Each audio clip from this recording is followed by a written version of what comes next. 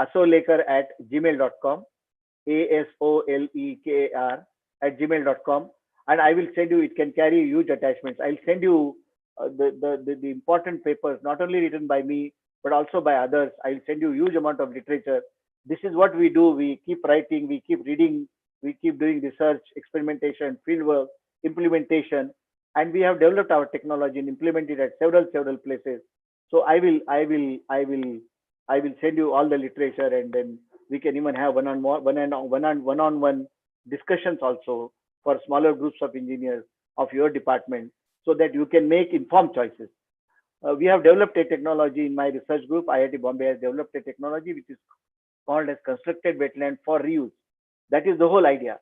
How constructed wetland can be utilized in reuse, and then the river bed is dry, as you can imagine, but then the constructed wetland is treating all sewage of the half 50% of the town, which is called Musward, which is a 25-30,000 population.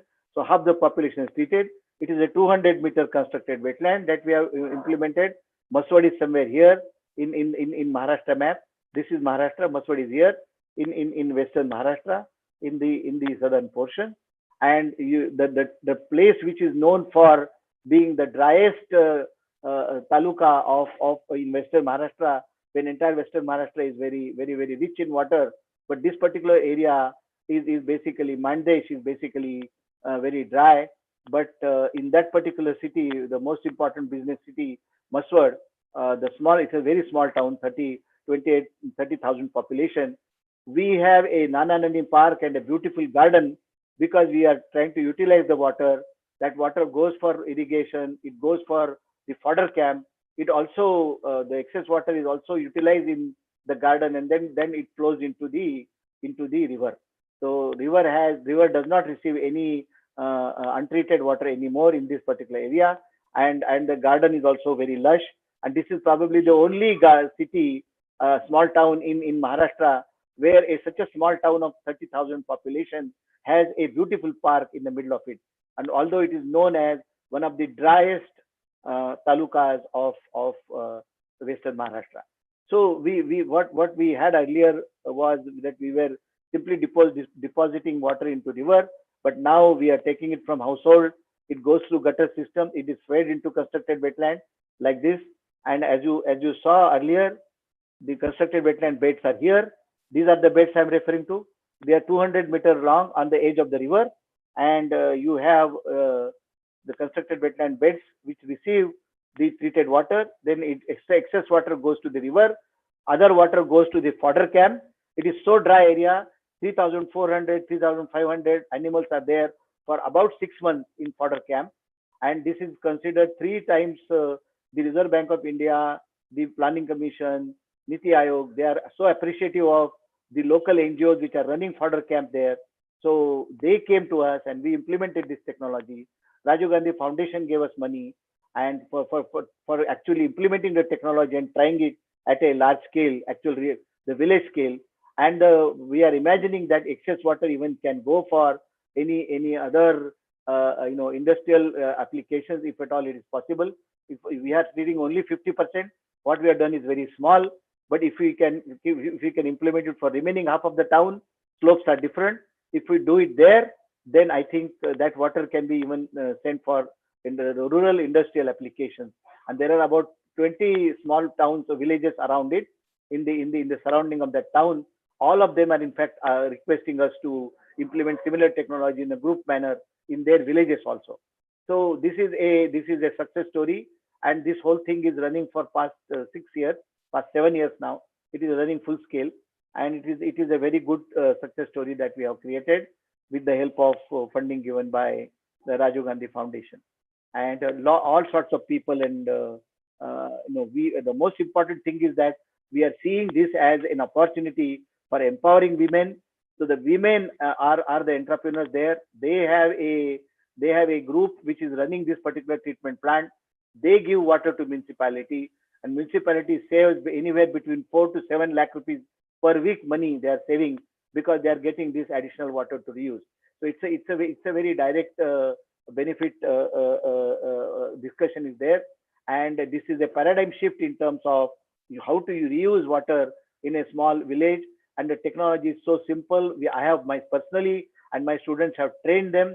We take workshops. Any new people join, we again go back and train them. So we have run also a train the trainer program from IIT Bombay. Uh, our financial ability is very minimum, but whatever that we are able to do, we wanted to create an example, so that people only learn by example. Seeing is believing, and you can believe now that there are so many applications of same water, where there is absolutely dry river. The next to the river you have such a lush garden, and also the water goes to fodder camp, and this is the entrance of the garden. So this is something very interesting to see when you go there, and there is a water fountain of the reused water here. So it is a very interesting thing to go and see there. We have published. Yes. Sorry to interrupt. 10 more minutes, please. Wonderful. Thank you so much. I'm setting up an alarm of 10 minutes now, so that I will not overstep your time. I respect your time.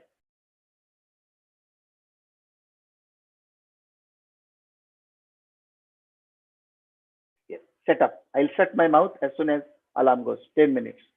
Now we have several. How do we transition to integrated management of water cycle by promoting reuse is another work that we are known for, and enhancement of water reuse by treating the wastewater in constructed wetland in our technology, CW for reuse, constructed wetland for reuse. We have also implemented this technology in a very large scale in Mansagar Lake. Many of you must have seen Mansagar Lake. I don't know if somebody from Rajasthan is here, but they can probably tell me how the thing is going. But this here is the Amer Fort, and when you are coming from the city of Jaipur, this is the city of Jaipur Road, and this is the Amer Fort beyond here, and this is the Mansagar Lake. Raja Mansingh established it. This is a summer palace which is called like Jal Mahal, which was absolutely a cesspool of wastewater 13 years back.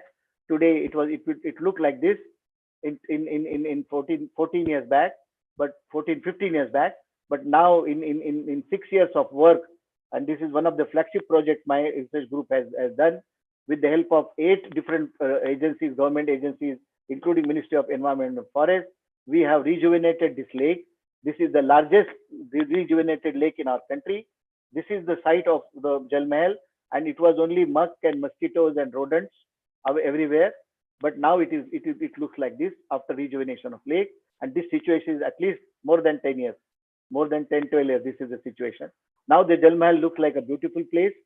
They spent 8 crore rupees on the archaeology spent 8 crore rupees on refurbishing it now, and it is a very good place to visit. It's a beautiful site. It was absolutely looking dungeon, not worth even looking at. But more importantly, 23 species of birds now are endemic. It is a desert ecosystem. Only mosquitoes and crows and vultures were there, but now you have 23 species of bird species there. So we have not only rejuvenated a lake, but we also have the rejuvenated the ecology there. And that is the newer objective that we all should realize now, that it is not only treating water to the regulatory quantities, but also worrying about long-term impact, health impact, using right kind of technology, and then the rejuvenation of rivers and lakes.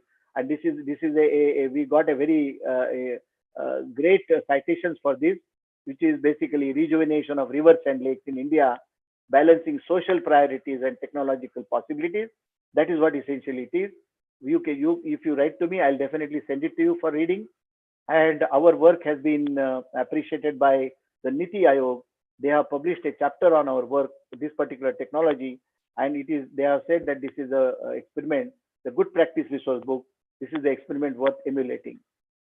I'm just going to show you an application of the same thing now in another case study, which is in Powai Lake, and we are trying to now develop the Powai Lake plan. Municipal Corporation has taken from us the plan, and now they are thinking of implementing the constructed wetland technology and the edges of the nalas which are entering the land. We have written a very well received paper in scientific community, Science and Technology Agenda for Blue-Green Spaces, inspired by citizen science, case for rejuvenation of Powai Lake.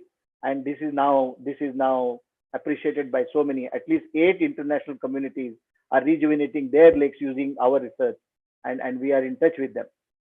So, what is the importance of used water management? I said, obviously, the centralized versus decentralized is an age-old debate, and we all have realized now that only centralized sewage treatment plants, which are very expensive, may not be the solution, but it will have to be combined with decentralized treatment benefits. What is the so-called used water? Several perspectives are there for used water or reused water. Basic, Basically, from pollution angle, from climate change perspective, the larger urban water perspective, that water is not enough in slums, water is not enough in juggi jhopdi, informal settings, and the nutrient recovery and waste to energy possibilities using our wastewaters. Because nutrients have to go back to farm system, we'll have to create water from sewages which are worthy of irrigation. So, what is the so-called used water management? Rural unemployment leads to unsustainable development in cities. So we need to empower the remote communities by giving them adequate resources, water being one of the most important of them. Informal and formal settlements and peri-urban growth also is stunted because of lack of water. Greenery is missing in cities today. We can use it for, and water for who is a basic question that we will have to ask, and at for what cost also we'll have to ask. So we cannot spend infinite money on some gold-plated technologies and then say that only few places we have implemented it. You will have to implement it all over. 75 years after independence, 140 crore India, of which 90 crore people are in villages till now, another 50 crore in cities. They all are wanting water, and we cannot simply ignore their demand and their pressure. Government is wanting to respond to that. All the time, Honorable Prime Minister, all the time, the Honorable President of India is mentioning about need for reaching water to common man in the country. It is not, it is their right that they should get this resource. And only we engineers can do that very successfully with the help of proper social engineering, with the help of proper NGO support, community-based organization support. And I think we are moving in that direction. I'm very happy. The principle of subsidiarity is very important for us to understand. What is the principle of subsidiarity? The general aim of the principle of subsidiarity is to guarantee a degree of independence for a lower authority in relation to a higher body, or for a local authority in relation to central government. In simple words, subsidiarity is the principle of allowing the individual members of the large organization to make decisions on issues that affect them, rather than leaving those decisions to be made by the whole group at some central level. So we will have to obviously go to the, and Indian entire democracy is based on the Panchayat Raj principle. So principle of subsidiarity may be a big deal in Europe, but for us Indians it is not. Dr. Babasaheb Ambedkar wrote it in our constitution for 75 years back, and then we are implementing it for 75 years. Panchayat Raj is our reality. So principle of subsidiarity is in our blood, in our bones, in our psychology. So who should be the real custodian of water? That is important for us to appreciate. Each citizen of India is the custodian of our natural resources and environment. India is the largest democracy, as I mentioned, and India's constitution gives tremendous authority to the individual. But when the tremendous authority and power is given to the common man, a citizen, then obviously tremendous responsibility also is there, and we cannot simply wish it away. We will have to do our job in a decentralized manner in our community by reaching water to everybody, not only to pakka housing or not only to some of the posh localities, but everyone should be given water, adequate water for all applications. This concept is not only in India. Yes. Sir, sorry to stop, but can we have some questions now and pause the session here? Yes. 1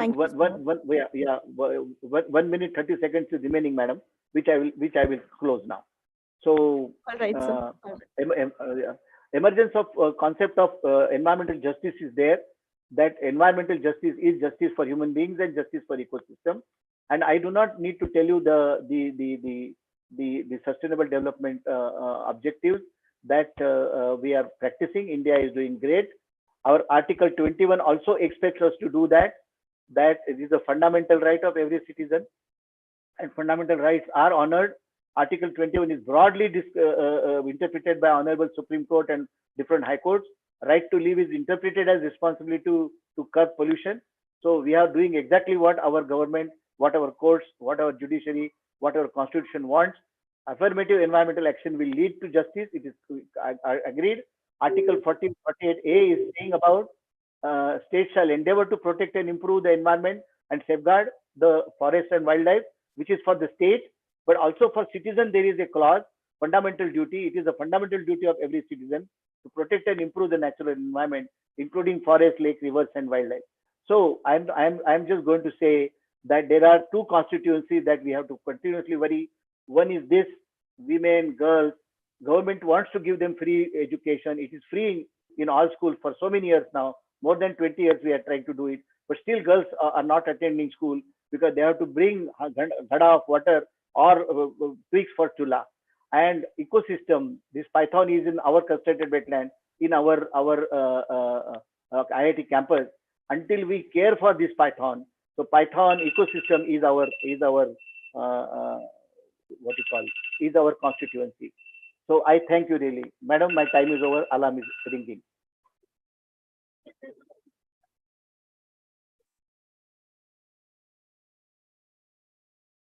Yeah, I am available Yes. to answer any questions.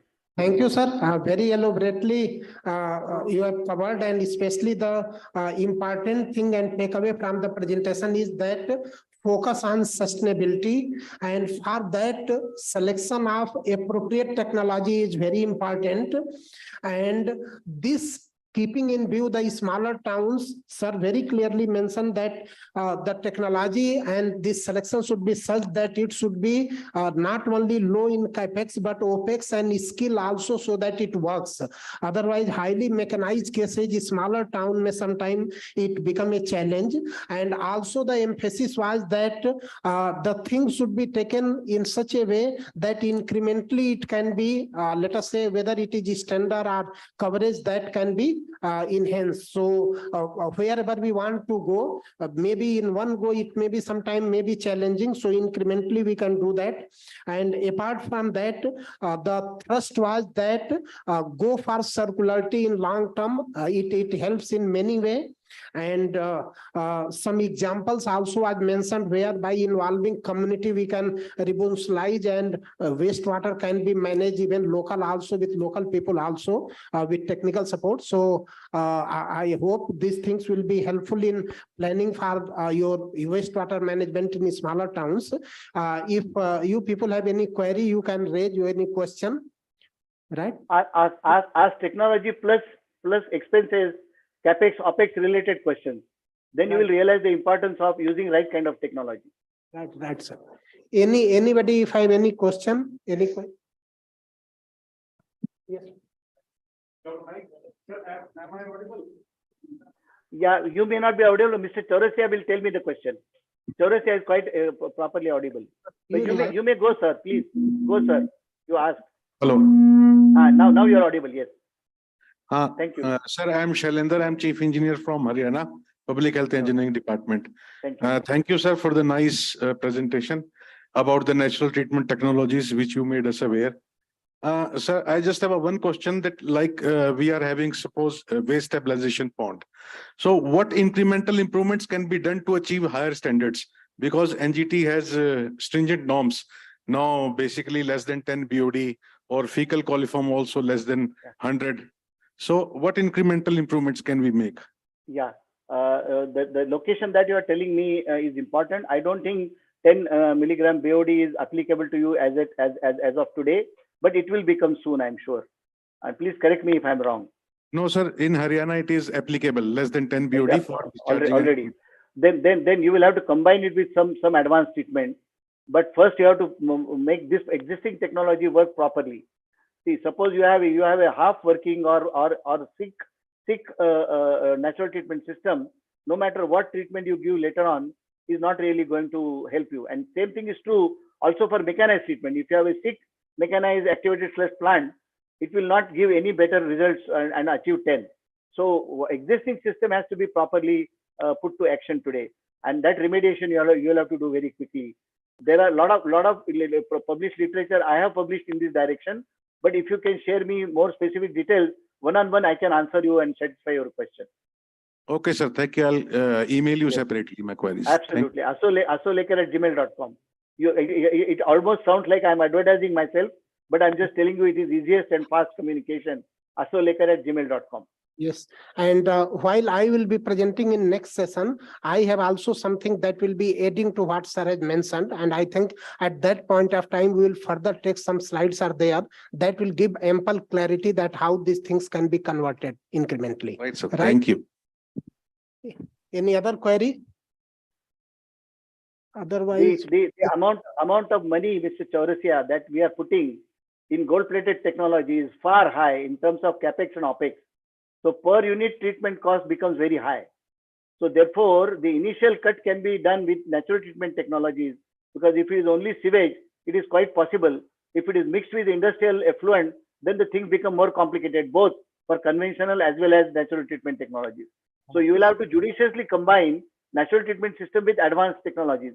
So whatever money that you are saving in creating a primary and secondary treatment, give a best possible primary, Mr. Chaurasia, best possible that you can imagine in that location. Then put a natural treatment system followed by that, and then whatever water that comes out can be subjected to higher end technology. So that way the overall cost will become much lower, because natural treatment technologies come at 6 times lower capital cost and about 10 times lower operating cost. So your 20 rupees per meter cube rate will go down to 2 rupees per meter cube rate, and wherever there is power supply not available, still you can operate it. So these are the advantages. I raise my presentation. yes, sir. Thank you, sir. Keeping Thank this spirit only in view, we have bring out a ready reckoner that contains all these spirit that is very suitable to smaller towns and ULBs. I will share a copy also here, and tomorrow I am having a detailed presentation of 1 hour. Usme it will be fully focused on technology only, and all those things we will be able to discuss threadbare and related to technology, how to upgrade another thing. So this is already Mr. Chaurasia, are available to buy. Mr. Chaurasia, I wished I attended your conference and learned something. I'm not Yeah. aware of what you're mentioning, but but unfortunately I'm going away. Otherwise, I would have loved to attend your Yes, sir, conference. we are I aware. am a loser. I am a loser. No problem, sir. We are aware. We have to work in this system. If some urgent work is there, then we have to manage. At least you could spare time out of your busy schedule and interact with people. That is a great thing. With this, I would like to thank you, Thank sir. you. Thank you very much. And maybe we can break for tea for 10-15 minutes. And after that, and SBM and other thing, let us say a very interactive session we are going to hold. So I think it will be refreshing, and again, a lot of queries will be there that we are here to address. So let us say by 11:45 we will try to come, and after that we will do that, right? Thank you. Thank you.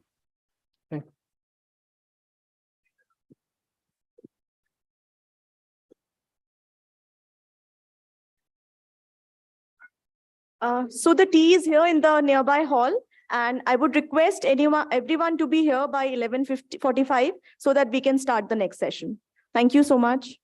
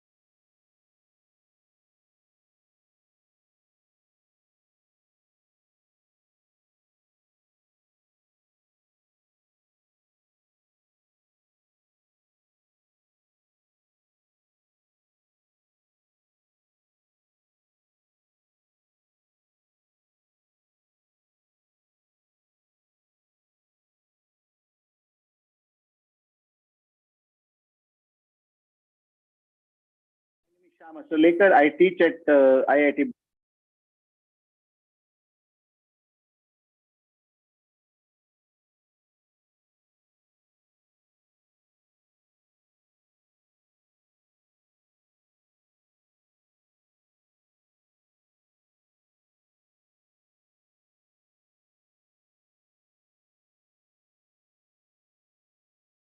Shama. So later I teach at IIT Bombay. I'm a professor of environmental engineering at Department of Environmental Science and Engineering at IIT Bombay. We are going to talk about several applications of several technologies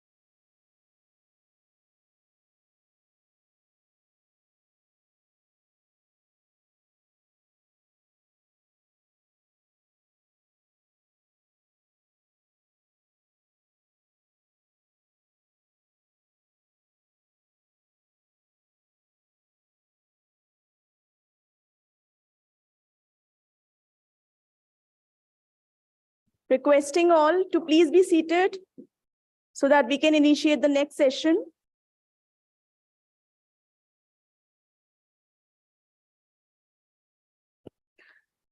All right. Moving ahead to the next session, which is on city used water management planning, I welcome Dr. Shri V.K. Chaurasia, sir, Joint Advisor, CPHEO. Sir is an alumni of IIT Bombay with over 23 years of experience and has been a core committee member for the implementation of various projects, including Swachh Bharat Mission Urban, Amrut 2.0, Smart City Program. Sir is also a technical member of the various committees, and he has been a member of the MSW Rules 2016. I welcome Dr. Chaurasia, sir, for the session.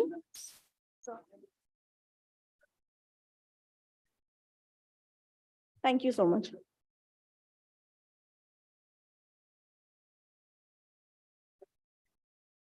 Thank you very much.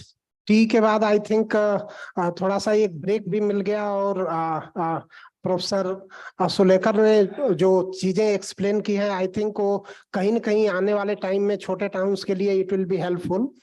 अब we are going to hold this session especially on used water management and customize according to requirement of smaller towns, and this will be not only guiding the proper selection of your technology approach, but also under Swachh Bharat Mission, how we can access to fund and other things. So this I think is going to be very, very useful for all of you to claim the fund under Swachh Bharat Mission and then proceed further.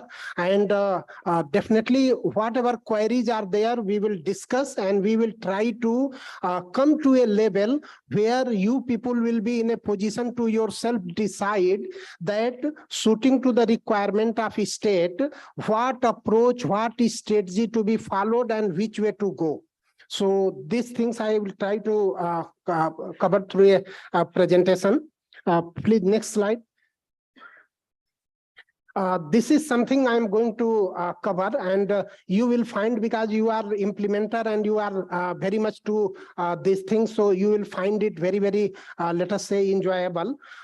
This background I will be giving the data to a very little bit that we refresh, and maybe some people from administration are also there. So collectively, we are also on the same page, and when we speak, we are on the same frequency, same page, and many times it may be happening that some of the things, although we understand, but in systematic manner, there are some missing links. Those things very quickly I will try to cover. Then the type of systems that are available, that also we are going to do.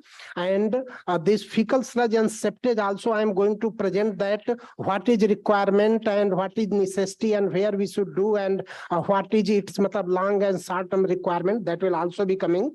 Then regulatory compliances, and after that used water management approach. This is going to be very, very important. It is customized to Swachh Bharat Mission to that used water component, and then component wise I will be covering that maybe sewer network, interception, diversion, co-treatment, funding, other initiative, how to do. These all things will be, I will try from my side, will be very, very suiting to your requirement for the purpose you have come here. Next, please. Next. The first thing we will start from here, that what is target in our mind, because unless we set our target and align to reach to that, I think the momentum and energy will not be to that level. So here the most important thing in the morning session, you might have got a little bit glimpse that what is the requirement under used water management, this SBM. The important thing is no unused, no used water should be disposed in water bodies without treatment. So this is one very important thing, and as I clearly mentioned at that point of time, solid waste ke bhi case mein people were thinking that it is a part of life because we are used to it. if similar thing goes to any developed country, then it will become immediately flashed. What is this? Why we are there? In that case, unless we show our people what is right thing and where we are, people won't be able to appreciate. And once we are able to tell them, show them, and demand generated from them, I think that will go a very long way. And of course, associated with that, all towns to be ODF plus and this 50% town water plus. This is our target. So it will be oriented to that. Next, please. Another thing comes that in Swachh Sarvekshan or even certification, we are all from state and ULB. We have very tough condition. We try to excel in our area, that how to get that.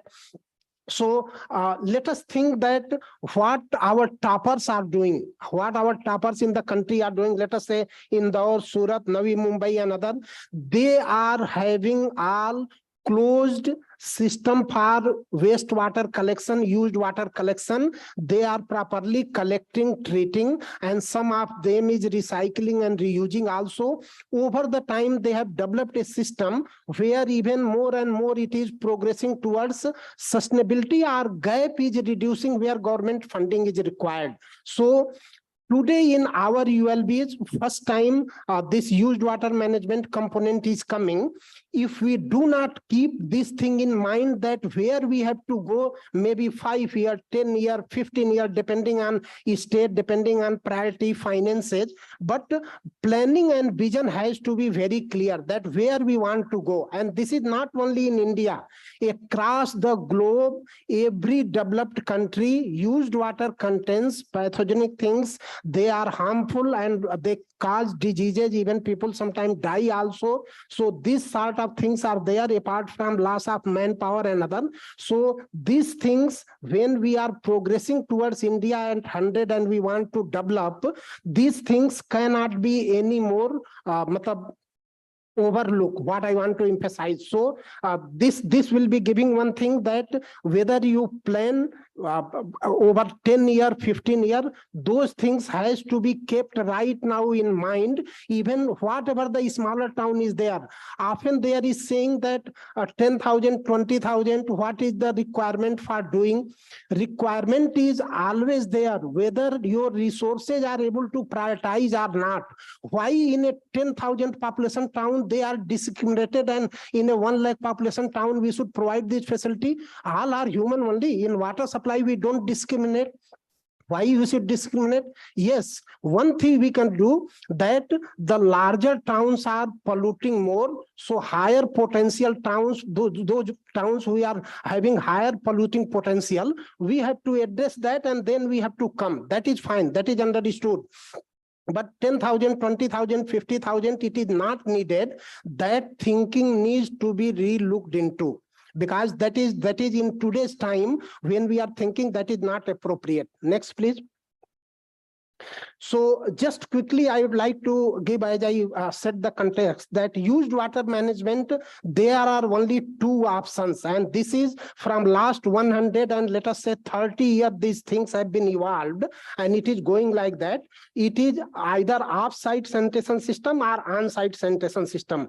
Off-site sanitation system, you might have seen in larger city, we collect all used water, maybe from kitchen, bathroom, toilet, collect it from sewer network, sometimes pump and bring to somewhere and treat, and after that dispose or reuse.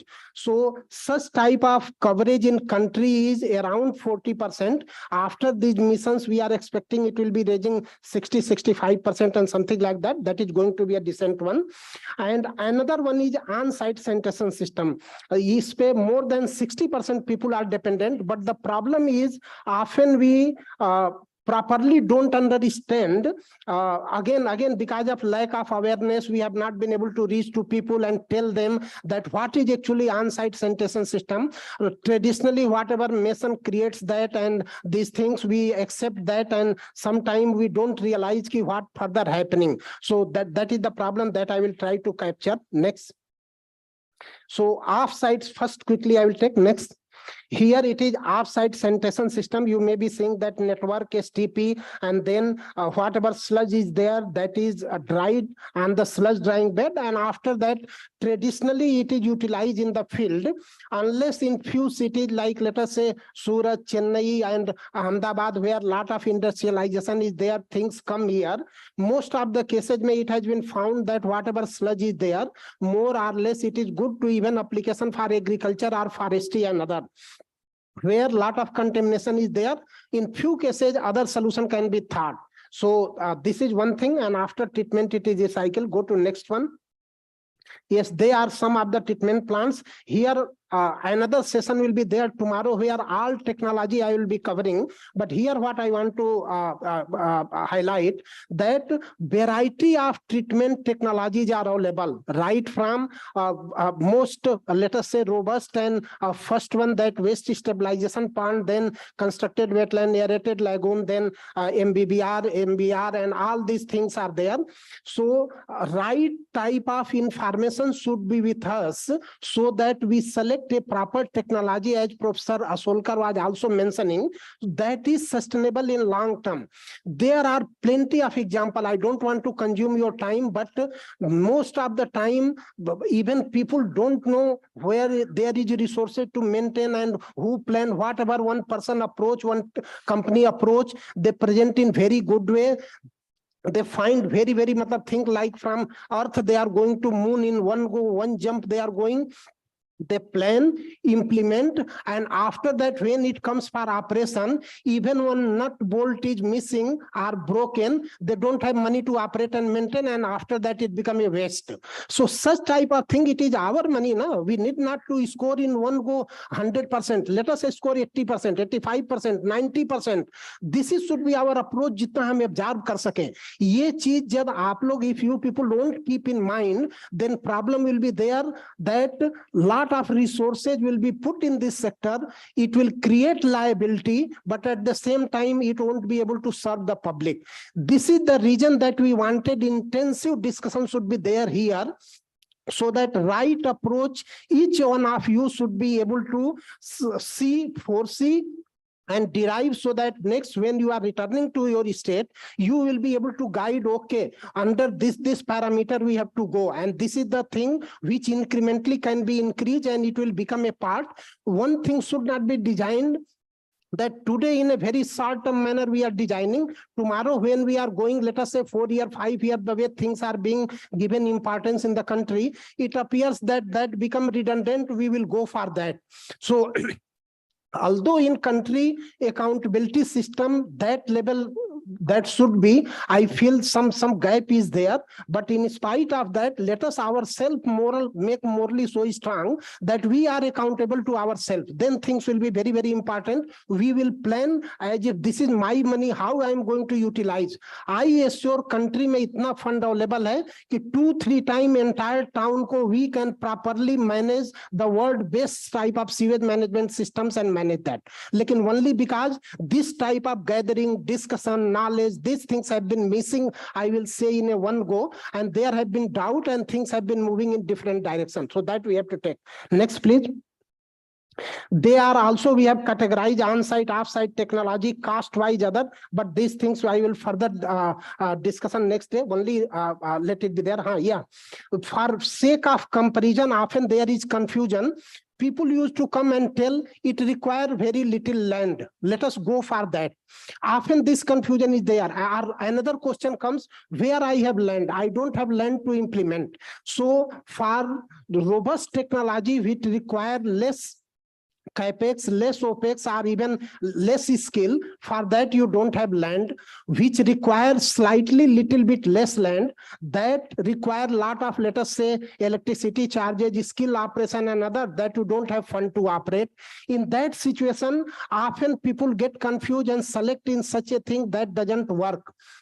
So this will be providing a guidance, and I always, wherever I met state people and even there is any discussion, I always recommend that Anybody if coming and telling ki it require more land, nature-based systems may it is not correct, because the land today you are investing, any moment you can monetize, you can send, or even your population double, triples, you can upgrade your system, it will be able to take care. In other highly mechanized systems, whatever infrastructure concretization you are doing, it become liability, and after that, even if you have to get away of it, you have to break and spend some more money. So actually, those people who come and sell their technology, that level of sometime our think tanks are not, let us say, organized. So they are able to make through, and often we are suffering because of those things. This is the reason I would like to mention that out of operational 36% capacity, even some less than 28% is working, and those who are complying is less than 20%. This is all those, because we could not think in a global manner that how our town will be going next 5 year, 10 year, and how we should do. Next. These are some of the criteria I have listed. These things, once you will see that capacity, land requirement, these are all factors once we have to take care, then we should decide. Not only land is not there, and land pay several times from today to tomorrow, I will be mentioning that before 2013, situation was that in case of highway also, people were not allowing, lot of litigation was there, and things were getting delayed, cost was going overrun, and things were compounded.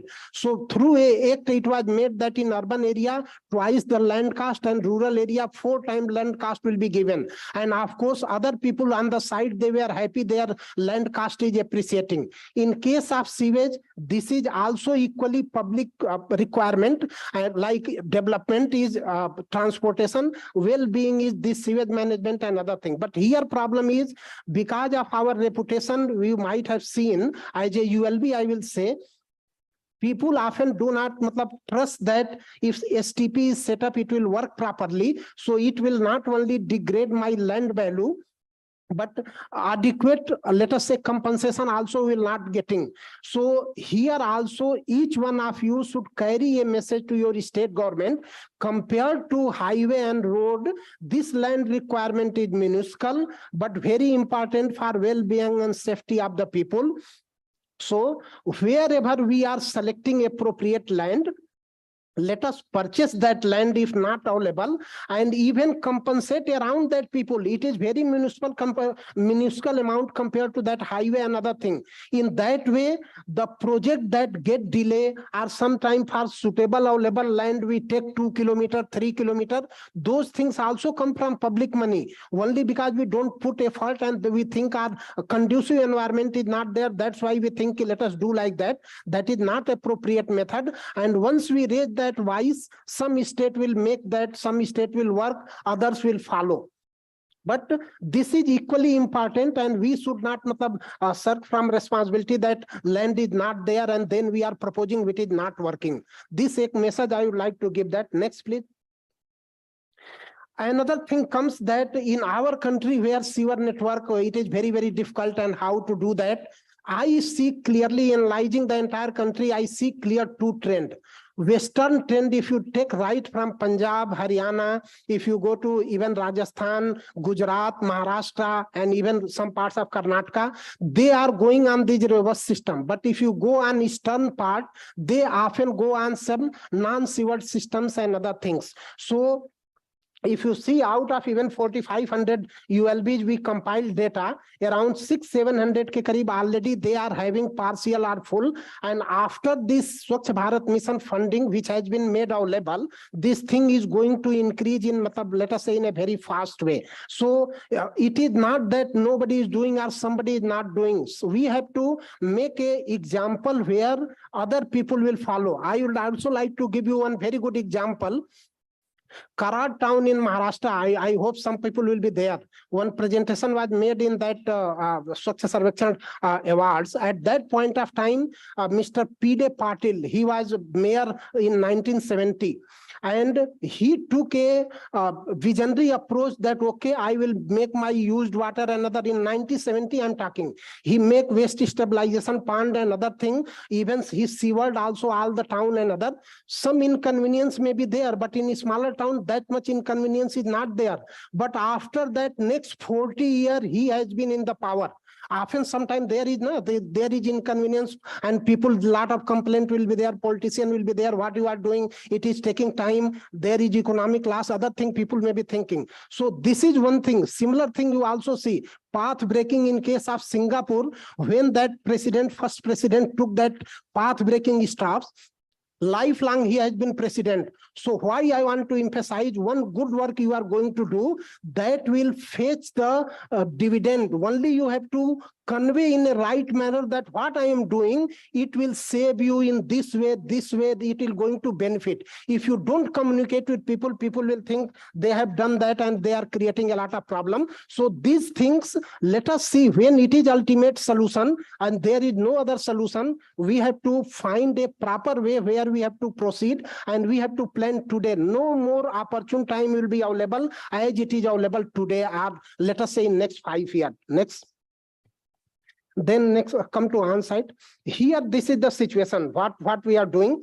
Typical wastewater generation from household, class 2 to class 4. If you see, for sake of understanding, often what is happening, there is understanding whatever is coming, fecal matter from toilet, that is only polluting. That kitchen, bath and other thing, that is very minuscule compared to that. If you are taking bath or even from the kitchen, that is coming. See, BOD-wise load, I have seen 3 documents from government of Japan, government of USA, and even one Malaysian document also, 3 documents I could see. It is ranging from 50 to 70% that pollution load BOD comes from kitchen, bath and other. And here whatever is coming as a effluent from septic tank, that is 30 to 50% like that. So it is thinking that only this is source of pollution. That is not correct. We have to holistically take care of it, and whatever that used water is going, we should not be used to it. We have to capture it properly and treat that, and if fund permits, you let it be go in a closed conduit manner rather than an open conduit manner. Next, please. So on-site sanitation, there have been problem. People think only if I made septic tank, my problem is over, or make single pit, my problem is over, or double pit, my problem is over. See, is there is a movement in the country towards sanitation. Any one of you, if find that any household is having single pit toilet, nobody is going to punish. Please encourage them to come to sanitary toilet. Let them implement. Fund is available. Something central government is doing, state government is doing. Some people even let us say encourage them. If your septic tank is let us say perforated or such type of problem is there, that we will consider as a, let us say, insanitary. Please do that. Otherwise, nearby sometime in contact of water, you or your people will come, problem will be yours. And unless we make them aware, these things are not going to improve, because from many states I find that used water doesn't come in the drain, everything goes down the drain. So either you pollute below the ground through that, or you send somewhere and after that it pollute to the ground. Both are the same thing. So closing our eye from the problem is not the solution. We have to definitely wake up, and if we miss this time, I don't think any more opportune time will come. And this is the season. Even I tell in case of even urinals also, to make a behavior change, propose maximum whatever is possible, so that first people develop habit, after that they will fall in the line, later on you remove also. But initially, if you don't give at appropriate places, people will not live that habit. Next place. So here also, in all the cases, on-site sanitation system, only septic tank is not sufficient. Septic tank followed by soak pit, or some, let us say, horizontal this planted filter, or let us say community soak pit. All these things, options are available, and these options will also be equally applicable. Let us say often questions come, you are telling that interception diversion in my town, there are 10 drains going here and there. Of course, maybe going in some towns, but 2, 3 definitely may be larger than other. That you intercept. whatever other smaller towns are there, or other smaller drains are there, in that case, such type of on-site systems can be applicable. They are going to reduce pollution load before taking into water body or disposing, and they don't cost more than 5 lakh, 6 lakh, 10 lakh. मैं बता रहा हूं ना कि the moment you people will enter into it and study, these are very, very cost effective. I don't know how things have been spoiled, and again I will request, many senior people are there. In each state, you make 2-3 senior peoples are let us say experienced people, think tank. This is like CPHO is here.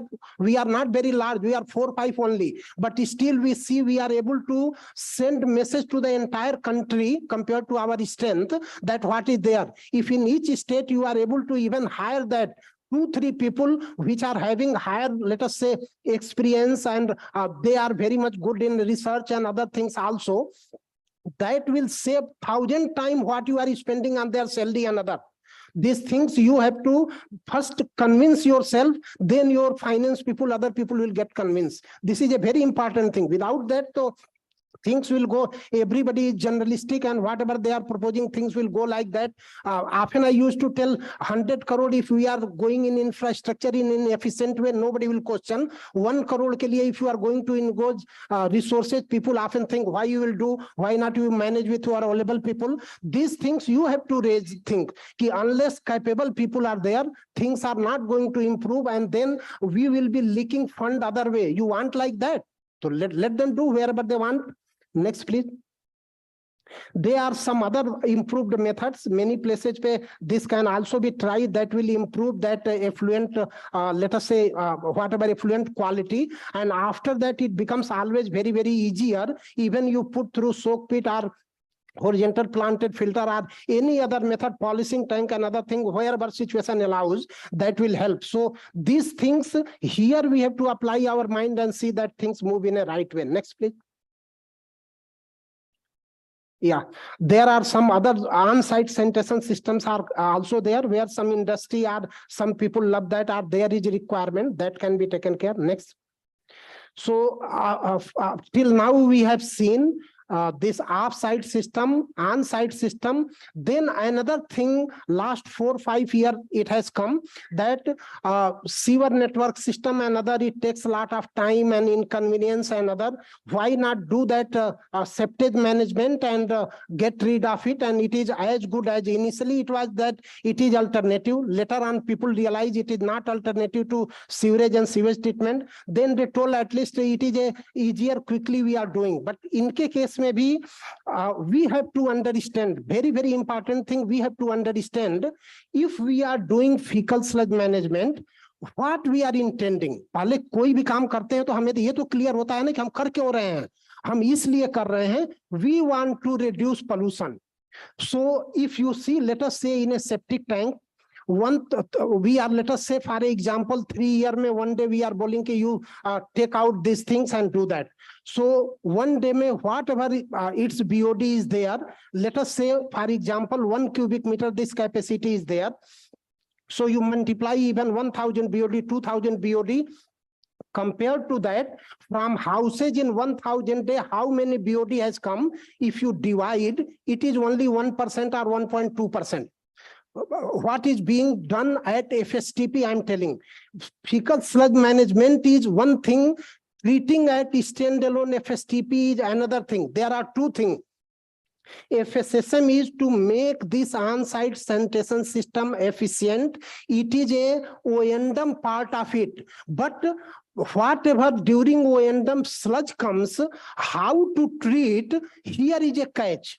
And here country has gone on a different path. I find in case of Madhya Pradesh, 3 lakh, 4 lakh, all these things they have prepared all across the town. Their FSTPs are 3 KLD, 5 KLD. In UP, are 32 KLD. I don't know. Different states mein. UP mein, if you take in case of 32 KLD, they are charging 5.5 crore and something.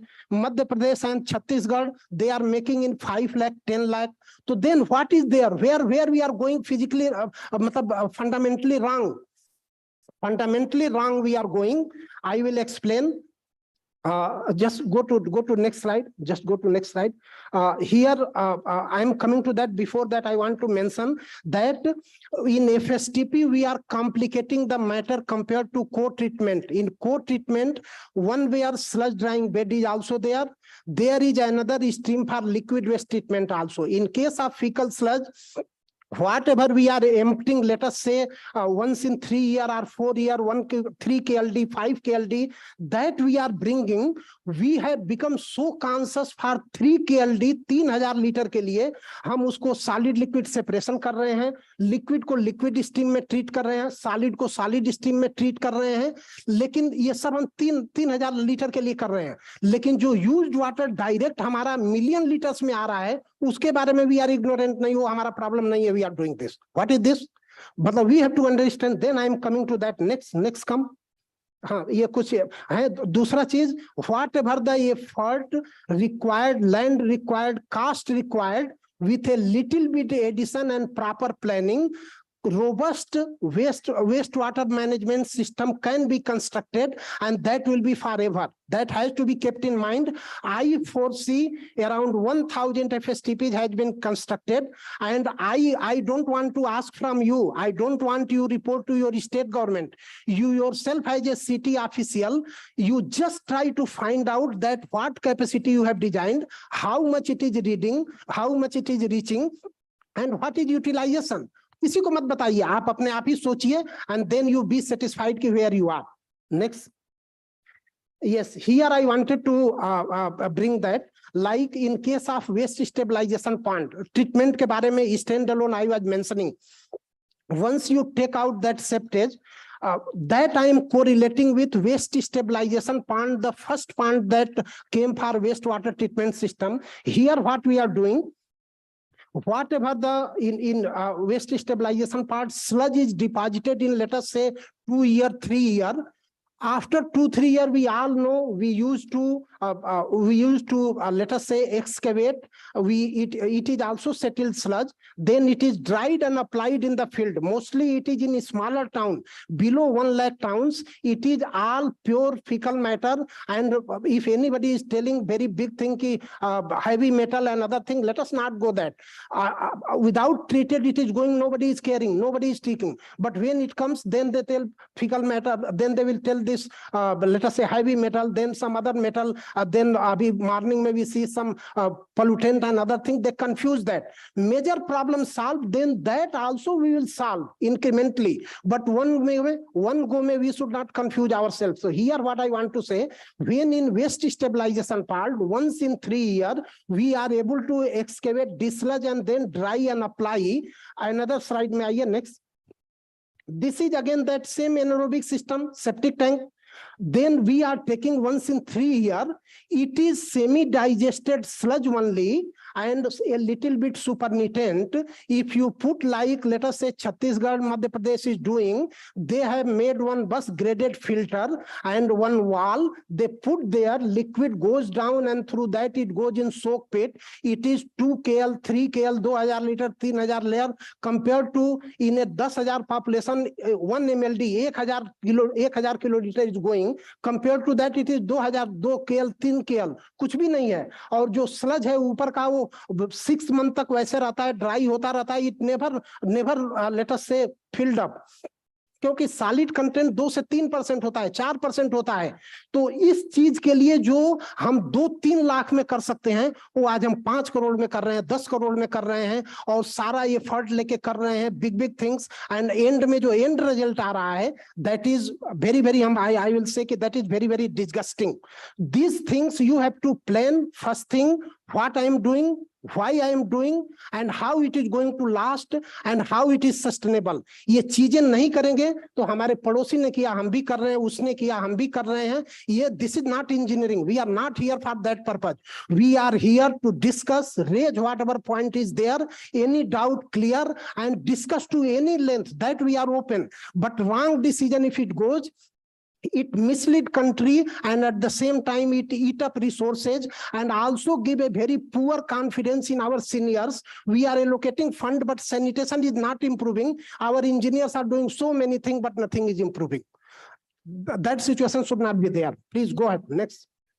This is the situation. If only we are doing that fecal sludge, then this thing also be doing. See, fecal sludge, one thing I would like to mention, fecal sludge managing is not bad. You do that. But there are cost-effective ways. Do like that without application of mind should not be do. But what is important? This untreated used water should not be left unattended. And once you are attending, funding is there. In the same infrastructure, same thing that also will be done. 5 years back, nobody was knowing. But all of a sudden, this flood came and people think that thing is very easy. Nothing is very easy, very cheap in the world. Everything comes with commensurate effort. That we have to keep in mind. Next. These things we have to see. This we cannot close our eye, and I will show one slide where what this NGT is doing. That also is a thing that if you don't do proactively, then through punishing, you have to spare more than fund, and you have to do also. So either you do happily, proactively, or do reactively. It is up to you. Next. These things can be tapped, and already they can be done, and along with, of course, other things can also be mentioned. Go to next one. Here, first time I am happy to announce here Mr. Mahapatra is there. I went on one LTC. It has nothing to do with official thing. I told him, I wanted Puri ki Mahapatra ji, we are friends from 2004. I told him ki, can you show me something? Because I have come here, I don't restrain myself to the official one. He told, you see that Puri treatment plant, co-treatment is also there. I went, and that assistant engineer, she also was there. I think they explained. It was such a thing. I found ki sitting in the office, we are not able to think what field they are doing. And this thing become a path breaking point where we are going to do co-treat and save a lot of fund, money, operation maintenance, and everything. And these things after that has come in a very big way. So similar capacity and potential is available with each one of you. Only please start think, don't copy what other is doing. Even copy, do smartly. Next. These are other methods of doing co-treatment. Go to next. Yeah, cost-wise also, if you see, as I mentioned, any of the sewage treatment plant, they cost, let us say, 30-50 lakh to leke, let us say 3 crore, 4 crore per MLD. But if you convert that, I see in case of, let us say, I got some proposal from Tamil Nadu, people may be there. Per KLD, they are estimating 20 lakh rupee per KLD. So 10 KLD is there, that will be around 200 crore, like that. They are estimating. And at the same time, if you see Chhattisgarh and Madhya Pradesh, 10 lakh mein they are entire FSTP is there, they are charging. So such type of things should not be there. We have to be firm. Ultimately, any FSTP will be requiring some concrete material, iron, and other thing. If you estimate how it will be like that, and if you throw money, then absolutely we are doing crime to our people. Usse zyada main nahi bol sakta. So cost wise also it is very inefficient. We should not go like that. Go to next one. Then comes very important now and very active, these regulatory compliances. If you see under these things have been going, but from last 4, 5, 6 months, things are really getting, let us say, worse. The people who are not complying, us case mein, definitely NGT is getting very, very, let us, tough. And I will show that they are, go to next slide, please. Yeah, this is the level of fine that Honorable NGT is putting. Maharashtra 12,000 crore. I was in one of the SLTC with Maharashtra. There we were estimating, and state has estimated that it will be around 5,000 crore to fully sewer and STP and other. But it has come 12,000 crore. Now this fund will be there. Similar situation is in there, all the cases, and most of them are going to fall in line. But one exemption we have seen, that is a very, very, let us say, a highlighting thing in case of Madhya Pradesh. They told, I will not go with very ad hoc site of system. They are preparing proper DPR survey and everything, so that minimum variation in quantity is there. When they do tender, their disputes will be less. And based on that, they pleaded ki, okay, this is our situation, 1500 MLD, we are letting it down, but we are working in a very concrete manner, and next 2 years or so, we are going to address that. I think Honorable NGT, considering their sincerity, they let them, allowed them ki, okay, no fine to them.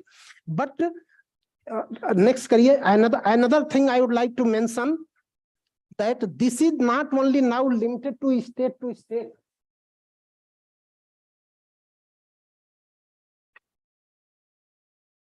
Again, one example from Mahapatra ji, मैं इसको लेकर के पेश करना चाहूंगा. Yes, he sent one Malhar. What is the name of town?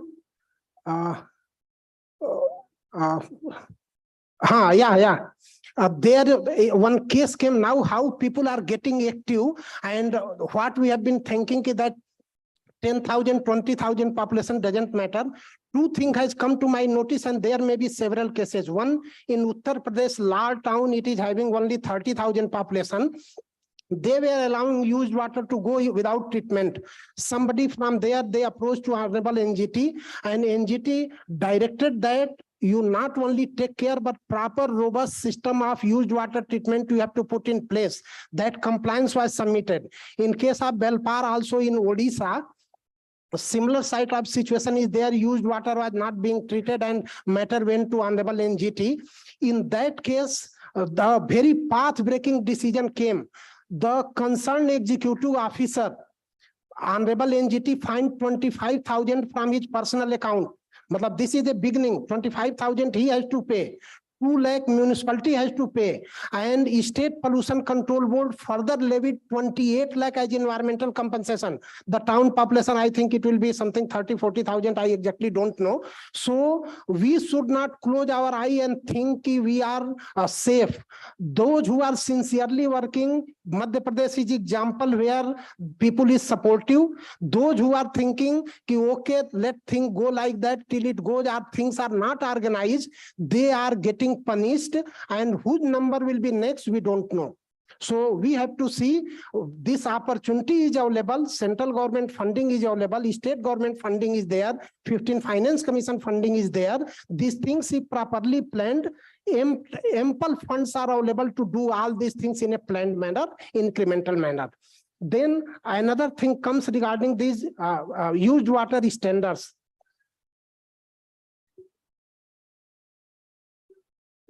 Yeah.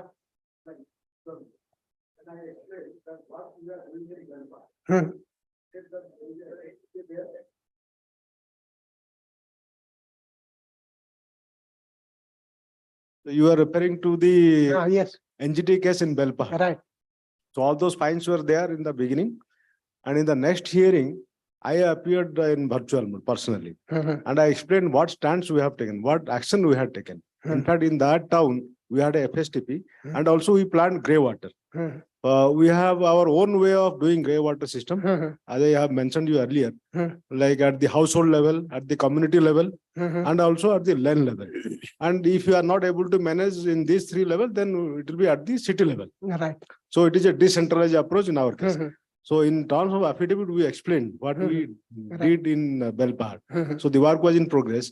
And we are able to satisfy Honorable NGT, and then the cost is gone. No more cost. No, that's good. What he is mentioning is very important, that in their own way suitable to their climatic condition, they are managing used water efficiently. And of course, with used water, as I mentioned, fecal sludge, if already plant is there, that is fine. If not there, that will be mentioned. This level of sincerity is required, and later on they might have exempted. But first thing, what is come is like that. So if we plan in a proper way and proceed, that is going to fetch result. If we are not doing, the things are not far away where we can be penalized also. Keeping all these things, I request that let us work proactively, and we are all connected in this IT age. Nobody is want of any advice, idea, another thing. Everybody is connected. Any sort of support can be provided. Regarding these used water standards, one thing I would like to mention, many forums where I have mentioned that what happened, I will take you back to that in, let us say 13 October 2017, there were some ex-STP, let us say some norms, standards that were notified. But again, I anticipate some wasted group and let us say took it to, let us say court, challenge. And in the process, what happened, only some high-end technology left, others suffering, and the impact of it is that they are actually what I explained, doing exactly the adverse way what I explained, and only for their some of the benefit and process.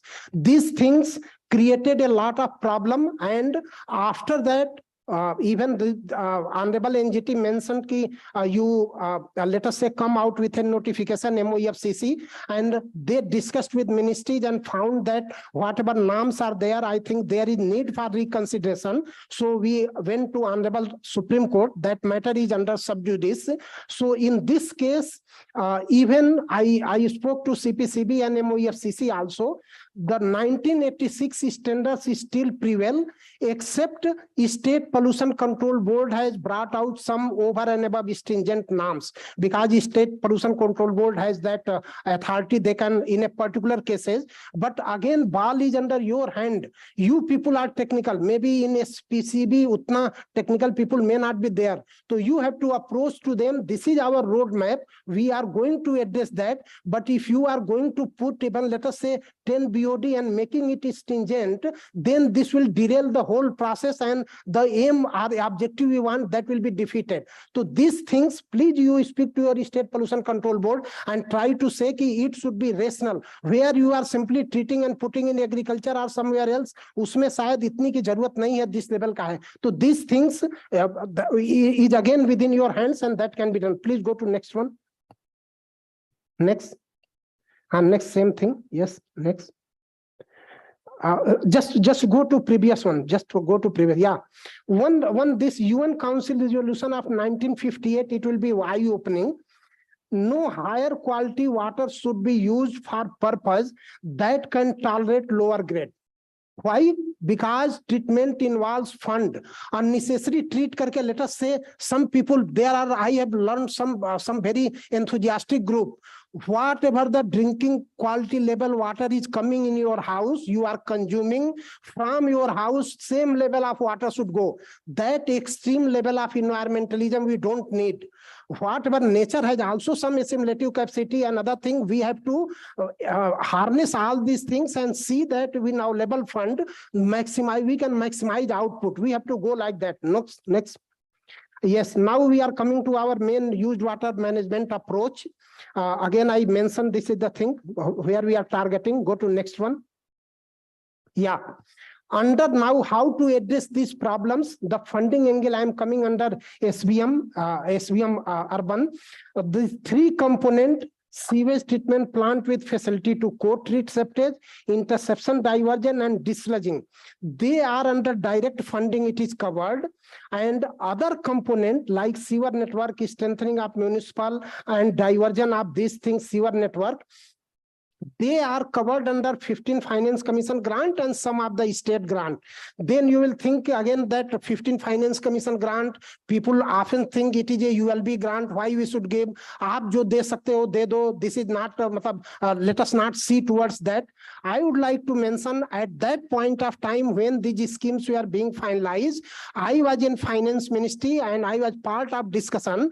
It was very clearly, initially we were giving even 60% another, but it came that substantial money in advance, it is parked with ULB. We are routing through 15 Finance Commission. Those grants are tied. They cannot use other than this water sanitation that is fully categorized. So this fund is already in advance available. Then why to increase that? So let us not consider whatever is coming totally under 15 Finance Commission is at our disposal.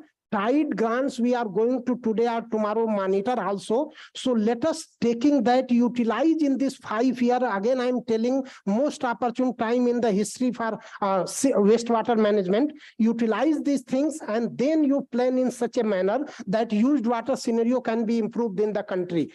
Next, please go to next one. These are some of the things that city sanitation action plan. In the last also a little bit I will touch. We have been in touch with your state and many people and your PMU people, they know and they are working also. So that is fine. And whatever gap analysis and other things. So accordingly we will go and based on priority resources can be utilized. Next, please. In the morning even Professor Asolkar also mentioned, Asolekar, that let us move wherever is required in incremental way. So what we are here proposing, like in an ideal case or robust case, sewage management system we are doing, and everybody in the world is doing, not only we are doing. So you plan, let us say, depending on topography, slope, 1 or 2 zones, site STP locations, then depending on the class of town and availability of fund, if it is not to cover on whole town basis, at least start in a planned manner from core area, and then other area can contribute, or even on-site manner they can do. Increasingly, those area can be covered once the skeleton is ready, because then this will not be a problem. If it comes 4 crore, 5 crore, we can cover a colony. Like in case of storm water drains we are doing. Nai colony develop ho gayi, wahan pe drain bana do, connect kar do. It is as simple as that. And tomorrow you will be seeing a very good presentation from Gujarat. They have covered all these things and this approach, and over and above, I visited some of their towns. Their logic was, their Patan town I visited, their logic was that rain takes place only 28-30 days. Rest of the time drain is not there. So open surface drain they are not making at all. Only they are putting sewer, and it costs only 5 to 10%. But their road is very, very dry all the year. And in case of a smaller town, 20-30,000, whatever that flow is coming, it is not always very flat. In 90% cases, there is some gradient. Rainwater goes here and there, and where there is logging, they used to make a way so that it doesn't log like that, or in certain stage they make a drain. Like that, things have improved like anything. But here in our case, stormwater drain is also there, connection is not there, flow will be there, then sewer network, enough fund is there. Please think over it and maximize. These things can be done in our level fund and more efficiently than what our NAM says. So here what we want to say, once you make a plan, sewer network and other thing, in a smaller town less than 50,000, your DPR is plan itself. उसको अलग से बनाने की जरूरत नहीं है. बड़े town में तो समझ में आता है कि अलग जोन्स प्लान रहेगा, we can take up in one part. छोटे टाउन में एक ही डीपीआर ढंग से बनाइए, उसमें आइटम्स को प्रायोरिटाइज करिए. STP, then pumping station, then intercepting, then sewer network, part 1, part 2, whatever the fund availability is there, keep on going implementing. It is a asset. जब ऐसे नहीं करेंगे तो एट रैंडम करके करेंगे तो tomorrow it may be liability that additional pumping will be required, that again you will be resources will be drain out, और some time when wholesome basis पे it will be done, then that will become redundant. So these things, planning के लिए पैसे भी हम लोग दे रहे हैं डीपीआर बनाने के लिए, ये पूरा बना के रखिए और fund is going to come. The trend we see in government of India, it is going to be on top of priority. Same trend with all the state. So funding for this thing is not going to be a problem. Let us be ready to absorb that fund. Today or next 5 years, things are going to come. Next. So earlier that approach was, and some states are doing on whole city basis. Here we are encouraging you start from the core area and later on increase availability of fund, so that all will become asset. This is what approach we have taken, and this approach many city even our telling they are doing already. When we studied their systems, we found like that. Next. And also you will see, compared to conventional, this incremental approach, less than half of the fund is required. So that is another important thing if you see that incremental and conventional approach. So these things have been properly worked out based on available information and data. Next, please. Next. Interception and diversion. Another thing before treatment, these things. Next, please. These things, 1 or 2 drains which are major, that can be tapped, which are covering 40, 50, 60% of the flow. Remaining others ke case mein, as I mentioned, it can be, let us say, soak pit, or it can be horizontal planted gravel filter, or even if you leave as it is also. Right now also it is going, and that quantity is very little, 200 KLD, 300, it is not going to harm. First you target on major one, that number will also come today or tomorrow. So nothing to panic, one drain I have left. When you are not doing anything, you are blissfully, let us say, lying there or sleeping. But when you are doing, then you are finding, one drain is left. I say ideal approach nahi chahiye. Whatever the major drains are there, tap and treat. Others can successively follow depending on that thing, or even that on-site sanitation systems I mentioned, that will be able to help. Entire thing can be done. Next, please. This is some examples of interception diversion. Lot of work has been done in Indo-Gangetic belt, and this is not new. And many part of the world also things have approved, went like that. If I give you example of our very immediate neighbor, the China, their treatment capacity is they are treating 74%, but sewer network is only 46%. So naturally, other they are giving through interception and diversion. So these things follows where there is nothing harm. Only this asset should be integrated at later stage. Next, please. Yeah.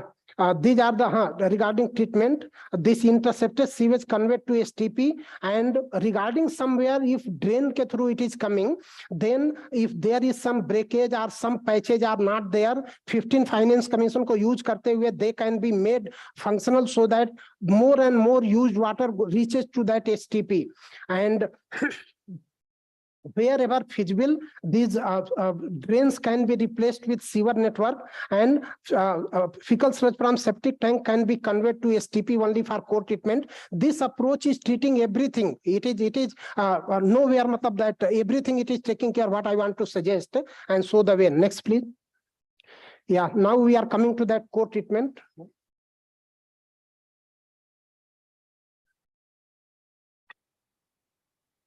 This I have already explained. Go to next one. These are the simple structures where required.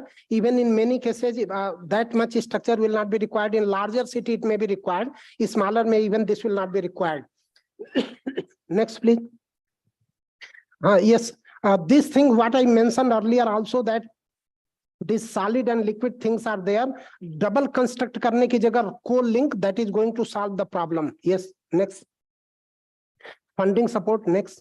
Yeah, here I want to say we have worked out that central share under that 15 Finance Commission and scheme is let us say 26,000 crore, 27,000 crore, and state had to effectively borne is 36,000 crore, including somewhere ULB share. So it is not more than 30-35% ke karib. Rest funding is available from our sources, and that if properly planned, it can be done. Next, please. This I wanted to only highlight that everything is very much categorized and defined. It is not open. 40% fund is at disposal of ULB. They can do at their own way, but remaining 60%, even what is solid waste, what is sewage, and what is water supply, those things are tied up. That has to be done. So even in your state, if I hope definitely somebody will be monitoring. Otherwise, you flag that issue that in 15 Finance Commission, how that fund should be integrated so that the kitty that is available appear to be very, let us say, respectable. Next, please. This one example I am working out for all the state, but in case of UP, I worked out. Let us say in case of we estimated requirement for used water management, that was coming for all below class 2. This is class 2 and class 3 towns. It was coming around 8,000 crore. And central share available is only 2,117. So balance that to be provided is 5,900. Then in case of solid waste management, we considered, okay, 50% work is done, 50% is not done. Commensurate to 50% work, 1,600 crore rupee fund is required, and central share available is 1,200 crore. So balance required there is 367. So total gap is 6,300, and 15 Finance Commission, 15 Finance Commission allocation is 4,445. So effectively 2,000 crore UP like state has to spend in next 5 years, 400 crore rupee. For a state like UP, 400 crore in 1 year, it is not a daunting task. Similar calculation we have done in many cases. It is coming 100 crore, 200 crore. It is only matter of proper planning. I understand that when we are going in the field, sometimes 20, 30%, 15% jump will be there. Some cases may you take it out. Some live not, let us say not class 2 and class 3 fully. Start with class 2. If fund is available, go to class 3. So at least our bigger town, they don't become metro when we start for sewerage facility. At least in class 2, class 3, things are start, and then they will be growing like that. Next, please. Other initiative, just next.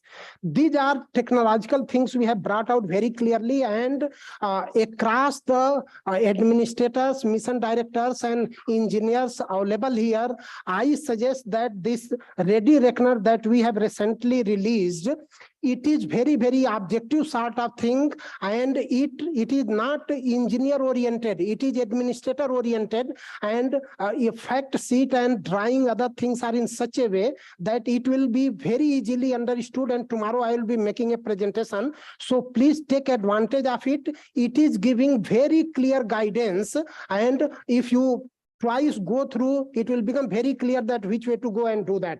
And another advisory is also there, and of course our Bible, that manual on sewerage and sewage treatment in this field is already available for all detailing and other thing. So those things will be there. Next, please. They are also another thing, procurement. Now this planning portion is over. Let us say we are coming to that procurement. Here, if we do procurement, whether services or goods or items, everything now available on GEM portal, and there you will not be questioned. This thing can be done in a very fast manner. If you do localize, often your energy and then dispute and all other thing, it creates a problem. So let us procure as much as possible from GEM, whether it is a state GEM portal or central GEM portal, and strengthen it. That will reduce time and faster procurement can be done. Next. For your help, even ministry has approached to GEM Secretariat and created a dedicated page, so you need not to dive among several lakh items. Immediately whatever is required, that items are available. This link also we can share again, so you can take advantage of it in faster procurement. Next, please. Yeah, this is a simple thing. Planning these sanitation plans has been explained many times to your PMU people, engineers and other. It is a very, very simple thing. I'm not going into detail, but what I want to say, general information like town, square kilometer and other thing. So these things are there, then population and this sort of things are available. And next to that, even the number of individual quality, community toilet, public toilet, these things only details have to provide, which is readily available with ULB. So these things preparing is not a problem as far as 3A is concerned. But यहाँ पे मेरा ये request है, अभी हम लोग कई state को विजिट किए हैं, उनमें सबको रिक्वेस्ट कर रहे हैं कि कहीं पर भी incidence of single pit is there or some newly village area is let us say notified as urban area, not consider single pit as a sanitary, you assess and go for that. Otherwise it will pollute environment like anything, and that practice will continue. So this is another thing. Go to next one. This is similarly 3B, that is related to used water. Isme bhi only you have to give that existing condition treatment plant and other. Most of the cities may it is nil. So whatever you are estimating, that will become a gap, and accordingly that can proceed. So if any state further needed, we can connect with them through VC to further explain if anywhere problem is there. In very dire need, even we can visit the state and help them, like we have visited few states very recently. But please work on it. This is a very simple requirement for accessing fund. The moment you people submit that, in no time you will be able to release the fund. So please take advantage. और कहीं पे किसी तरह की problem आती है, please approach to us. We are going to provide solution. Next, please. Next, please. This is part of that. This is some of the things already many states are doing very well. So I request you people also work on preparation of CSAP and access fund so that further time is not lost. Next. These are some of the action plans what I want to highlight, that detailed used water management plan and DPR based survey, selection of technology simple and not complicated, standardization of procurement, strengthening of collaborative with parastatals. Many places where this one problem I would like to highlight. What is happening, the detail engineering that is underlying regarding the selection of, let us say, treatment technology, laying a pipeline, pump and other, sometimes that level of depth is not properly projected, ki what is requirement. So many state want to consultant ke through they are trying to manage, it will leave them in lurch. I request that whatever experience parastatal bodies are there, work together and try to solve the problem. They have 30, 40, 50 year experience, and they even know the problem of implementation and proper coordination. Of course, do mein hota hai to proper coordination we have to maintain. But once that coordination is done, things will become much easier and rate of success will be very high compared to going only through consultant. Because the biggest problem that comes when that consultant will get higher package and leave, we don't know, and then you have to start with the scratches. So those things we have to keep in mind. These other things are related to RSA and SRU. Next, please. SPCB ke saath I mentioned cooperation, and then DPR you can get it, let us say, vetted from some institution or agency, and if they need some treatment, we will be able to guide them, help them. And another important thing, under Amrut, water supply is also being funded in all towns, and in case of sewer also all towns are being funded. So rather than excavating road twice, you please speak to water supply authority, and in a particular area when road is going to be excavated, lay both pipes together. It will save further your 20% or even more than that cost. So these things, nothing to do, only through proper coordination, you are saving that and you are implementing. And of course, procurement of discharging vehicle. Next one. These are some of the things related to recycle, reuse. Planning, these things should also be there, because next 5-7 years we are working on circularity. This used water policy is also going to come. So this is going to come. So let us be ready for that also. Some point of time we have to keep in mind. Next. Next. Yeah. So thank you very much. This I wanted to communicate, and I request that in-depth discussion should be there. Whatever thing you are not able to digest, you have doubt, let us raise so that we reach. But when you live day after tomorrow, there should be clarity. You should be clear ki what I am doing, why I am doing, what is my future plan, and what is my timeline. ये चीज नहीं कर पाएंगे तो then थोड़ा सा बहुत I don't think it will be very useful. So let us plan like that. And if any query, questions, I'm there, and I'm available all 3 days also. Yes, please.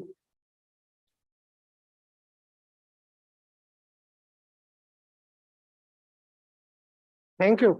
So it means no query. Anyway, I am available. I will be raising you questions. Thank you very much.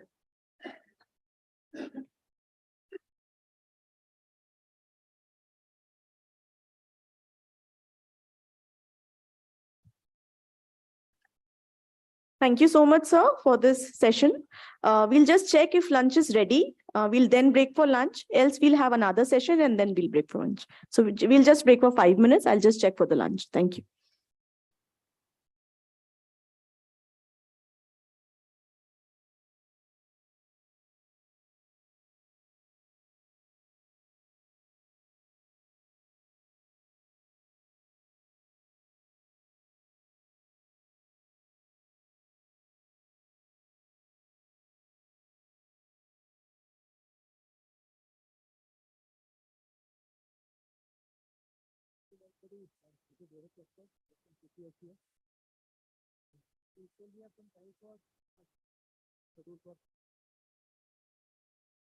Sorry, yeah.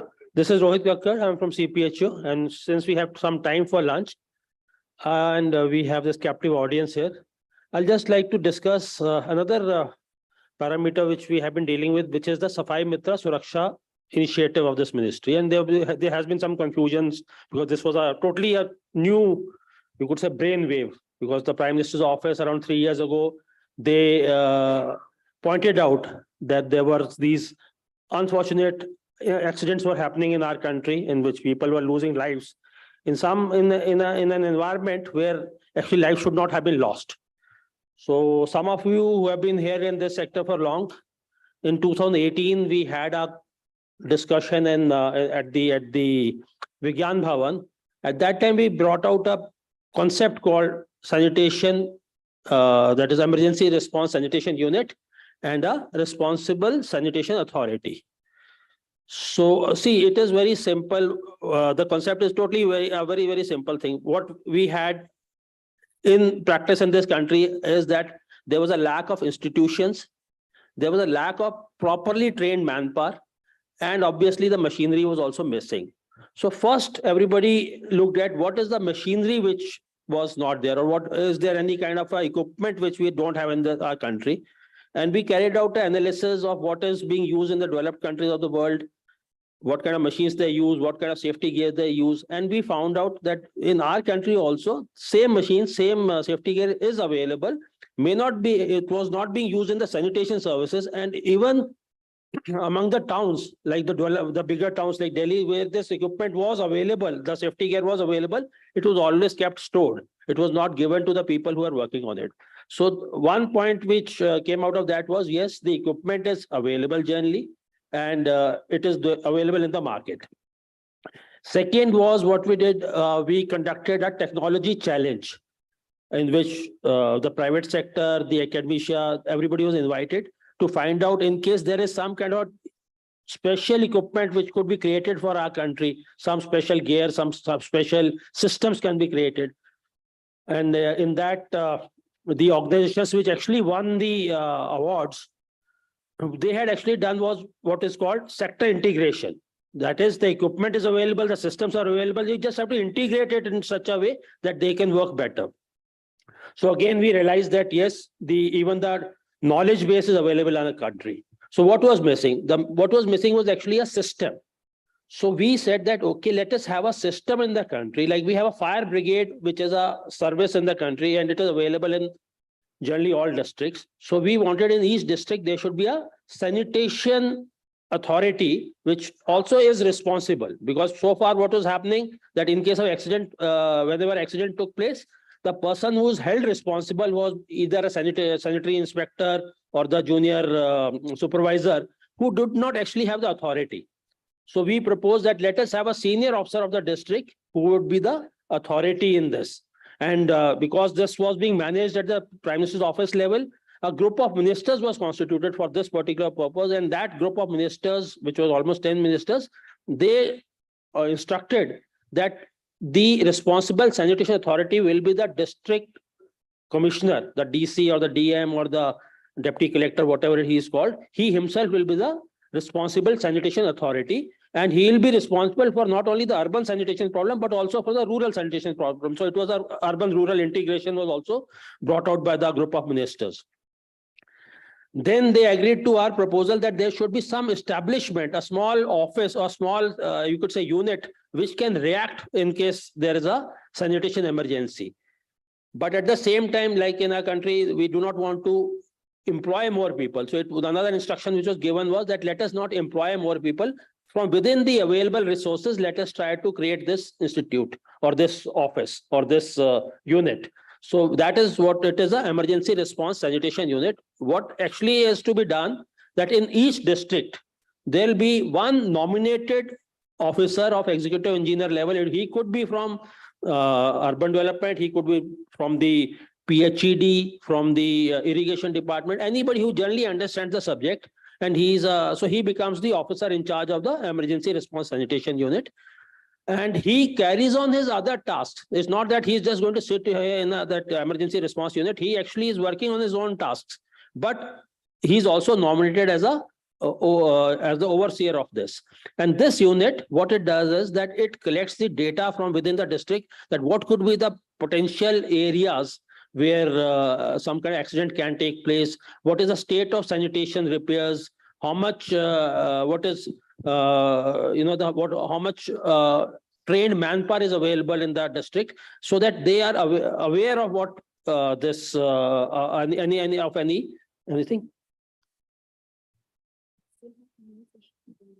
Okay, so lunch is still going to come after some time. So there'll be another regular session, and the next session is. So Shanka will speak, but I'll just conclude. So Shanka, just be prepared. So this unit is there in which we are saying that there's one person who's actually just nominated. And then under him, there is a junior engineer level officer who's called the duty supervisor. He actually is the person that in case of any sanitation emergency takes place, he will go to the site, he will organize, And under him, there'll be couple of trained Safai Mitras who are called the sewer entry professionals. So all these arrangements have to be created in the district. But at no time are these people employed by the district only for this purpose. Even the sewer entry professional, he'll be actually a general Safai Karamchari who's working in his own ward or someplace, but he's earmarked that for next 3 to 4 months, you will be responsible for any sewer entry in case it is required, because it's not something which you require on a regular basis. It's like fire brigade service. But in fire brigade, you have the fire officers who are permanently employed. Out here, we are not engaging anybody permanently. What the state or the district can do is that they can engage private sector organizations which are working in this field. You can hold them on a retainer, that in case an emergency occurs and in case their machinery or their equipment or their manpower is utilized, they'll be paid at a certain rate in case an emergency is required and a person has required to enter the sewer or a septic tank enclosure. So this is one. And second is that we are not actually proposing that you have this as their core role in the district. There should be a preventive maintenance in the district, for which if you have seen our calculator, which we have worked out, that every 3 years, all your septic tanks in the district, and when I say district, because the RSA is a district level organization, but what you are responsible is only the urban sector. So in your towns, every 3 years, there should be a regime that all septic tanks are emptied out at least once. And in case there are sewers and manholes, or what we now are called maintenance holes or machine holes, if they are there, then every 2 years they should be cleaned. And for that, whatever equipment is required, through that calculator, you can generally calculate depending on the diameter of the sewers and the numbers of septic tanks and the number of manholes which are there in your jurisdiction. So these machines are available in the market. They're available on the GEM, as well as the numbers which are required that the calculator helps you to identify. So you make sure that through your own holding, which is the last resort, but through the private sector, in case they are available, they can give you on hire or on a retainer basis. These machines are available. In case the state parastatals are there, PhD departments and such organizations are there, their equipment, their manpower, they can be earmarked for that your town through an order that, okay, in case of maintenance of services in this town, these manpower and these machineries will be provided to you, so that all your sewers and all your septic tanks could be cleaned in their regular rotation. So this kind of arrangement is there. And this is called the PPM, preventive periodic maintenance. And second is the emergency response, for which is the last resort, for which, like we said, there is a small unit called ERSU, which in case there's an emergency, they have the mechanism, they have the safety gear, and they have these earmarked sewer entry professionals who are trained, who are also, they have to be regularly trained, because it's not a one time. It's like an army unit in which you have these commandos who are regularly kept trained. It's not that war is going to happen every year, every time. But whenever the war happens, these people have the confidence to go into the enemy area. And so that is a kind of system which we want the cities in our country to create. So this is the ERSU. Actually, I'm not prepared for this, so maybe there will still be some questions, but some other time we can discuss. Now I'll call upon Shashanka if he's ready. Yeah. Pardon? Devansha. Okay. Thank you so much, sir. I apologize that there is a little bit delay in lunch. So meanwhile, we'll have another session. For this, I invite Mr. Devansha. Sir is the MD and sewerage specialist for Himadri Enviro Protection Private Limited. And sir would be talking on the planning and project management of sewerage system. So thank you so much, sir, for your time.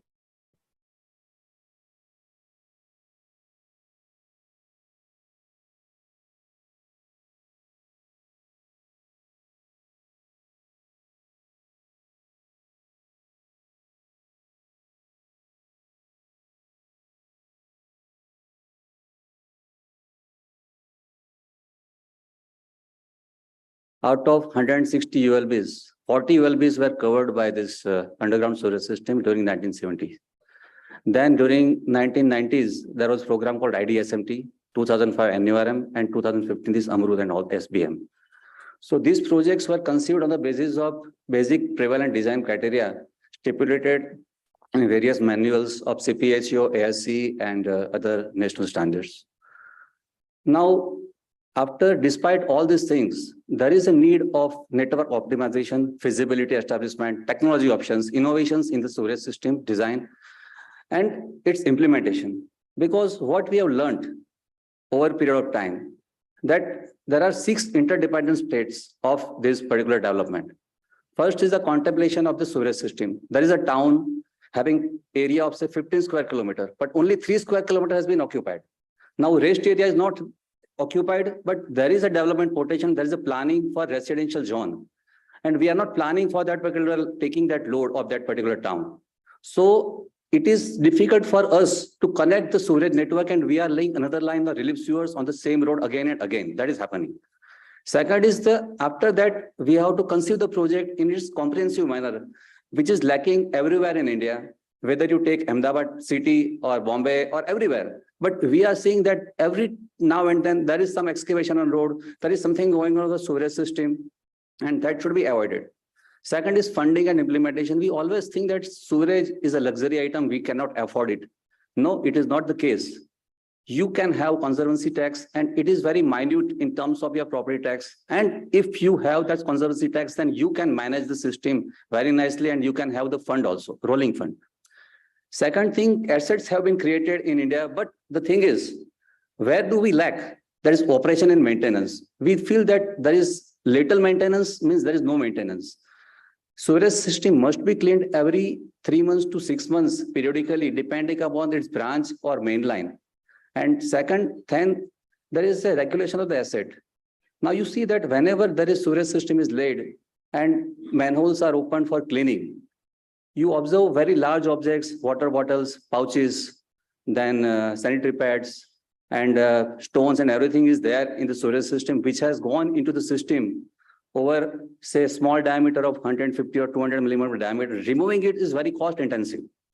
Then there is aging infrastructure. Once infrastructure has been developed, suppose I talk about Ahmedabad. Lines were laid way back in 1886. They are still functional. But lines laid in 1995 are defunct because there is a lack of mechanism to clean those systems on periodical basis. And second thing, there is access to the assets.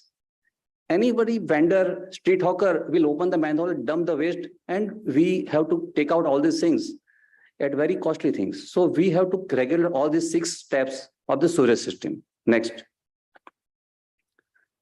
Now, whenever we evolve a system, we talk about the design horizon. Now, CPHO manual is very clear that we are going to design system for 30 years. And accordingly, we make the population projection, and we follow their 8 or 10 methods: arithmetic increase, incremental increase, or geometric increase, graphical method, and all these things. But the thing is, I'll talk to you about these 2 projects. Dakor is a tiny town of Gujarat. It was having population of only 12,000 during 1971. Storage system was laid in that particular town, considering its historic and pilgrim importance. Sewers were laid at depth of 40 feet, means it's 12 meters, just to maintain the velocity of 0.6 meter per second. There is a town called Mansa, besides capital of Gujarat. Its sewage system was laid in Mansa town for population of only 9,000 during 1971. Depth of the sewer was 45 feet, means it is somewhere around 13 to 0.5 meters. Or Dahod is a town having population of say 70,000. Sewage system was laid at depth of 60 feet, means 20 meters. Now imagine the cost of manhole and all these things, because we insist that we must have self-cleansing velocity of 0.6 meter per second. Now let us talk that there is a conventional system and there is a simplified system. What is simplified system? There is a conventional system laying the sewer line on the main road. We are providing inspection chambers to connect to the manhole. And then there is connection from household to inspection chamber. So whenever there is some issue on some sewerage system, first we open the inspection chamber, and after clearing the issue in the inspection, then only we enter into the manhole. Now, simplified system will follow 2 principles. One is we are going along the road. Everybody is aware that where our rainwater is going. So we follow the same slope of the road. And we conclude that yes, we are going to have this particular depth of the sewerage system, maybe 5 or 6 feet, maybe 2 meters, 2.5 meters maximum. Now CPHO manual stipulated my design criteria that my peak factor should be 3 for population less than 20,000. Everyone is following. But you go to any small town by having sewerage system. I have visited Karnataka during 96, 97, 98 for 39 towns under World Bank aided project. Ullal, Puttur, Bhatkal, then all this Davangiri, Shimoga.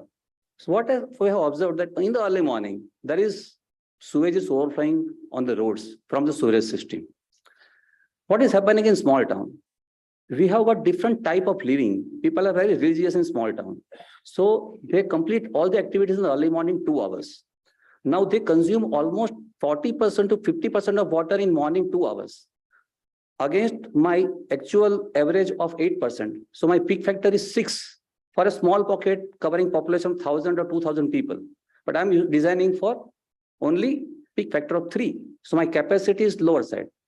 Recently, I was appointed for Ambaji town sewerage system. Ambaji is a temple town. Our Prime Minister is following that particular Saktamat, and he is observing fast and all these things. Population is only 23,000. It accommodates tourists of 1 lakh per day during festivals. Bhadravi Punam, Bhadrapad, 30 lakh tourists visit this particular place. And whenever we go there, we observe that all the entries of the gate, there are 9 gates to enter into the temple. Everywhere there is sewage is overflowing. Why it is happening? Because my peak factor need to be meticulously addressed while I'm designing the system. CPHO is giving me guidelines that you have to go from, if you want to go to Delhi from Bangalore, you have to follow the north, but it is not always exactly north. You are not traveling by air, so you are traveling by road. So you have to take east, west, something like that, and you have to, reach your goal. So similarly, there are minor deviations in the CPHO manual, which we have to use our common sense, and we have to meticulously address, minutely address all these things, and sincerely do all these things exercise, so that we say that our system is designed in robust manner. Second is the criteria of 0.6 meter per second velocity.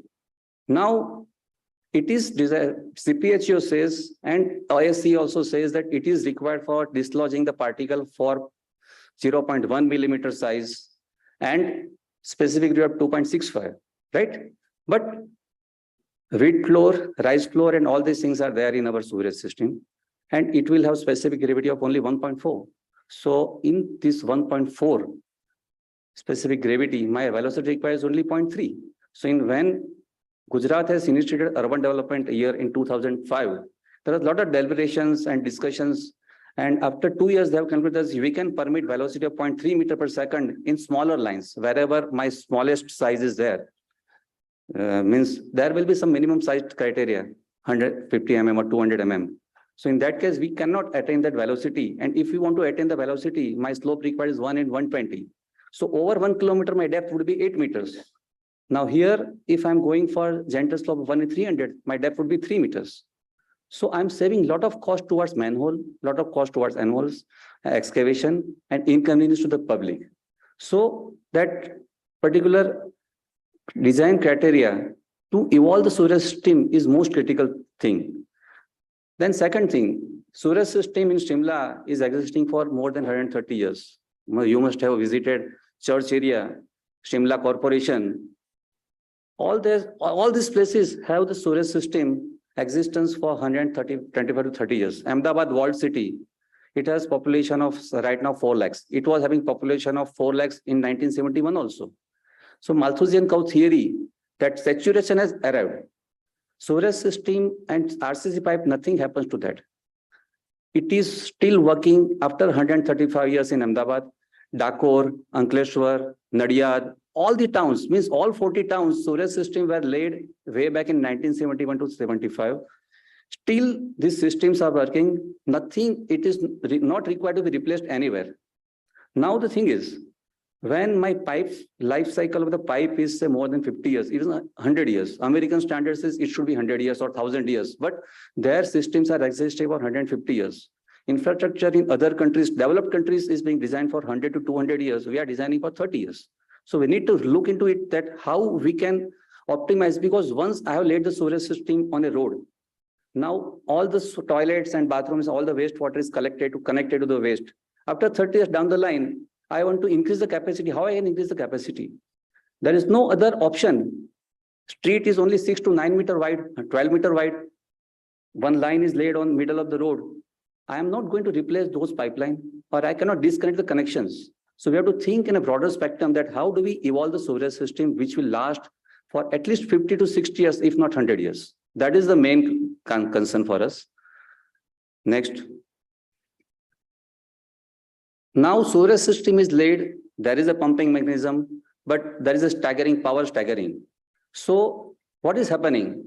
That during power staggering, sewage is accumulated in the pumping station, then depth of 3 meters is attained. Your sewage is going back into the sewerage system. Now that leads to the siltation. After 3 hours or 4 hours staggering, your pumps are starting again. So there is a mixed waste, which is having very high solids content and silt content. Your pump is designed in such a way that you are designing sewage as a water, means your C value is 120, 130, something like that. But in that case, your viscosity is very high. So my head requirement instead of 15 meters, it is 30 meters.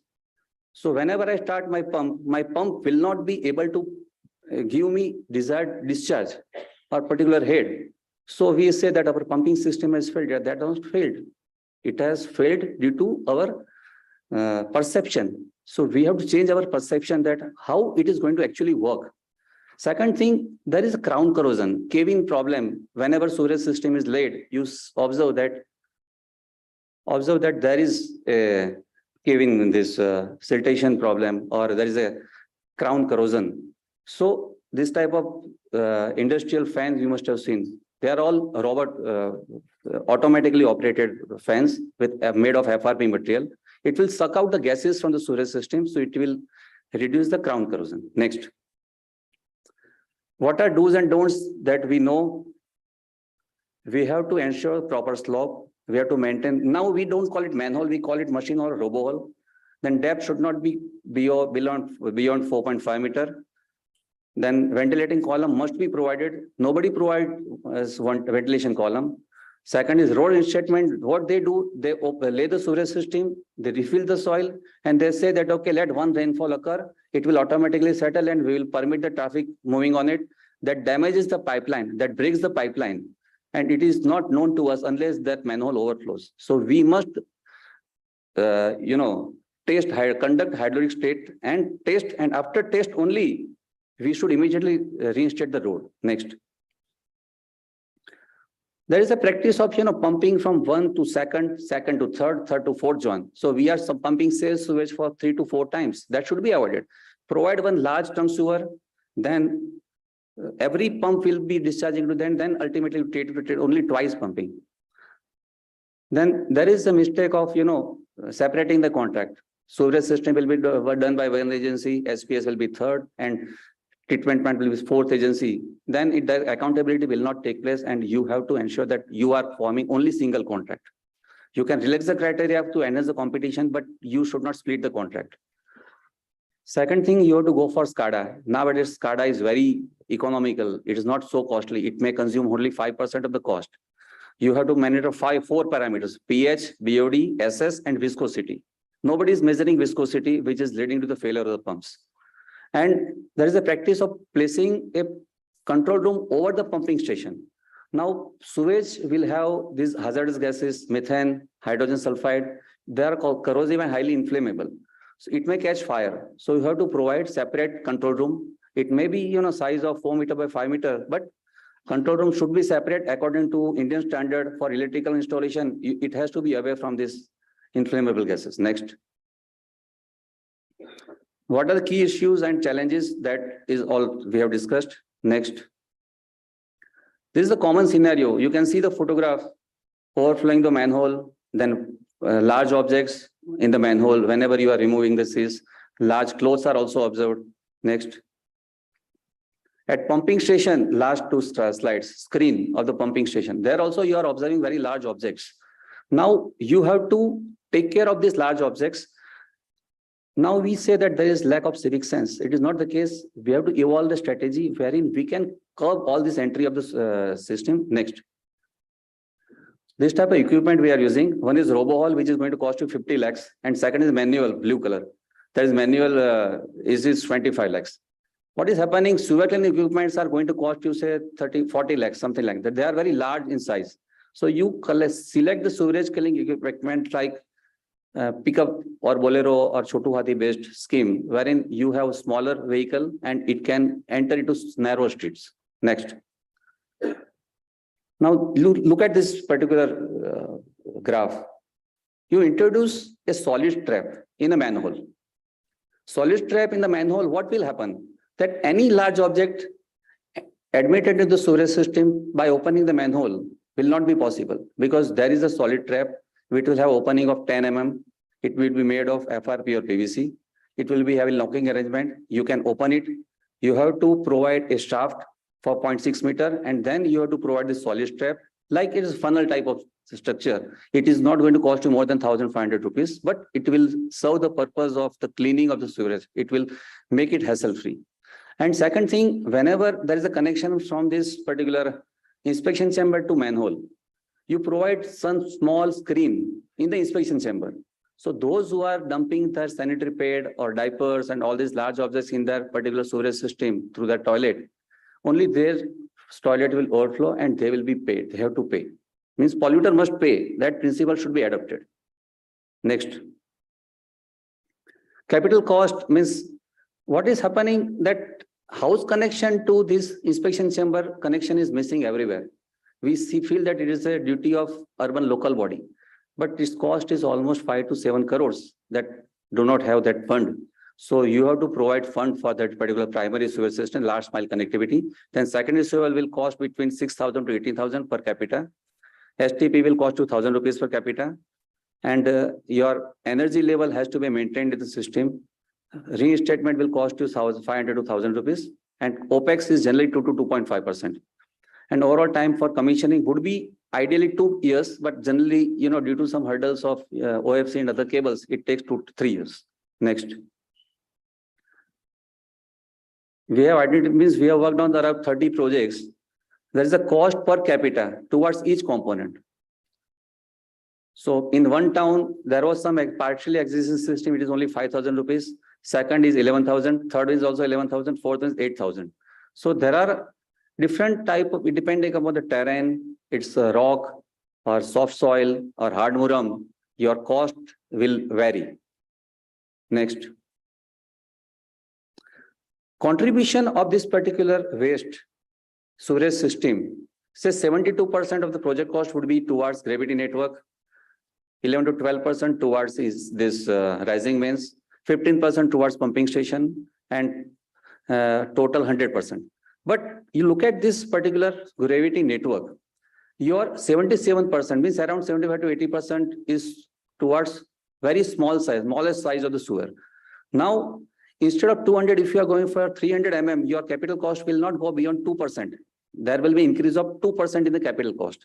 But it will give you longer life of 50, 60 years or even 80 years, 100 years, because your smallest size is going to serve you for a longer period. RCC pipe are lasting for a long period. There is no issue on the life of the pipe. Next. Key takeaways. First is the design horizon. We can think of 50, 60 years, 100 years. That is the first thing. Second is connectivity. Third one is this minimum size. There may be, if you are not providing larger size, then you have to replace the sewerage system after 30 years. It is going to cost you 200 to 300%. Next.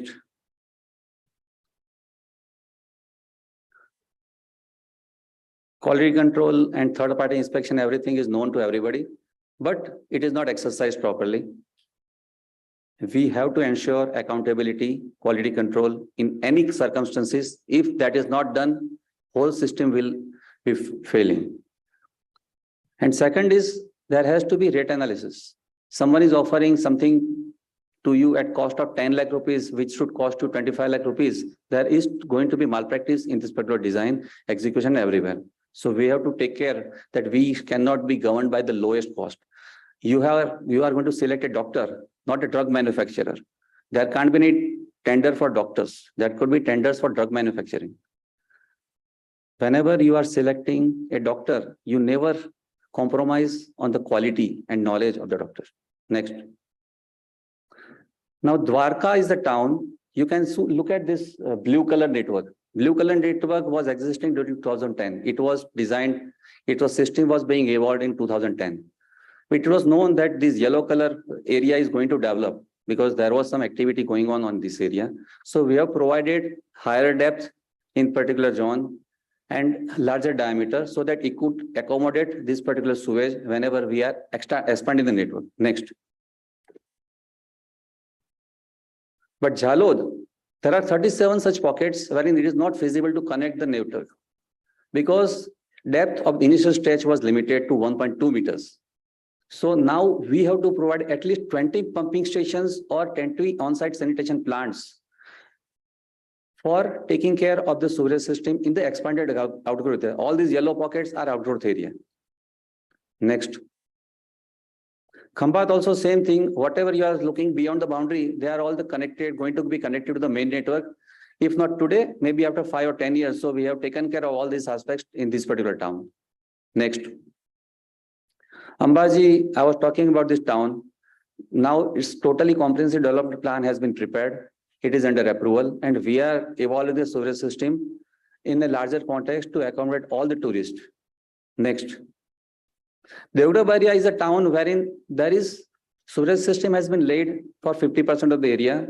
It is not utilizable because all the toilets are located on the backyard.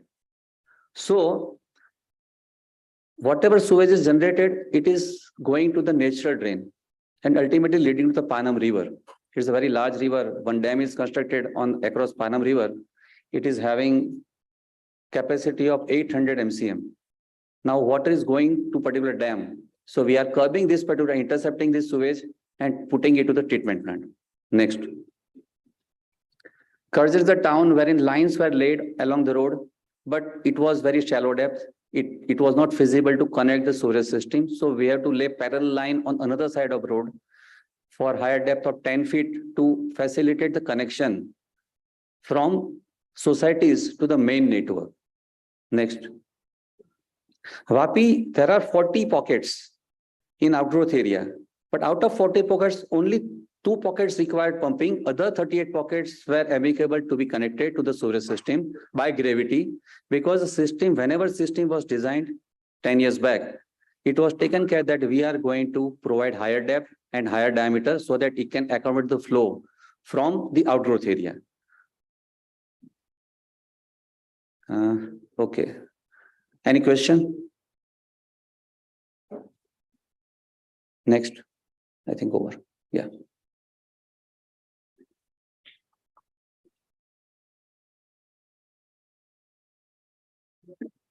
Yes, sir. Yeah, 2 days. Tomorrow. Yes, sir. Very nicely done. This is what was required. And most of your towns will be something related to what he's been working in. One question which has always stuck our mind, and definitely once you said about the CPHO manual is a guidance tool. Aim is to get the same work done in the cheapest possible manner, but definitely carrying the requirement for which it is meant to be. The question I want to raise is that when we said the cost per capita is coming to 6 to 18,000 in these towns where you work. So this is very critical. This time when we came up with SBM 2.0 module, what we said was that in these small towns, 50 to 30,000, 70,000 population, the density is so spread out that the average density is around, say, 3,000 per square kilometer of our class 2 towns. Whereas the metro towns which we have, like Ahmedabad and others, the density is around 11,000, 15,000. That's the average density of these towns. So when you lay a sewer network in Ahmedabad, so 11,000 for the same sewer network, and like you said, 300 mm dia pipe and 150 mm dia pipe, the cost differential, actual cost differential will be only 2%. So in Ahmedabad, when you lay a pipe, cost per person would be much lesser than in say a place like Definitely. So look at it. So based on this analysis only, what we said was, when you cover your class 2 and 3 towns and the smaller towns in your states, only cover the core area where the density is such that it mimics the larger towns density. Because if your town, suppose you got a density of say 3,000, typical density of a class 3 town in India is 3,000, right? And a class 2 town is around 3,800. So suppose your density is 3,500, that's your average density. So if your core area where most of your population is staying, which will be around 70% people staying in 30% of the area, the average density of that 30% area will be around 8,000. And that will mimic a larger city. Yes. Where the cost per capita will be much lesser. So when he's saying 6,000 to 18,000, once you come to that, the dense area, the cost of laying per capita would be in the range of 3,000, 4,000. And that area is what we want you to tackle under this Swachh Bharat mission, because we do not have unlimited funds. We have got very limited funds. Yes. But within that, a smart engineer, what he'll do, that maximum population gets benefited using the minimum possible length of sewers. That is the core of this entire exercise. If you can help us in doing that, our country will go for a drastic change this time. See, Chauresa साहब ने जो बताया था ना, वो बहुत सही था कि particular agency has come. He has said that we'll go from Earth to Moon and we'll have fantastic plan, and that has happened everywhere in India. That I'm aware. We have also resisted a lot that we should not go for this technology. It's going to have a lot of cost. Capital cost is almost double. And energy is 2.5 times than conventional plant. But still they have opted for that due to the monopoly. Now STP, we have to avoid the monopoly, because due to monopoly, what is happening? We are getting exploited. And we are countries suffering. Yeah. All of us are suffering because we have got a lot of potential. Whenever I interact with Nagarpalika, small Nagarpalika having population 20,000, they are so intelligent. Means they can suggest certain things. I have conceived learned so many things from them. Grassroots level worker, those who are entering to the manhole. There was one operator called Lakshman in Ahmedabad. So when I was talking to him, he said, "Sir, यहाँ पे ऐसा होता तो आप यहाँ पे ऐसा करो." Means that is what grassroots level people can tell you much better than whatever everyone learned can tell. Means we can learn from everyone. It is not that only a learned person will tell you something. But this is very critical. Whatever you said, आपने मेरे दिल की बात कह दी. नहीं, thank you very much. एक दो point जो बोले हैं साहब वो बिल्कुल ही मतलब इम्पोर्टेंट है, और जो मैं शुरू में I was also speaking that do not think कि to become king only one consultant ke through you will implement. This is a serious business we are doing. Unless you properly design things, your wastage of money will be 100 times more than putting some 2-3 good resources. What one point he has been mentioning, in design to maintain self-cleansing velocity, it has gone 40 feet below. That CPHO never recommend. CPHO tells in main primary pipeline where problem is likely to be there, self-cleansing velocity to be achieved. In all starting point which cover around 80-85%, their size already we are giving 200 minimum. If you go by self-cleansing velocity, that size will come 32 mm or even 25 mm. We are giving 200 mm. Their problem is not going to happen at all. So if somebody is designing right from household, I will go self-cleansing to that. So not only 40 feet, it will go 40 meters deeper. That sort of situation should not be there. Things should not be, that's why here experience matters. And this is where you people have to keep in mind, at least 1 to 3 people should be good. कहीं नहीं होता है तो raise to state level, raise to central level, raise to good agencies, good consultant. That will save your money. It is not liability. Another thing very importantly mentioned regarding O&M, you might have seen some solid waste coming and all other thing. This has been prevalent in our country from last 30-40 years. Those people somehow who have been progressive, they constructed sewerage system, but solid system was not working. So even and many people, they don't have sense and like that what IEC is going on, that awareness was not there. So even people used to keep in manhole all those solid waste. Sewer system is not designed for that. For those things, now Government of India is working parallel. Solid waste management, SBM, that is one focus. So minimum it will go. Second thing regarding used water management also, this Safai में तो सुरक्षा challenge, it is our Swachh Sar that condition, it is bringing that your things should be maintained in tip-top condition. So both the problem what we have seen because of this inappropriate हम कह सकते हैं practice, those things are reflecting that sewerage system is very bad and other thing appearing it is not working. Situation is not there. Any system, whether it is MBR or oxidation pond or sewer system or drain or even FSTP or anything, if not properly maintained, it will not work, it will not serve function. This is another important thing. Second thing, many things he has mentioned about special cases, special like Ambaji case he is mentioning. In those cases, again, designer should be smart. It should not be designed for the population. Floating population should be kept in mind. And other thing, if that is there, then water use behavior we have studied 3-4 times se zyada nahi aayega, even if it is an intermittent thing. It will go maximum 5-6 times. But there is no question the way our CPHO manual recommends sewerage system is designed. Next 30, 40, 50, 100 years he has been mentioning, there is no problem at all. It is a one-time thing.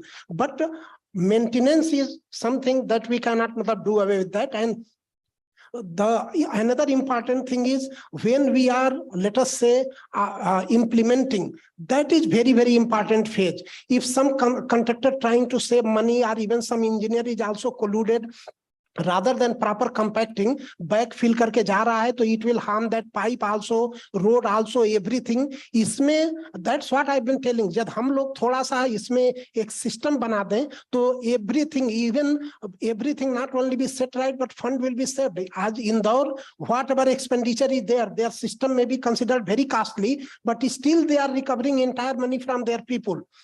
So in other places, this is more doable than Indore, which appear to be a high-end cost. Another thing, one thing, another floating population. One last thing I would like to mention, like in case of sewerage system, Government of India has taken a policy that wherever sewerage system we are putting, house connection is integrated part of the project.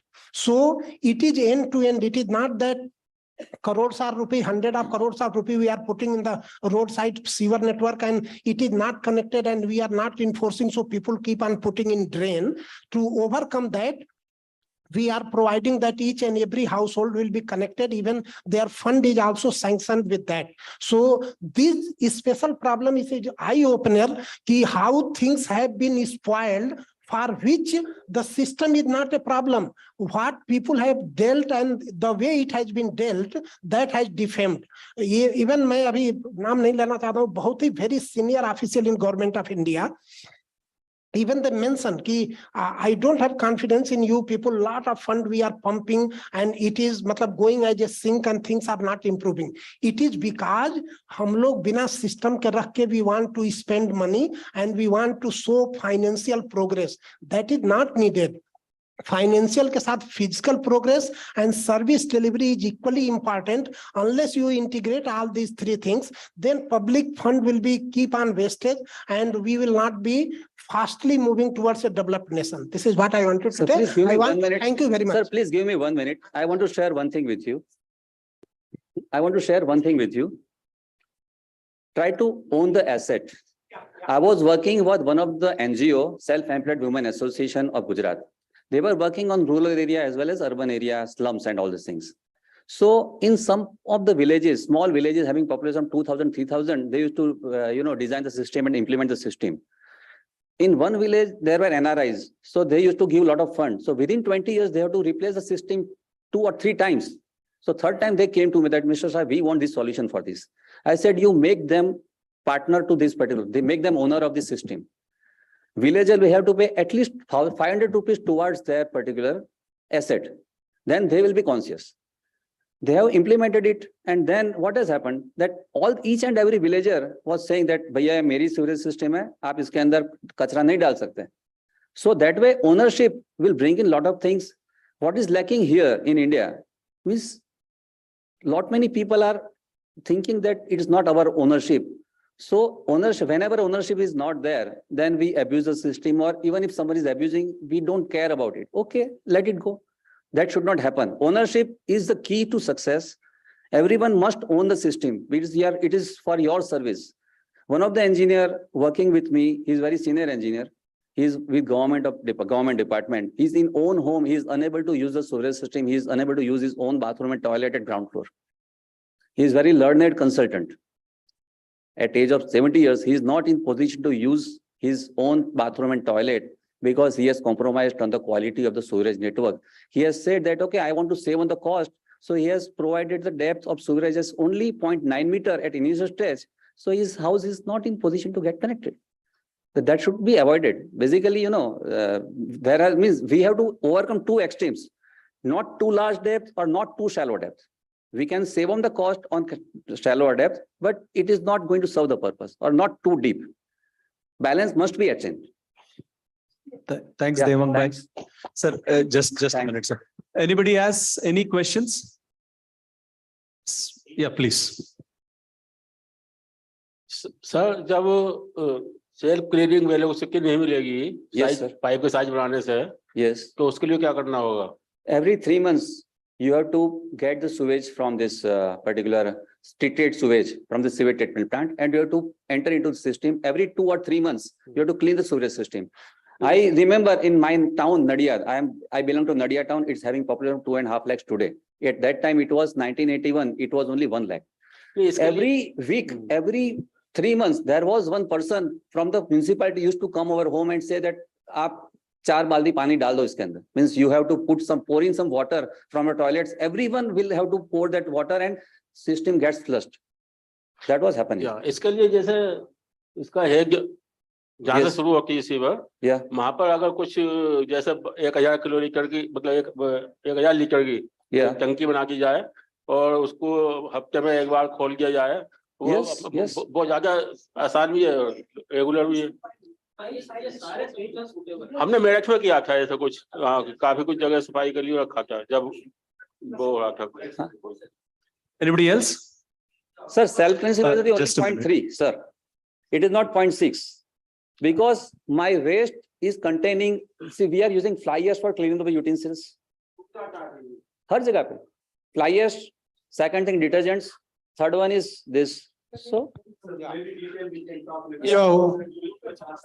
yeah, yes, Yeah, please go ahead. Yeah, sir. one question. yes, sir. Is there any difference between stabilization pond and oxidization pond? Yeah, stabilization pond Sir, is, 1 minute, sir. Would you like to answer this now? Because tomorrow there is a particular session on this, sir. Is that fine when we discuss that? Yeah, today we will talk only on the sewer system, what Devang bhai is explaining. If anybody else has any questions? Yes, please. Quickly. Sir, we are having like sorry. We are having sewer dia ranging from 6 inch, 8 inch up to 900 dia we are having. yes, For sewer cleaning, regular maintenance, we are using jetting or suction vehicles. yes. For smaller dia, it is okay. But Yeah. for larger dia, do you have any advanced technologies for routine maintenance? In larger diameters, your self-cleansing velocities are normally more than 1 meter per second. Whenever you are designing a system, I have observed in Ahmedabad also, or Baroda also, Surat also, Delhi also, or Bombay also, we don't attain the self-cleansing velocity in smaller sewers, but in large sewers, they are always designed with concisely. I was getting through this CPHO during the NRCP, means National River Action Plan in 1995.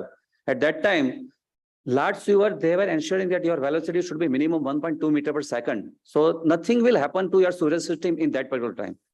आप देख लीजिए, once you open and conduct the CCTV survey, you will not find any siltation in that particular section. Large sewer में तो it will be difficult to control the velocity. Large sewer में once that velocity comes, वो तो इतना तेज हो जाता है 1.2 लाना, उसको तो क्या कहते हैं scoring velocity शुरू हो जाएगा large sewer में तो. But anyway, and which was this town? 900 mm diameter. Pardon? Bijapur.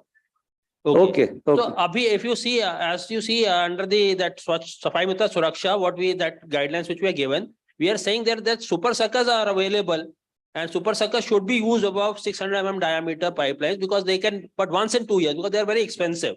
So you can have a contract with some private party who has got a super circle, and once in 2 years, because your 900 mm diameter may not be more than, I would believe 5% or 3% of your entire length, which would be in Bijapur, which is 10 lakh population. What is your Sir, population? Vijaypur, sir. This is just very close by actually. Est population ಅಲ್ಲಿ ಇದು? 4.5 lakhs. 4.5 lakhs. So even if you take it around 450 kilometers of sewerage, yours would be around 5 or 10 or 15 kilometers of 900 mm diameter sewer would be there.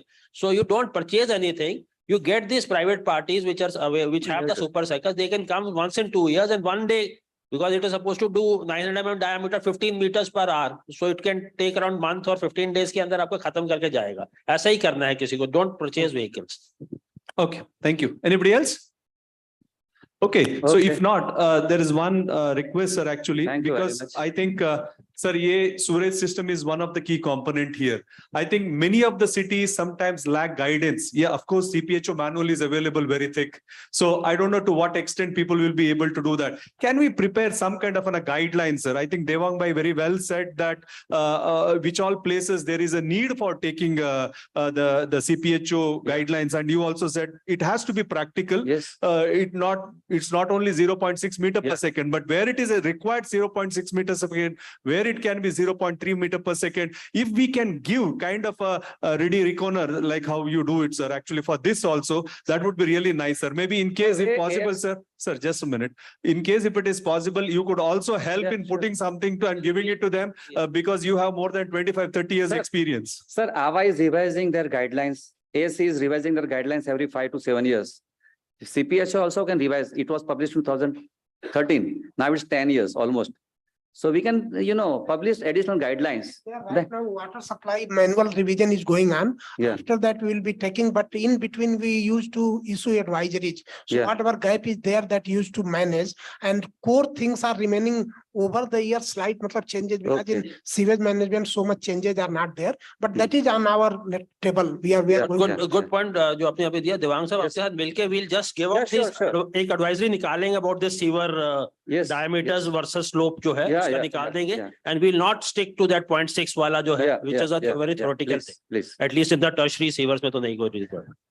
Okay, Thank last you. one point. Whoever is not address their question, if you have a question, you can see one white board there, which says question board. Any questions if you have pertaining to this, please write it down so that we will be consulting with CPHO, the experts, and we will try to give those answers. It's very important, as rightly said by sir, make a good opportunity of this forum where cities are coming from different areas actually who have executed, who have learned quite a lot of things. We have an expert also who has more than 25, 30 years of experience implementing things on ground. Quite a lot of a rich experience is available. So make a good use of it before you go, so that when you go, at least you know how you'll do, what you will do, and all those things. So with this, I think we will conclude the session now for today. Thanks, Devang Bhai. It was really very enriching. I would request Akanksha ji to present a small token of appreciation. Sir, please.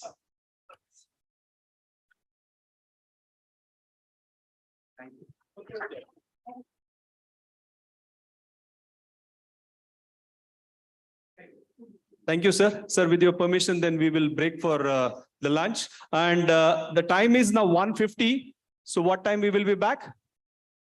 1 hour. So right 2:50, we will be back here, so that the next sessions are going to be more and more interactive, where you can discuss so many things actually. So please come back by 2:50. Thank you very much. The lunch is at the same area where we had tea in the morning. So we can take Yeah, the lunch is served in the same place as you took a tea in the morning. Please, this side, on the left-hand side of the dais.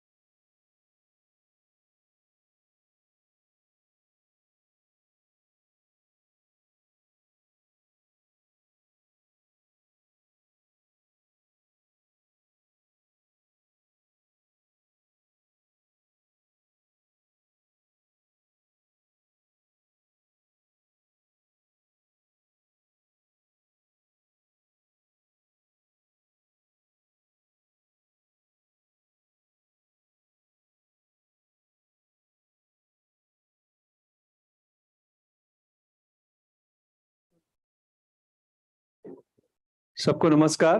हम अभी 2:50 हो गया. Maybe we will start now. So maybe if your colleagues are outside, please उनको बुला लीजिएगा. So time पे start करेंगे so that we can finish also in time in the evening so that आप थोड़ा बहुत बैंगलोर भी देख सकते हो actually. So because बहुत दूर से आप लोग पूरा आए हैं, तो कोशिश ये रहेगा कि थोड़ा जल्दी, जितना जल्दी हो सकता है उतना जल्दी खत्म करेंगे. लेकिन जैसे आपको पता है 2 ही दिन का टाइम है, हम लोगों को बहुत सारा चीज भी कवर करना है, इसलिए ये ब्रेक्स पूरा हम लोग टाइम टू टाइम थोड़ा ले सकते हैं तो जल्दी खत्म कर सकते हैं. So maybe we will start now. So request you all to bring people. अगर आपका कोलीग्स पूरा है तो थोड़ा बहुत बुला लीजिएगा फोन करके. अभी 2-3 मिनट में स्टार्ट करेंगे क्योंकि कुछ टेबल्स खाली है इधर.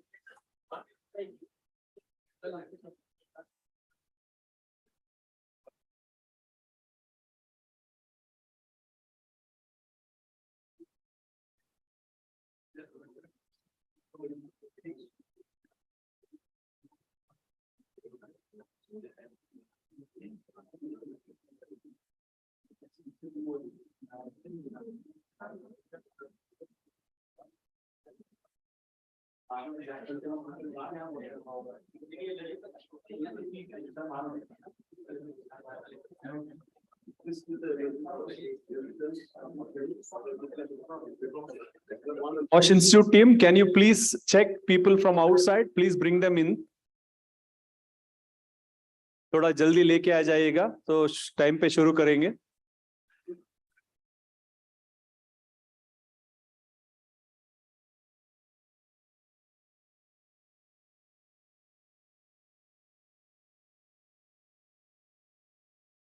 Okay, Akanksha.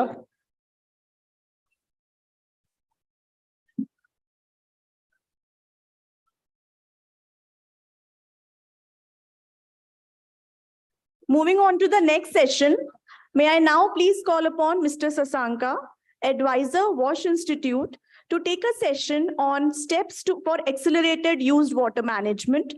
So Sasanka sir, I would now request you to please come and take the session.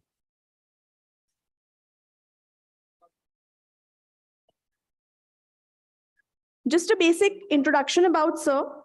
He is currently working as an advisor with Wash Institute. Prior to this, he has been working in the development for water and supply and sanitation government of India for their capacity building on fecal sludge management, specifically in rural areas. Sir has led recent various efforts in conceptualizing and developing quality framework for fecal sludge management. So I request sir for the session. Thank you.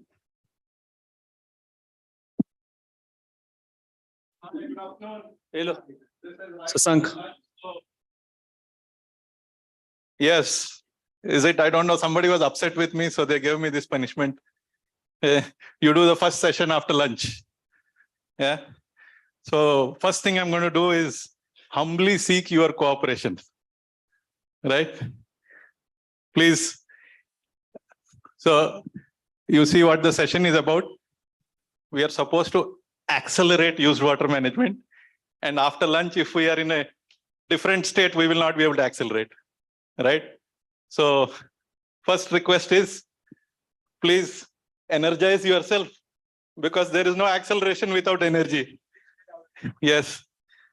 So Newton told us, no acceleration without energy. Force is required. Yeah. Thank you so much. Now, I know we got started. It's a workshop. There was a formal inaugural. We did a lot of things. There was a discussion on sewerage. Chaurasia sir talked about approach to use water management in small towns. It's all great stuff, right? And we'll continue that.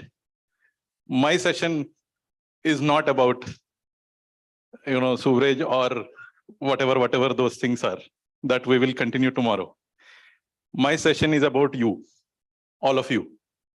You're all here because you want to take used water management from this position to somewhere in your state, right? Next slide, please. And that this position to that position. Are we all agreed on that? Yeah. So we are almost in 2023.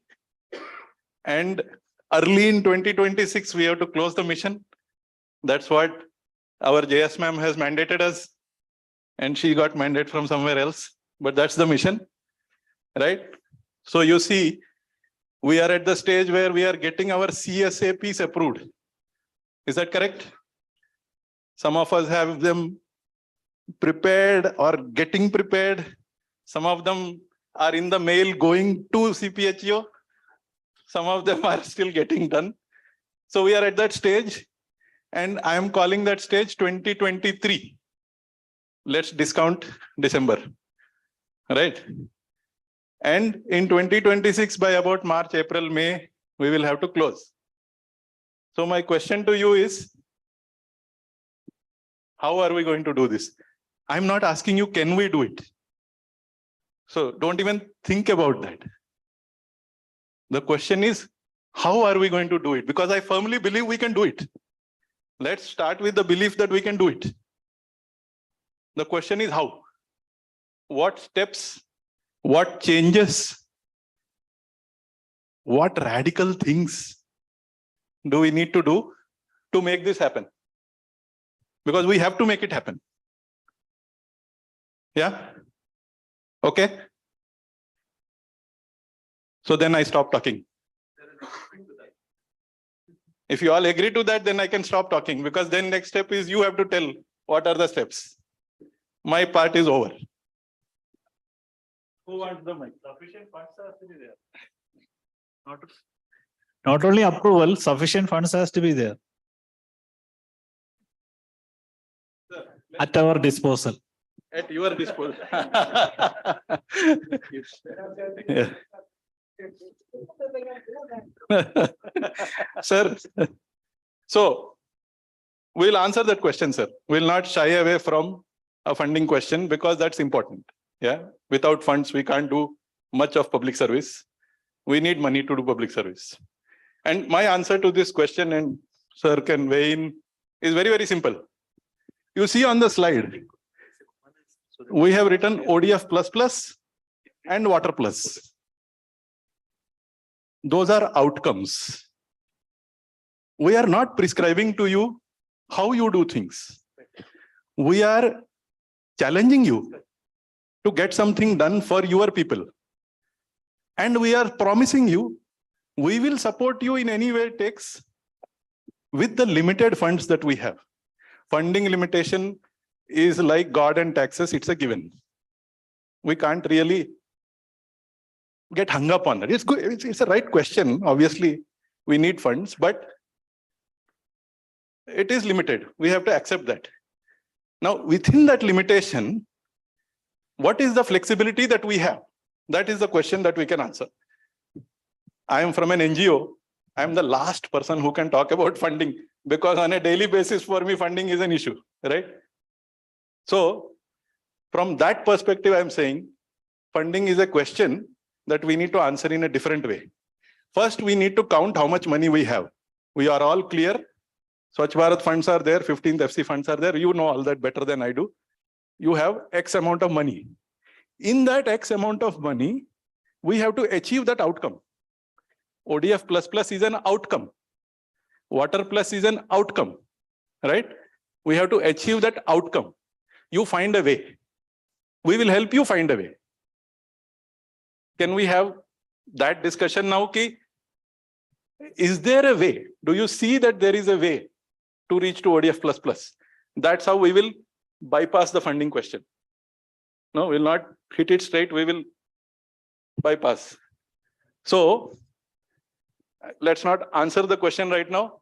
But if you have any comments, Praveen sir has raised a very critical question, no doubt about it. I'm sure the question is there in your minds.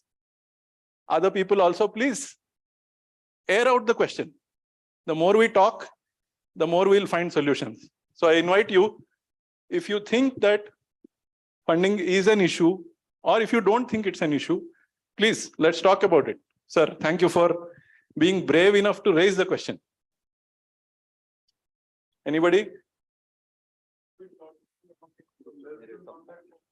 Just a minute, sir. Just a minute. Please take. Excuse me, sir. Are we just talking about this less than 1 million, 1 lakh population? Yes, sir. For used water management under Swachh Bharat mission, Okay. our line is very clear. 1 lakh population and below.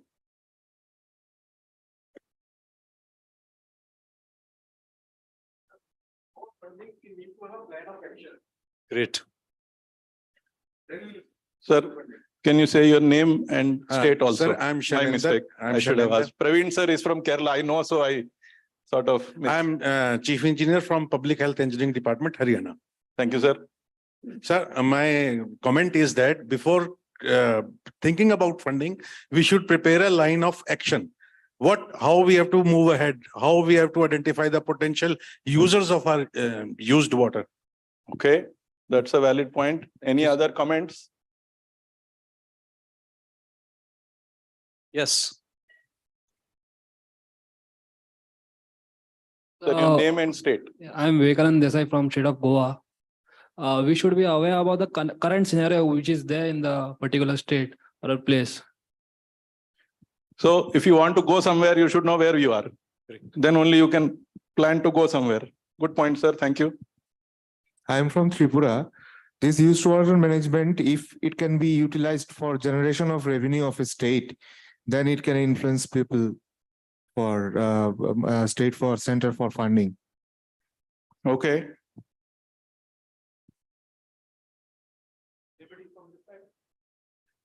Yes, this side has not spoken. They're all very clear, I think. So Rasya sir told me not to pick on anybody, so I can only pick on a side. Actually, whatever we have heard so far since morning session, so you have told that goal is very clear and we have to achieve it. I think in the limited resources of funds, as we know, we have to find out the ways in which we can economically get the things, first thing. And Chaurasia sir has told that we have not to go very fine for everything. Suppose micronutrients removal and something. So first we have to achieve whatever we can achieve in that. That should be our goal and our purpose, and planning should be accordingly, so that in the minimum funds we can get maximum as of now. For further rectification and remediation, we can go for stage wise. So that is my suggestion, that we have to take into account in our planning the way we have started thinking today, and we can take away from here also. So that is my suggestion. So your name and state. I am HK Kansal. I am Chief Engineer from UP. Chief And Engineer, that is UP. it. Yeah. So sir is saying baby steps, right? Small steps, we get started and then we can move forward. Now, sir, this sir,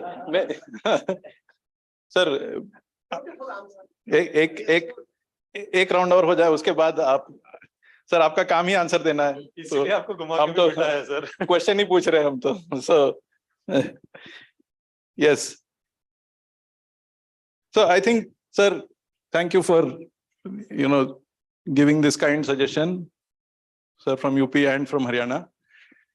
The first thing that we need to do is somehow figure out some sort of a approach within our state, right? Next slide, please. So, yeah, go ahead. Next slide. Now, this approach, I don't know what you have in mind. No, to chart a path from here to there. What are the things we will consider? What are the different aspects we need to think through when we want to do the planning? So, sir said we have to plan. We need to have an approach. This might be a bit overwhelming. There are too many things there, but we will go one by one. Yeah, it's not, we don't need to chew all of that at the same time. Right? So, but this kind of framework helps us to think what, if you want to accelerate, you have to remove certain bottlenecks. Something is slowing you down, obviously. How do you remove those bottlenecks? First, we need to identify them. So for that, to identify, you can look at government support. Praveen sir's point, we need support. Institutional, legal, financial, socio-cultural, there are many. And I'm sure with your vast experience in this sector, you can come up with many more. I have just put a simple framework here, right? So we will try and look at each of these things. But the first question is, what is our approach to the state? Yeah, next slide, please. So, I promise you, I don't have many slides. I have 3 pictures. I just want to bring to you this thing that India is a very vast country. Your experience in different towns, even within your state, can be very different. Is that right? Yeah. So one stark difference that is very obvious is hill states versus plain states. The approaches have to be slightly different. You have to answer the problem in a different way. High water table, solutions are slightly different. So India has so much variety. If you look at this, a rapidly urbanizing town, one of the ways it can grow is from the center out. Next slide, please. Another way, in 3 different clusters, right? So there are so many variations possible. Next slide, please. 2 very dense zones, but then within the zone, the density is varying. There is a natural feature which is dividing the zone. So many different things happening. So one size may not fit all. We have to take these sort of things into consideration. You see there low-rise sprawl, but then there is also vertical development sometimes that happens right in the middle, right? To address these variations, you first need to look at your state and figure out what is there in the state. Somebody said, current situation we need to study. My friend from Goa, this is the current situation, right? What is the diversity in the current situation? That's what we need to study. Please go ahead. One more. Disaster-prone cities. Yeah, please go. Click. Yeah? Okay, hold on. So this is at a household level, the current situation. Can we all agree? This is basic, right? Black water, gray water. Okay, next. In your towns, black water will go, please click. Yeah. So these are the possibilities.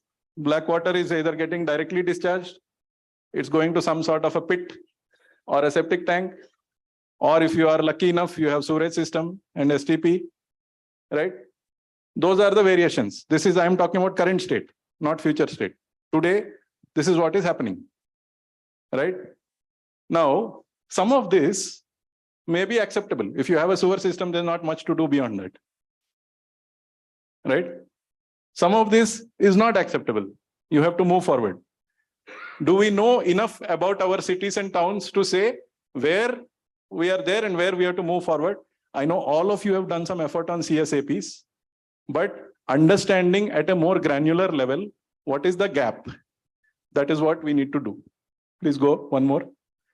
And similarly for grey water, sometimes directly discharged, sometimes going to sewer and STP, sometimes soak pits. No.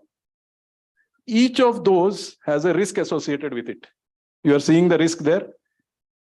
I don't want to go into what the risk is, but each type of system has a risk, either groundwater or sir has covered in the morning. I don't need to again go into that, right? Surface water, groundwater exposure, all these things. Whatever is basic to public health and environment. If you keep these 2 phrases in mind, everything gets sorted out. Public health, environment. Now the question is, like Rohit sir was saying in the morning, no, funds are limited. Our outcomes are clear. Outcomes are clear, funds are limited. How do you move from here to there? This is where you are. You have to balance the money you have with the risk you are going to take. Can we agree on that? So you said approach. I'm just reinterpreting your sentence slightly in a slight manner. Suppose we can all put sewerage 100%. No problem, no risk. It's only execution risk, implementation of sewerage, the issues that come in that. that has to be taken care of. But like we all agree, we don't have 100% money. So we need to take a proportion of sewerage, a proportion of something else, and a proportion of something else and something else. Do we agree on that? Do we agree that we will not be able to cover everything with sewerage? So we need to do different ratios of different solutions in our towns. What is the ratio in one town in your state? How will you determine that? I think that is the crux of the matter. If we want to go ahead on used water management, the crux of the matter is, in a given town, how do you determine how much is sewerage, how much is this, how much is that, how much is that? No? So if there is sufficient money, please do as you please. This is assuming there is insufficient money, right? Insufficient money, what will we do? That is the first question. Do you have a vision for each town in your state? Anybody wants to comment on this? Any thoughts? What is the balance between risk and cost? Any thoughts on? Did I frame the question correctly? No?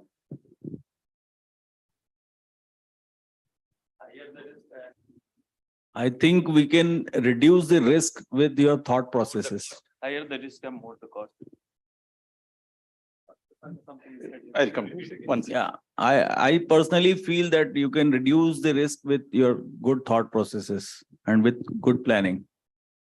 Does everybody agree with that, sir? Thank you so much. Please say your name and state, sir. Sorry. I am Hans Kumar Jain, Chief Engineer from Madhya Pradesh. Thank you, sir. Sir, you were saying something. I want to say that higher the risk and higher the cost. You do your work where risk is higher, you apply there your fund more and more. Yes. So if you want to minimize the risk, you have to put more money. Invest more. Very clear, sir. Sir, your name and state, sir. Sorry. SK Sinha from Bihar, Superintendent Engineer. Thank you so much. So that is also obvious. You want to reduce risk to minimal, then you have to put more cost. So this trade-off is clear, right? In this trade-off, one solution is very clear. The sewerage solution is quite obvious. Devang Bhai also walked us through, different practical aspects of it, technically and some non-technically. Chaurasia sir walked us through, all the solutions that are available. So we will again tomorrow revisit the non-sewerage solutions in the 3 sessions that we have tomorrow. But for today, we assume that there are 3 or 4 different approaches, right? How will you determine the proportion of these 3 or 4 approaches? That is the first question. Are you geared up for it? Have you thought about it? What is the process? We are 2023. 2026 is not very far away. So that is the first question we need to answer. Any other thoughts on this? Risk versus cost? Sasanka, I think during the city sanitation action plan, when they prepared, I think they would have made some assessment of it. Maybe you people can say from that experience also, in case if you want to say. On what basis? So that sir also knows very clearly on what basis you have prepared this and arrived at, in case if you want to share. Yes, please. It is done through customer surveys, first of all, at the field itself. Then only we will get, we can prepare a good action of plan. Have you done that, ma'am, in your state? Any city? Yes, sir, any we had experience? started, sir. Which state, ma'am? Karnataka. Local state. Yes. So just share a little bit of your experience. Sir, what did you do? What was the? Like I'm technical assistant, sir. Yes, my field engineers, they had started a door-to-door survey because Amrut 2 is mainly for the distribution and concentrating on the HSEs, house service connections, either water supply or the UGD. So at that part, what we have to do means how each pocket in a particular area, how the people mentality is there, That is very important. And as usual, IEC activities, we had to do it. That also we are doing. And we had to get even though the municipalities give a number of connections, that has to be cross-verified before posing it into the DPR. For that purpose, we had started and we are in the process for the AMRUT 2. I take away two things from what ma'am said. One is, door to door, a little more granular planning approach. And the second is IEC, right? How many of our towns actually are aware of the need for used water management? No, for the Swachh Bharat Mission 1, we did a lot of demand generation. You all did a fantastic job of generating demand for solid waste management, for so many things. Yes, sir. What we did is we made a GIS analysis of the population density, and for 1,500 less population density, we'll go for on-site sanitation, and only for above 1,500, we'll go for network and sewer system. So that is what. What is the implication of the 1,500, sir? Can you explain? Like why why is just based on a population rough cost analysis. Okay. So we made a draft policy also, saying that this will be our for less than 1,500, we will never go for this one. But for more than 1,500, depending on the area, topography, and all, we have to choose from OSS or definitely below 1,500, we will not be going for network. That is what we decided. So many of you in the room probably intuitively understand or know very well why Praveen sir is saying that square kilometer. Sir, sorry, this 1,500 is for hectare, square kilometer, what? Per square kilometer. Yes. Per square kilometer, 1,500. Thanks for clarifying that. So below a certain population density, maybe in that state, we cannot generalize, right? In the state that Praveen sir, Kerala state, yes. Because of whatever local conditions, hydrogeological, climatic, etc., conditions, they feel that is there. They have drawn the line. Sir, please. Yeah. You want to introduce? My name is Praveen. I am working as Director of Liquid Waste Management in Shujitva Mission. It is an official consultant organization to the LSG. It is under Local Self-Government Department, Kerala. Thank you, sir. Now, this is a very good question, actually, very valid point that sir has raised. Anybody else has such a number in mind? Before I ask Devang Bhai to weigh in with his number, could you please, anybody else has thought about this, that at some point I will draw a line and say, maybe below this, I will do, below density, then cost is high, something like that. Any idea? That's a good way of proportioning, right? Sir. Actually, in Odisha, it's not density, it is population. The line is 1 lakh. So if the population is less than 1 lakh, then it is non-sewer sanitation. And above it is sewer sanitation. There is a policy is there, state's policy is there. So we have heard from another state, Odisha state. They have drawn a line at population, not density, right? They have a different approach. Any other comments?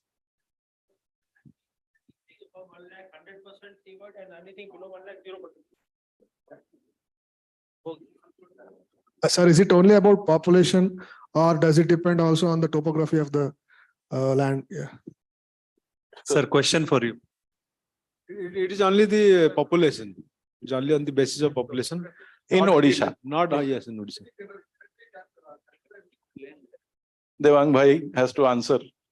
Kya question tha? Maybe can you repeat? Sir, Devang Bhai, the question is that line drawn, means below this we will not do sewer or whatever, the decision, is it only population or is it based on topography or? When you are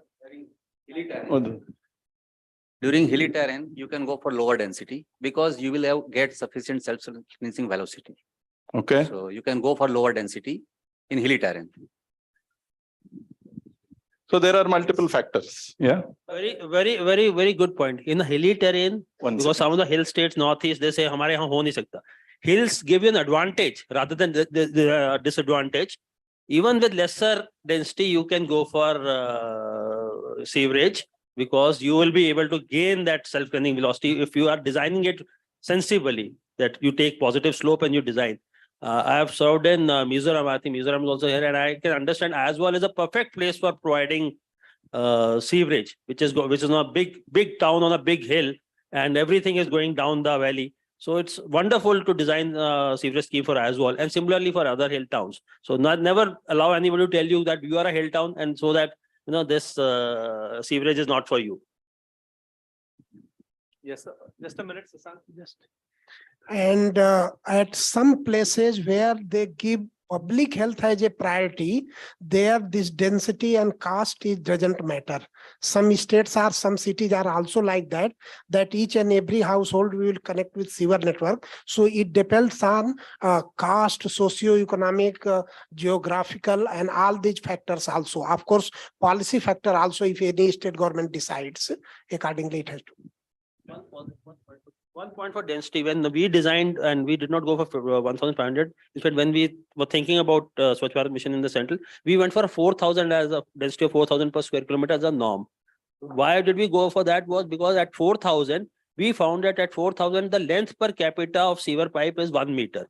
And 1 meter is costing us about 4,000 rupees. So because the money was, the amount was restricted, so we kind of made our assessment that around 4,000 we'll come to that threshold figure, that it will become economical in the funds which are available within the Swachh Bharat mission. That's all. But in case the states can provide in more funds, definitely we'll love to have what Kerala is trying.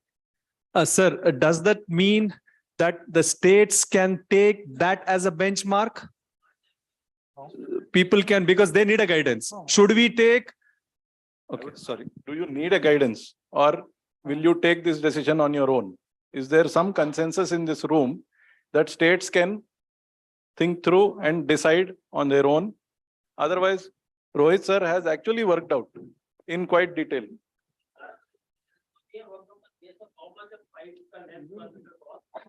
That becomes 70% of the cost of the entire. If pipe is the major cost bearing factor, then at around 4,000 ka density hone pe, the length per capita generally count, because we can't decide for you how this 4,000 people will be living over that square kilometer. But generally it comes to around 1 meter per capita, around that.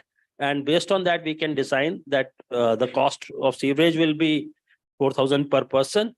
And that, kind of becomes 1 rupees or something per. Right. So that was our basis for calculating these as available funds under SPM. But in case.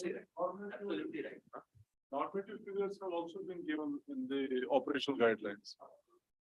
Yeah. Those also can be guided. Yes. Yes, that's the same thing. Okay. In case you can put in more money, states, you are welcome to put in money and get better. Sir, you had a question? Yes, I just want to share with our experience that how we prepare our CSAPs. Actually, I am from Meghalaya, and the sewerage system has been since a long time that we are prepared under it from Amrut. But it cannot be take place even after preparing it for 3 years, as there is a land acquisition problem. And also, as the land in Meghalaya is the land ownership problem and the existing building footprints. So after that, it has been came up to start with FSSM or FSP. So what we have been doing for CSAP is we are taking as Meghalaya is a hilly area, so around 60 to 70% is a vehicular area. So we are trying to do it with FSSM. So the rest, the balance, we are trying to do it with either ID or sewerage. But still for that, 30 to 40% is still a problem because of this land ownership. Okay. So thank you for sharing that. I think land and not in my backyard is a very big problem in all the states. So you will get a lot of sympathy from the room, I'm sure. But again, that's one of those problems which it has to be tackled through IEC, through, talking to people, working it out. Policy wise or from our side, I don't know how much we can do about that. Yes. So thank you so much for, your guidance, your feedback. and the discussion. I would, just reiterate the point. What I take away from this discussion is very, very clearly, sir has given us a very nice guidance. You need a planning approach. We built on that and said the planning approach needs to balance cost and risk. Then we said we need some decision criteria to apportion the solution that we are going to put in our towns, right? This much sewerage, this much this much this much this. For every town, we need to have that approach. Now, are you agreeing that that approach has to be taken? CSAPs help you to do that to some extent, but if you are going to implement, make DPRs, we need to get very serious about this. You need to really, really identify by mohalla, gali and all that, ke yahan pe sewerage aayega, yahan pe kuch aur aayega, yahan pe kuch aur aayega, right? So that level of detailing has to be got into. Next slide, please. Yeah, please click a couple of times. So yeah, so this is what Chaurasia sir has covered in the morning. I don't want to go again into.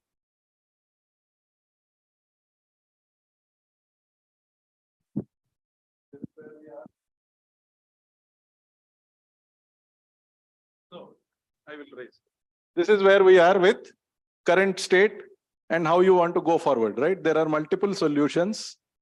I want to point out something to you regarding Swachh Bharat Mission.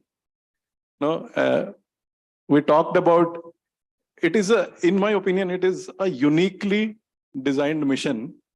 For the first time in the history of sanitation, this is my personal opinion, so doesn't reflect on Mahua or anybody. For the first time in the history of sanitation, we are looking at an outcome-driven approach where multiple solutions are being funded, formally allowed to take place, because we want the outcome to be achieved, right? So that is why, please keep this in mind. You have this kind of approach available to you. This is where you will optimize your costing. This is where the limited funding situation has to be balanced. Okay, next please. Yeah, so we will anyway go through a structured program tomorrow. So I don't want to delve on this now, but there are different solutions spread out through the city, and you can apply the solution that you feel is most appropriate to that part of the city. We'll cover this again tomorrow. Next, please. Yeah, so that's the key question. What support do state and ULBs need to design their technical strategy? Right? Next, please. Next. Yes. I will let you read those two sentences and digest them for a second.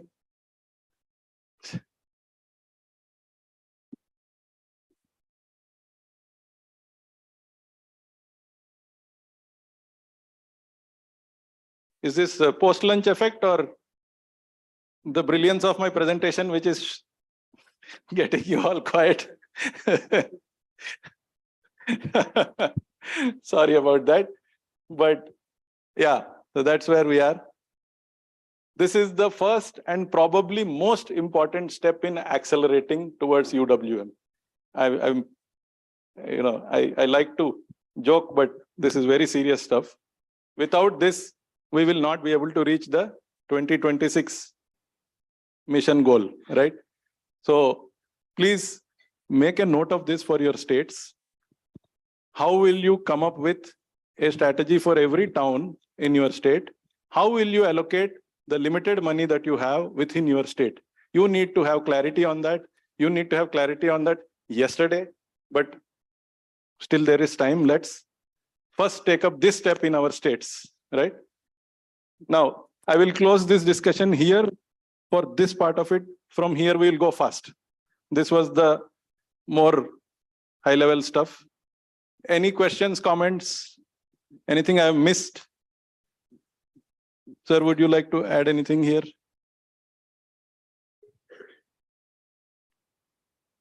See, the 2 points that has been flagged here, very, very important in the sense in smaller, less than 1 lakh population towns, many are of similar type of nature, similar population, 20,000, 30,000. All these things can be taken by the state-wise technical strategy. Like, let us say all 20,000 are below population, we can take this simple design and this simple technology, and that can be applicable. So all ULB will not be put to hardship, and one single intervention from the state will help them to immediately jump on implementation. Similarly, for funding and planning also, this is the task at the state level to decide what is total kitty, what is their prioritization, and what is their plan to go ahead. And accordingly, they have to guide ULBs. If they transfer ULB fund and tell you do, those things are not going to happen because of their capacity and so many other factors that require to take decision and move forward. So these two things are very, very important. States should, you all are requested to carry message and work on these two strategy and investment plan that will simplify your work drastically and things will move very fast. This is our confidence. Thank you, sir. Thank you. So, yes, sir. Sir,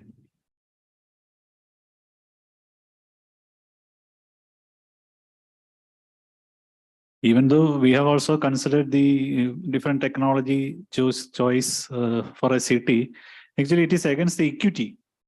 For example, I will say, even though it is inclusive, a person who has to depend on on-site sanitation, he has to spend a lot of money for building that collection system, and he has to pay yearly for that transportation system, whereas the other person in the same city connected to a sewer system may be paying less.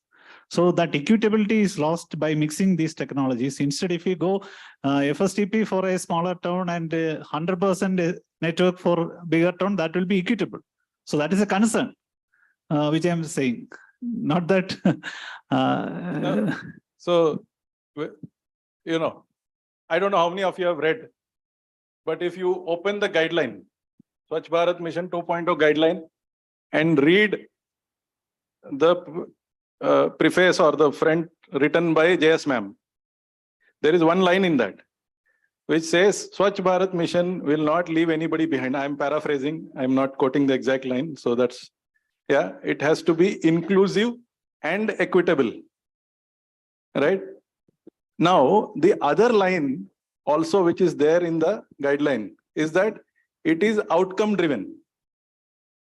Outcome is more important than approach.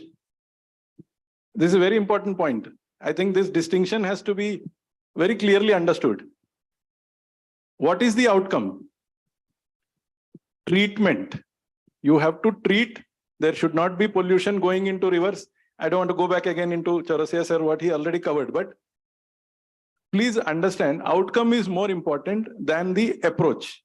The approach is left to you because you are the one who has to spend the money to achieve the outcome. So what Praveen sir saying, if you at some point you say 0, 100, 100, 0, all of those things, while they may not, you know, our implementation approach is not that, that's not the strategy that we are talking about here.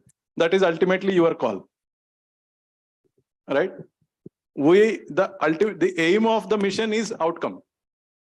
The rest of it is process which is in your control. You are the state, you are the city, you have to do it. So that is a call that you can take. It's up to you. Yeah.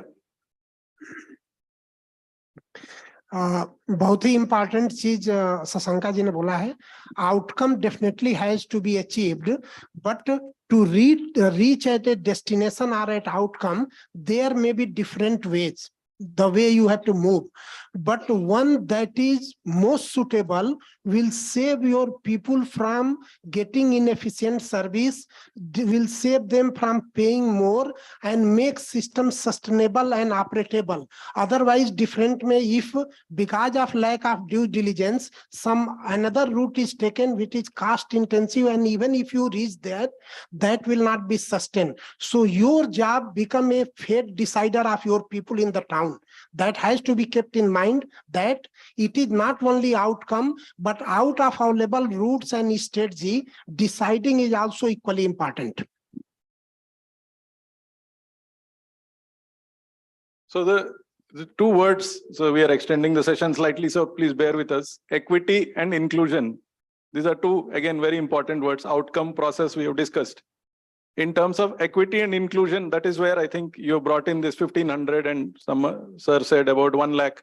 That is where you feel that you are investing more than what is equitable into one particular solution. So you're pulling back and saying, I will invest in another solution. I think that is a approach that you have figured out. It's your approach, right? Thank you so much. Now, can we move to the next discussion, please? This is about planning and strategy. We agree that we need to have both, right? Next slide, please. Yeah, so we come back here. Now, I thought we discuss a little bit about government support. I want to open up institutional arrangements as my next sort of topic. No, and again, this is something I don't fully understand. I would like for you to help me out. Next slide, please. Next slide. So the thing below is my understanding, my ignorance, what you are seeing below. Yeah, so please pardon me.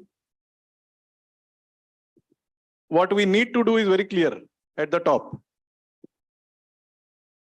The question I'm asking to you is, in your respective states, do you have clarity on the role that each institution is going to play to achieve Swachh Bharat mission? Yeah, so for people like me, this is something that I'm still trying to understand, the different institutions, the different roles that they play, the give and take that happens between them. And for you all, this is very, seamless and natural because you do this day in, day out. For us, the only question from where we are seeing, do you have clarity? Do you know who's going to help you to do what? So if you have to go fast, you need to be clear who is your opening batsman, who is your bowler, so on and so forth. Roles have to be clear. So that is the question we are asking. Any comments on this?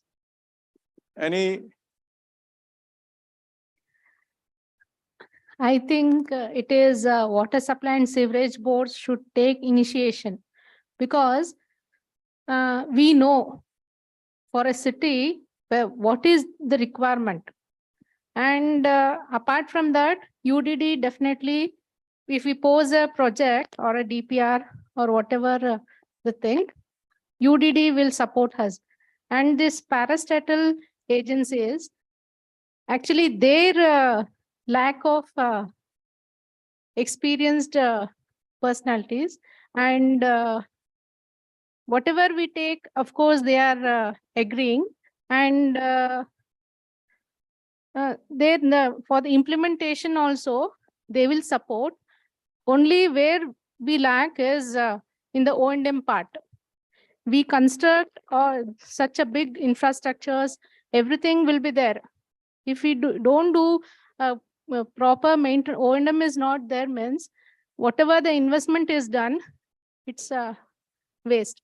So I think we water supply and sewerage boards, only the persons who can do whatever the infrastructures we establish, we can do the O&M part also. Okay, so Karnataka state has an opinion on that, and they have some clarity as for what I heard from ma'am. Any other state? Sir. In Madhya Pradesh, we do all the things through the ULB only, because we do have the third tier of the government, which are independent of all the nitty-gritties of the government system. And they are the people who have at the ground level. So they are more responsible. They should be more responsible, and we should make them more responsible, more reliant, self-reliant, accountable. That's why we personally feel that ULB should be strengthened and they should deliver. And we do have the example of water supply scheme. We had implemented 158 water supply schemes well before this Amrit mission and the JNRM. So I don't find any major difficulty as far as water supply scheme is concerned. So do we understand that the sewerage system could also be taken care of if they are made responsible?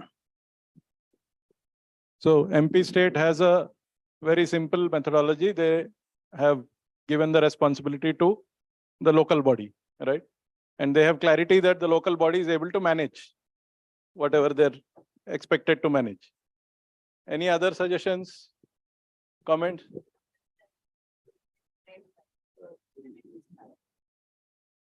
So, Sir, in the sorry, introduce yourself. Please go ahead.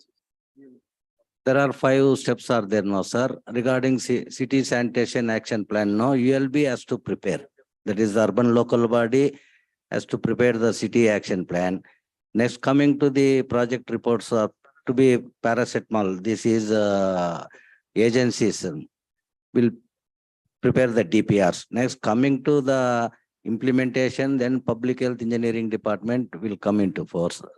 After that, operation and maintenance, it's the responsibility of the ULB, because the PH and ME will implement the schemes and then hand it over to the urban local bodies. They have to maintain. That is great, sir. Thank you. These are from state of Andhra Pradesh. I am engineering chief, public health and municipal engineering department. Just a minute, sir. Madam, Sir, I'm Archana from DMA office, Bangalore. Sir, what I feel is we need to frame a separate cell to implement all these projects, sir, especially this project. So that cell should have the specialization person of maybe from ULBs and also from water supply department and also from any other treatment department. So that would then you have already insisted us that we have only span of 3 years, 23 to 26. So with available infrastructure, with available facility, with available manpower, I don't think so in the short term we can achieve this goal, sir.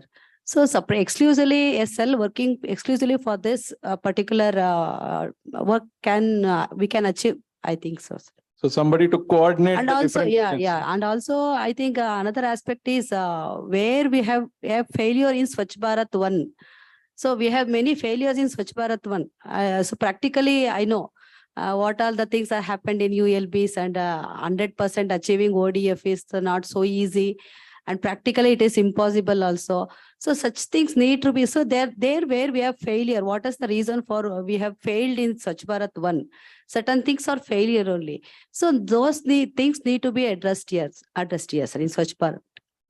This is what I Thank you, ma'am. So my takeaway is that some sort of a coordinating cell will help to move the mission fast, because different agencies will talk to each other more smoothly. I think even sir said, from what he described from Swachandra Corporation, Andhra Pradesh, he said there are many handovers. If you heard him, like one person will do this, then we'll give them, they will do, then they will do. When you hand over something, there is always a chance of little this thing. So if some coordinating agency is there, which you play that role in Swachandra, so in Andhra, that's not maybe not an issue, but those kind of things might help in institutional roles. Yes, sir.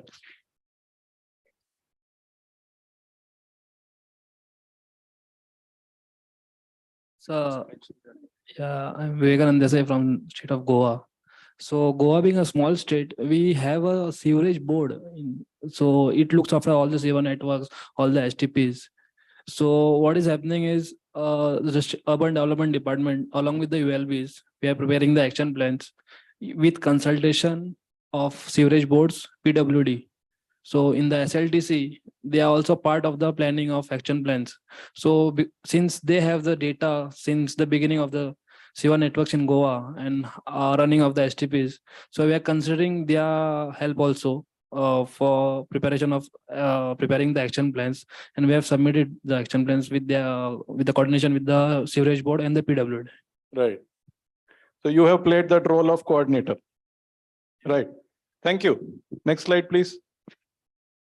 So not that this is a solution. This is just one way of looking at institutional structures. One more click, please.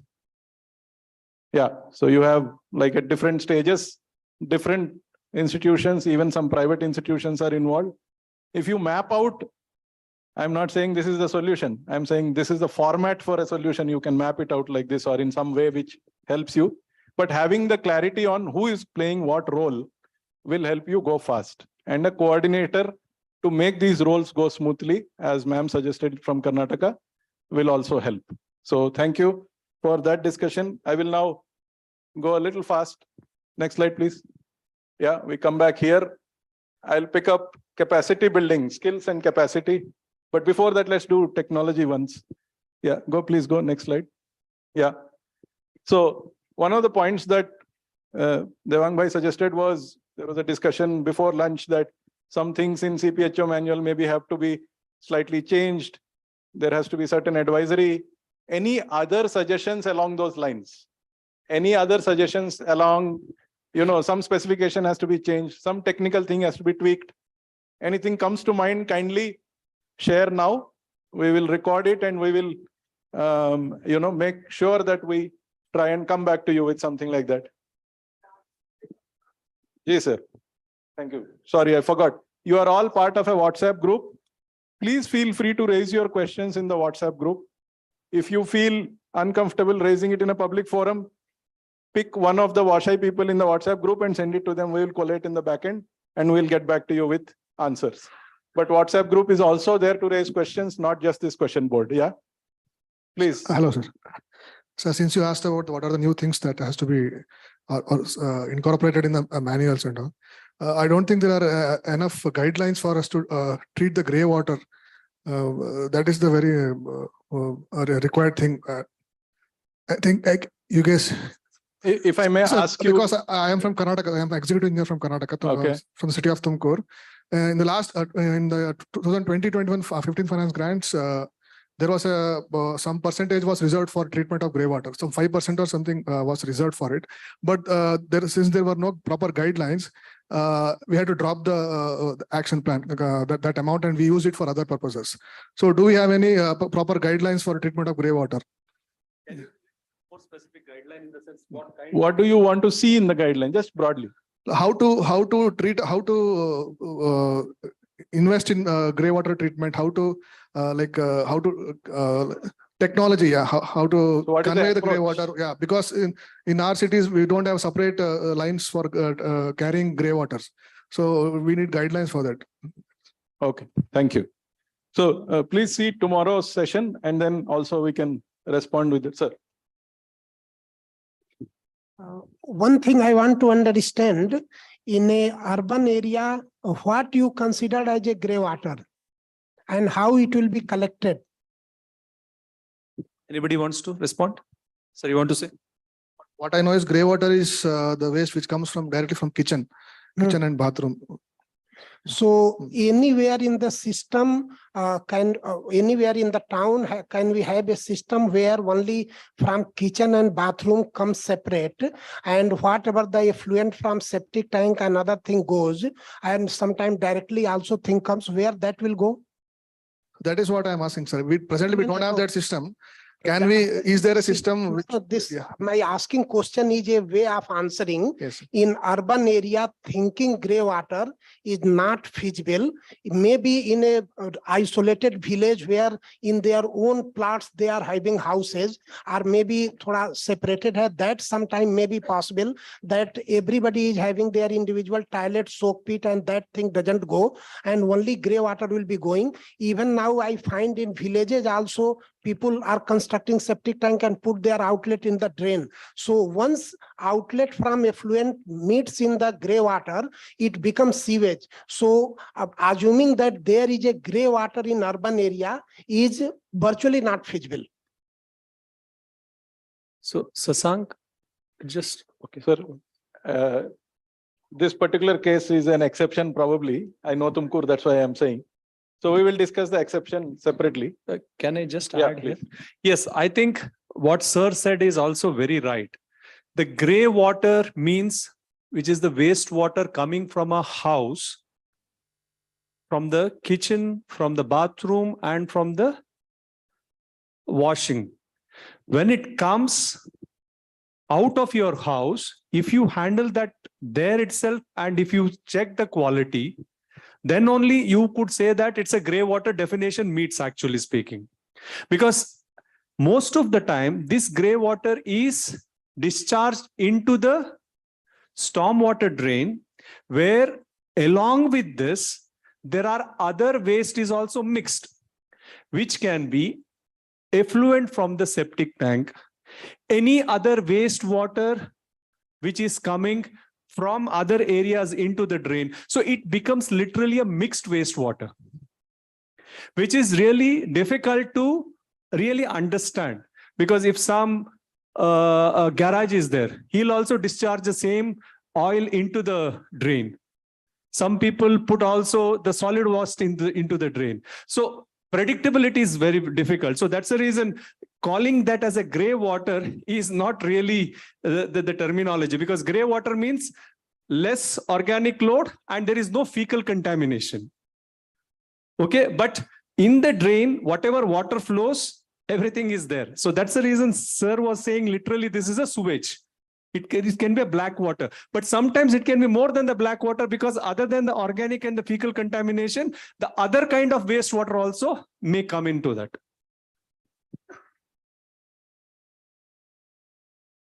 Any other technical specification related questions? We got this thing, gray water, we need some guidance. Sir, just a minute, sir. Sir, in the chart, rest of the things are clear. But if we talk about effluent discharge standards, which standards we are going to meet for ULBs of less than 1,50,000 and something? Because we have already talked that we cannot go with the advanced technology of the sewage treatment due to, of course, constraint of the amount or money. So we cannot consider the removal of the metallic things, removal of the oils, grease, so many things. And we can probably reduce the BOD, COD, TSS, and maybe fecal coliforms. So if we come to encounter the micropollutants, some metallic things somewhere, suppose there are certain towns which handle the tannery waste near Unnao. So we have to handle the chromium also. So if we go with that stringent effluent parameters, I think cost will be very high. So in that case, we need some clarification that for smaller towns for which we have got the fixed corpus of the money, so can we go for those stringent parameters, or are they relaxed up to some extent? In morning session also I mentioned regarding that Honorable NGT order, then MOEFCC approaching to Honorable Supreme Court and matter being under sub judice, and in between 1986 parameters, whatever is there, that is being followed with rider that State Pollution Control Board might not have brought out certain stringent norms in particular state or statewide. This is the thing. If State Pollution Control Board has brought something through Urban Development Department, always it can approach that, see, in this area that much thing is not required. Once this thing goes, they will definitely relent. But another thing I would like to mention, whatever the technologies are available, they all are capable of treating even 10 also and 20 also. Why I'm telling, we are designing all the system around 250, 300 BOD and other.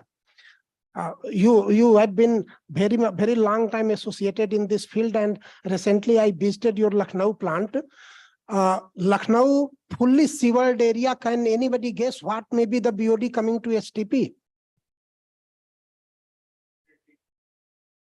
Anybody else? It was 19 to 111, 90 to 111 in a sewered city like Lucknow. And that USB plant, it was working perfectly. That's why in the morning I was repeatedly mentioning, it is not treatment, it is discipline that has to be observed. वो एक हिंदी में कहावत होता है ना, नाच ना आवे आंगन टेढ़ा. हकीकत यह है कि we are not able to respect, operate and maintain our things, and we are finding our fault, we are putting on technology and running to higher one. In entire UP belt, everything, those time engineer did meticulous job. They provided USB, ASB, oxidation pond, but later on through technological pressure or because they did not maintain it properly, so performance was not good. So things jumped to go to SBR, go to MBR, and those things were left. All those technologies are equally robust and even more robust.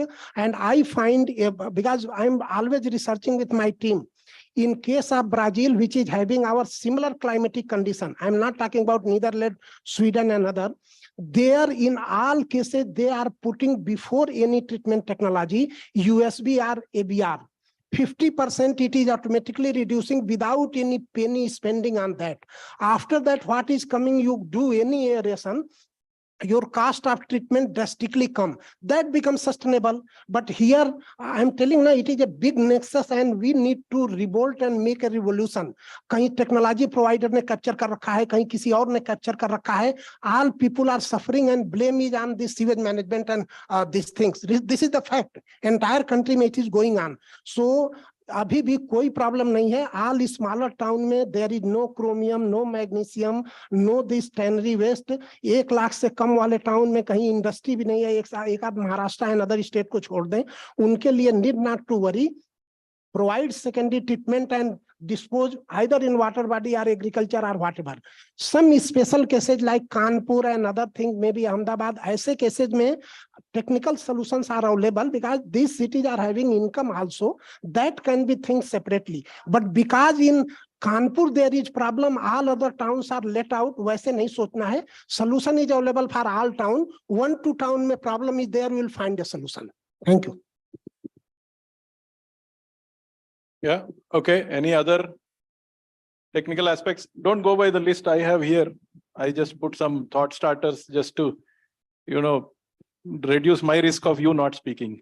But the real thing is, if you have any others beyond this list, please feel free to share. You have 3 options, like I said, on the board, in WhatsApp, or a private message to me, Rajesh, any of us. Yeah. Now with that, just a minute, sir. Oh, sorry. Thank you.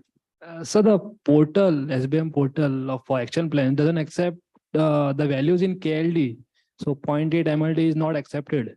So STP of say 0.8 MLD, that is possible for a small state like Goa with a population of 10,000. So suppose we have a requirement of 40 KLD or 60 KLD. So, but that is not accepted. We'll look into that. That is just a IT problem. We'll make sure it gets fixed. Thanks for letting us know. Yeah. Okay. Next slide, please. Yeah, we'll skip this. Go next. Yeah. Next. Yeah. My last question. Don't look at the slide. Just look at the question. What capacities are required? Go one more, please. One more slide. One more. Yeah. What capacities are required to accelerate UWM? My last question to you guys. After that, I will stop bothering you. Yeah, but I think it's an important question. If you want to go fast, you need a strategy, investment plan. You need a team of institutions working together. And now we are asking the question, which team needs what capacity building? Yeah. Especially for the ground level engineers or the supporting team, they require frequently the workshops. Right. Okay, so I got one of my answers right. Thank you, ma'am. Please, any specific capacities to be built? What do you think is missing that will help your colleagues and yourself to step up and do this, solve this problem, UWM? I think to all agree that there is a lack of capacity, or you say that we are fit and fine. If Yes. the money is given, we will do it.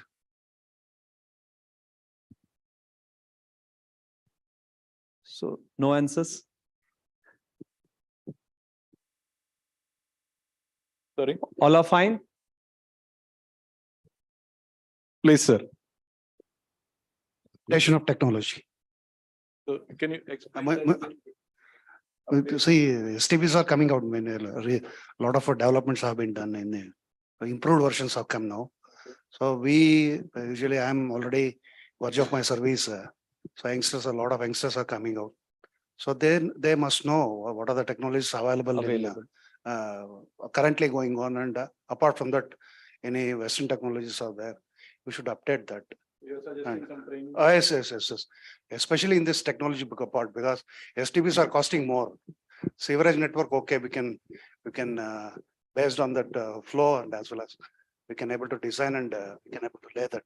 But regarding STBs, the cost of the STBs are very much high, and we need a sustainable technology for that, and we need updation for that. Okay. Thank you, sir. So in the morning Just a also- minute. Yeah.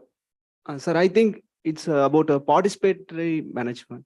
The public also have to involve. Okay. You're from which place? I'm from Tamil Nadu. Thank you. So we talked about IEC activities and yes. The slides. Which slides? Department. Well, 2 slides back. Institution. One more. Yeah, is this one? Next. One more. Back. This one? Sir, my name is Ashok Shirur. I am from Karnataka Urban Water Supply and Drainage Board. I am working as assistant engineer. My point is, water supply and sewerage boards are meant for the execution of the water supply and sewerage works. Do you agree, sir? I'm not going to agree, sir. You are the state. You take a call. Just so for other states. Sir, can you keep little closer? Sir, in Karnataka or Karnataka Urban Water Supply and Drainage Board is meant for the execution of water supply and utility works. Can I know what about other states, sir? Sir, we will have to have another session on that. Please. But there are many states where there are. It is a very important thing, sir. Sir. Okay. Sir, Gaurav, sir, you I have think to answer. different states have different institutional structures. No. So it's hard to compare. I mentioned water supply and sewerage boards that PhD. Okay. In Karnataka, what happening? Our board is constituted as per the Constitution of India. The board is formed during 1975. Okay. For execution of water supply and sewerage works. Yeah. In Karnataka, other than this, parallel department is going on for execution of sewerage and water supply works. Okay. So please, I want answer from your counsel, sir. Is there any consistency? See, that is constituted under the State Act, but there is 1991 Act also related to urban local bodies. Sir. That you may be aware, we have to empower them. No, sir. So in the process of empowering ULB, we are giving them freedom ki okay, you are owner, you decide how to go, another thing. So where urban development departments come in picture, they become owner. Now it is up to them that they execute confidence into that parastatal body, like you are mentioning water supply sewerage board. If they are not confident, suppose some statement they are telling no, it will delay my project, they are not professional, they are wasting a lot of time and other thing, they can go in other alternative also. But as far as we are concerned, we are telling this is a specialized subject, long-term accountability is needed. So whatever reform is required or whatever institutional or coordination mechanism required, we suggest to state that you consider to take their help in right proportion. Apart from that, other PMU, other help they can take, but only don't depend on PMU, which is not a stable mechanism. What we want to say. This is our stand. Sir, one other point, sir. Can we take it up offline? Other sessions will be affected. Yes. है ना? Yeah. उसको बाद में We'll take it up offline. We'll Then, discuss because this seems to be a more involved problem. मुझे answer नहीं मिला है. Answer मुश्किल है मिलना. We'll connect each other. We'll connect and we'll sort it. Sir, why my point is KUIDFC, Karnataka Infrastructure and Development and Finance Corporation. It is the only finance corporation for execution of water supply and sewerage works. So this is a state level, internal issue. We are experienced for execution of water supply and sewerage boards. Okay. The KUIDFC is only for the financing corporation. Now they are execution water supply and utility works. how it is possible? I want answer. Sir.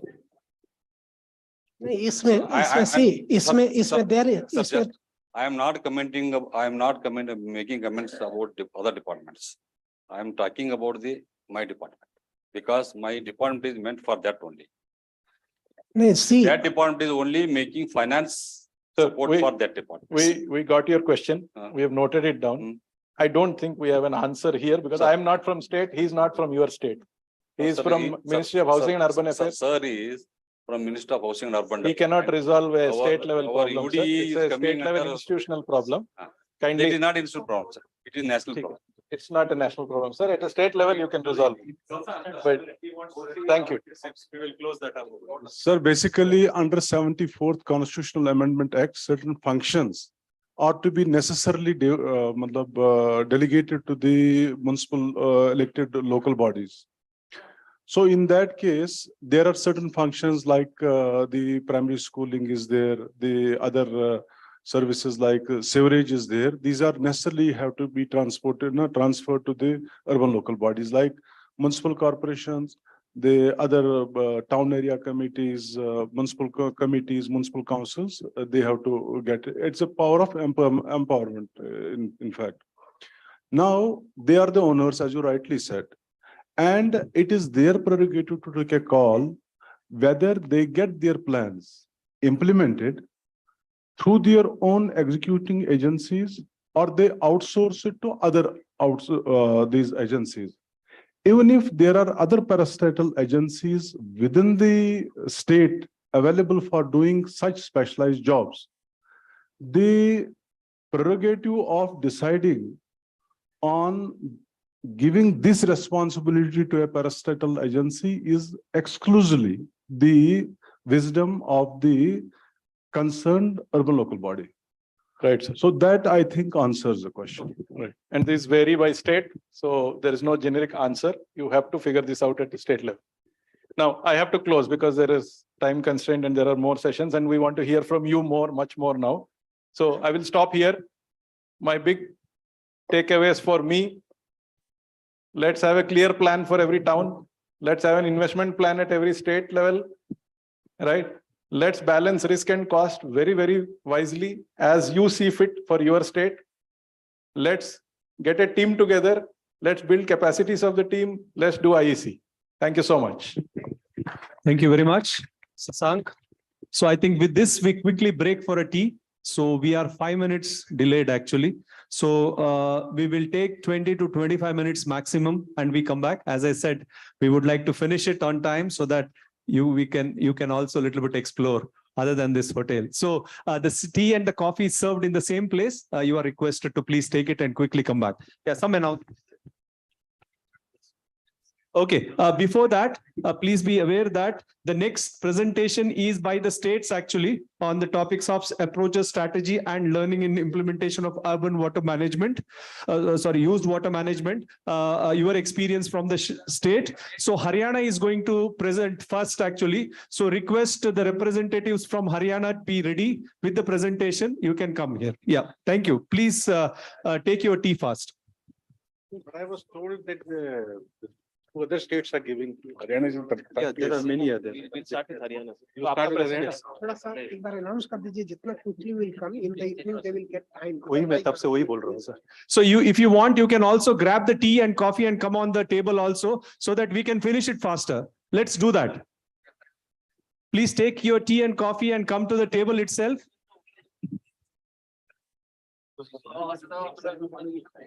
देख ही रहने दीजिए.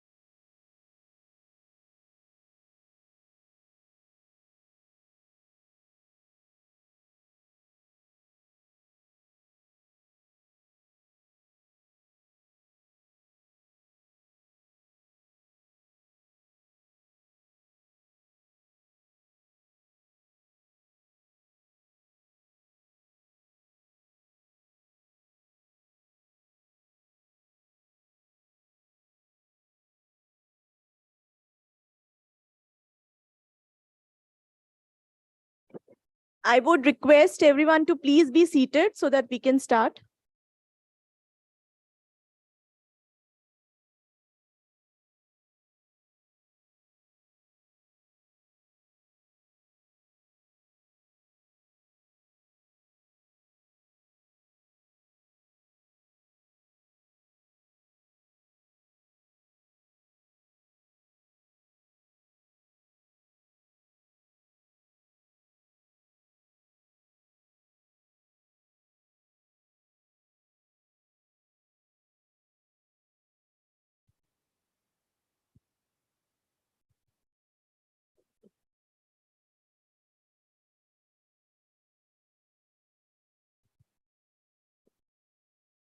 Very good afternoon, everyone. My name is Satish Kumar, Assistant Advisor here in the Ministry.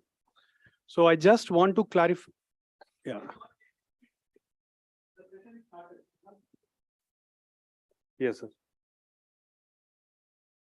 So let me clarify one thing. Actually, after the detailed clarification by Chaurasha sir also, there is some doubt that is existing regarding your black water and gray water.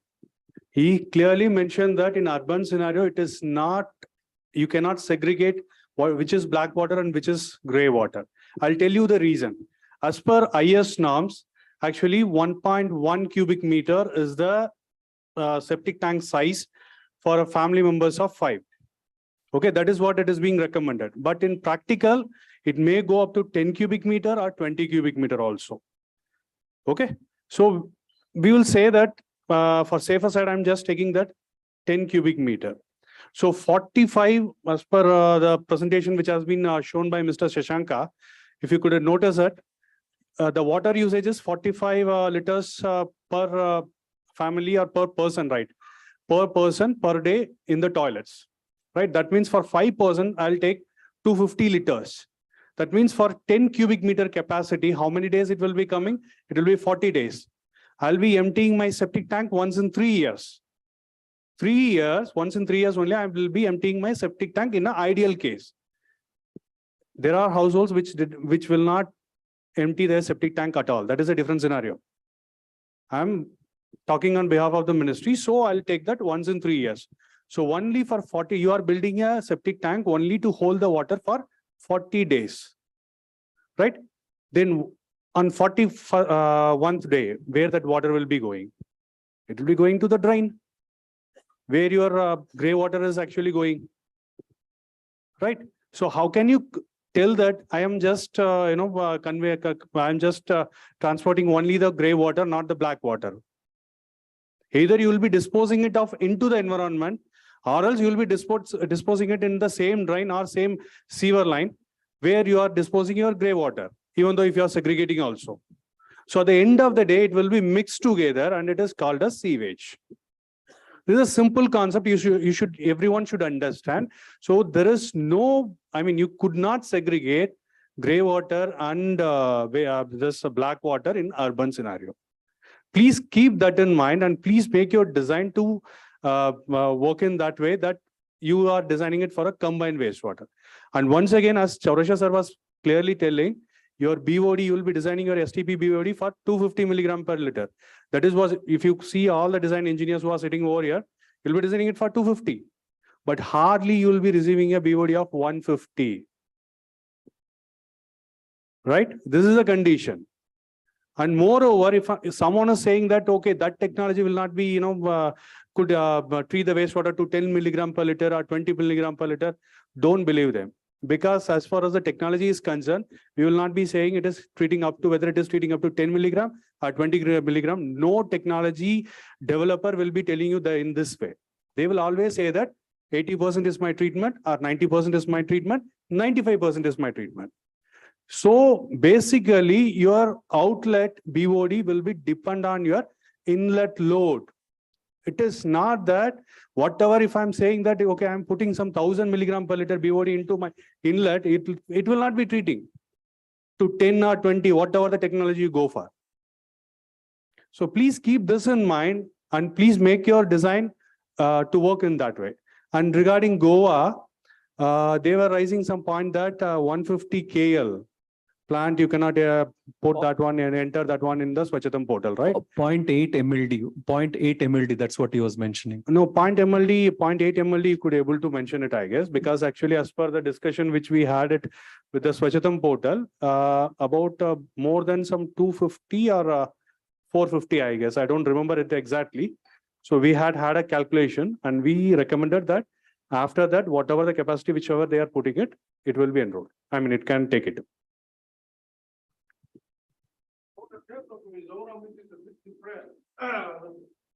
Our gray water flows to the nalas and the septic tank overflows, goes to the soak pit and to the underground. It is never mixed. Therefore, the design can be separated. Okay. Sir, we will just answer your question later at the end of the session. Let the session starts because it is already getting delayed. Thank you. Question is answered. Can you, sir, just a minute. So. Yeah. Okay, it is not accepting in points, I think. That's the 1 MLD, the limit. Okay. I think you talked to him. Yes. Okay. Moving on to the next session. Now we'll hear some stories from the states on their processes for implementation, their strategies for implementing the used water management, and some learnings for this. We have Haryana as the first presenter. They'll be presenting on rapid implementation of STPs in the state. So I request Haryana team to please be on stage and present. One request, since we are a little bit tight on the schedule, so we'll have only 20 minutes for the presentation and 10 minutes for question and answer sessions. Thank you, sir. Thank you, ma'am. Actually, 30 minutes is too much for this presentation. I have a small presentation. Everybody's tired. Good morning, everyone. I am Shailendra Singh. I am Chief Engineer in Public Health Engineering Department, Haryana. And I thank organizers for arranging such a good, wonderful seminar. We have been learning a lot since morning about nature-based technologies, then about fecal sludge technologies. We heard about the Safai Mitras, what are we all have to do. Then a very good presentation on design network of sewage system. So I'll start with Haryana now. Some basic facts next. Like already told that used water management has been recently added in one of the component in SBM 2.0. Next slide, please. So Haryana is one of the leading state in notifying its treated wastewater policy. Our treated wastewater policy was notified in the year 2019.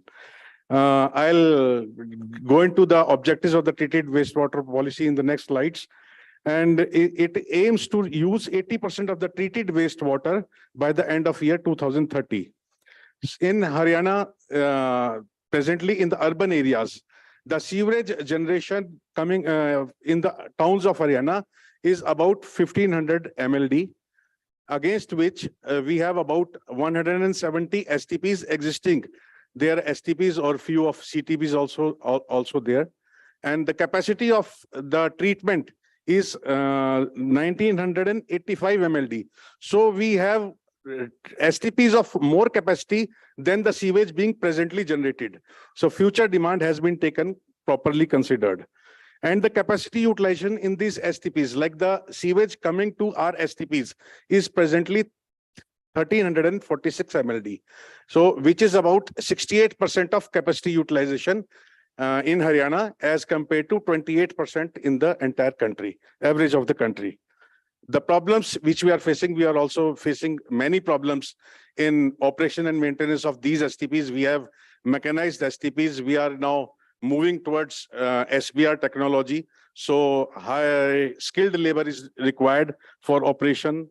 Then there are towns, we have lack of conveyance system. Unauthorized colonies are coming up. We haven't covered all the unauthorized colonies in our cities till date. And then there are, like you say, Haryana, jabe doodh dahi ka khana. So we have a lot of dairies, cows, milk, buffaloes in our small towns. So we have a problem of cow dung in our sewerage system, entering into our sewerage system. So many problems are being faced. Next, please. These are the details. We have about 90 towns in Haryana, and in 90 towns, we have already about 170 STPs/CTPs with the capacity of 1985 MLD, as I've already told. And the present generation of treated wastewater from these STPs is 1346. Many STPs are under construction. There are two catchment areas. One is Ghaggar catchment. Second is Yamuna catchment. Two rivers are flowing through Haryana, and STPs are under construction in these STPs. And by 2024, 26 STPs of about 467 MLD will be added in our capacity. There are some CTPs under construction, and there are STPs proposed also. Next. Now about the highlights of our reuse of treated wastewater policy. It basically focuses on maximizing the collection and treatment of the sewage. Like when the policy was notified in the year 2019, then we had an aim that we will cover all the towns of Haryana with sewerage facilities. So I am happy to announce that out of 90 towns, almost 87 towns have been covered with the sewerage system, though all the towns have not been entirely covered, but the 85% of the area of the town is covered with the sewerage system. Sir, in your presentation, you had shown that we have 92 ULBs, but only 75 towns have been covered with the sewerage system, but it is not so at presently. And then second, our objective was to promote treated wastewater as an economic resource. Like we are planning to give our treated wastewater to the thermal power plants so that we can use it as an economic resource. Second was to treatment of collected sewage as per prescribed standards by Haryana State Pollution Control Board. The norms I'll be showing in the later slide, what norms we follow. Then it targets 100% treatment of the collected sewage and progressively increase the reuse rate to 50% by the end of year 2025 and thereby to 80% in the year 2030. So we are not just focusing on the towns with less than 1 lakh population. We are focusing for all the towns in Haryana. Smaller towns like Haryana is an agricultural based economy. So our 85% of the canal water is used for agricultural purposes. But here in Haryana, we have thought that for the small towns, we will be taking our treated wastewater for agricultural use. And in the towns where thermal power plants are nearby, like in Panipat, in Yamunanagar, in Hisar, we have thermal power plants. We'll be conveying that water, treated water to the thermal power plants. Next. Now, importance of treated wastewater in irrigation. Agriculture accounts for the highest percentage. And then why treated wastewater? Like our groundwater is depleting some of the areas in of Haryana in red zone. So we want to focus that no more of groundwater should be taken out. It reduces agricultural running cost. Because of the like nitrogen and phosphorus present in the sewage, so the productivity of the crop grows. If in agriculture we use this treated wastewater. Then cultivated degraded land, it increases the area of cultivation since vertical expansion is not possible, and water security. Next. Now, what progress we have made in introducing the treated wastewater in micro irrigation. Our Honorable CM Haryana is very sensitive towards, like in recently, about 15 days back, we had a meeting with him. He categorically stated that no wastewater should be put in the drains. He wanted that all the projects should be produced for using 100% of treated wastewater. So he has approved the schemes for use of treated wastewater in all the 170 STPs of Haryana. With the target command area of 2.5 lakh hectares. In the phase 1, we have taken 35 STPs, and out of these 35 STPs, 27 STPs have been found to be feasible, and 20 tenders have already been approved, and work is in progress in 16 other STPs. Out of these, already work in 3 STPs have been completed in 3 towns. There are small towns, Ladwa, Shahabad, and Pewa, of Haryana, where we are using this treated wastewater for our agriculture purposes.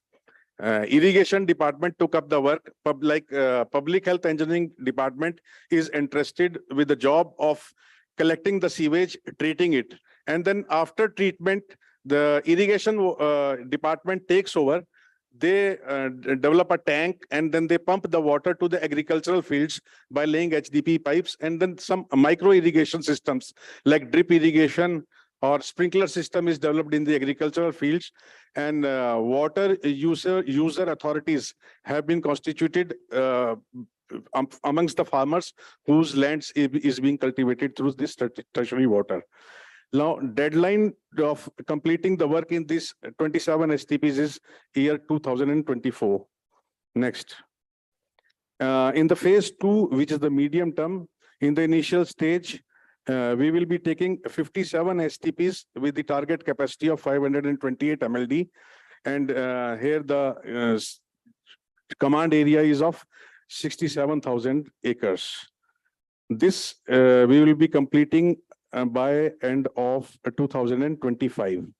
And in the last phase, remaining STPs will be completed, and the target date is to complete that work by 2026. So these are the ways we are primarily targeting to use our treated wastewater for agricultural purposes, and for the towns where thermal power plant is there, we'll be using there. And in the towns like in Gurugram, we are using this treated wastewater for construction activities also. It has been made mandatory that the builders, colonizers who have come up, they use our treated wastewater for construction purposes also. And presently, about 70 MLD of treated wastewater is being used in Gurugram for construction activities also. Next. And that is also this treatment technologies, sir has already discussed. I'll not be going. It is just last column. We can see that more of our STPs are MBBR, and few now STPs are coming up around SBR technology. Next, please. This are already discussed. These are the treatment standards. Last column is of the norms which have been prescribed by Haryana State Pollution Control Board, and those are above the orders of NGT also. Like in fecal coliform, though NGT had ordered less than 230, but we are following less than 100. Where it is quite difficult to maintain. Lots of chlorination is required. Next, please. This is one of the table which I have got from Reddy Reckner only. So this gives you a very nice picture. Like number 4 stands for very good, and number 1 is for poor. So considering this effluent quality, coliform removal, and other processes, you can decide upon which technology you should go in for your treatment plant. Next, please. This already sir has discussed. Next, please. Next. Now, this will be going into details, like wherever any manual intervention is there, like suppose we are trying to use this tertiary treated water in our flushing systems. So we should go in for advanced technologies like ultrafiltration, that is SBR or MBR can be followed by ultrafiltration, or we should go in for MBR. This Bangalore airport itself, it is using treated wastewater, and they have installed some MBR system over there. Next, please. This MBR, I have already told, the 3 types of MBR technologies are there. Next, please. That was all. Thank you. Thank you so much from Haryana. Thank you, sir.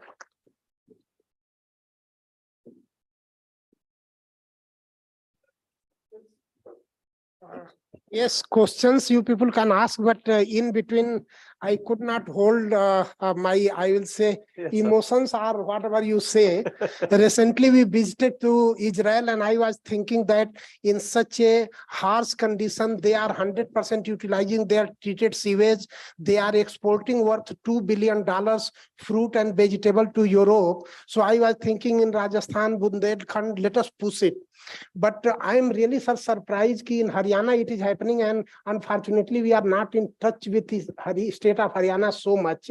We are not knowing that so much work is being done that 100% they are having sewerage system, 100% treating, utilizing, and even micro irrigation and other thing.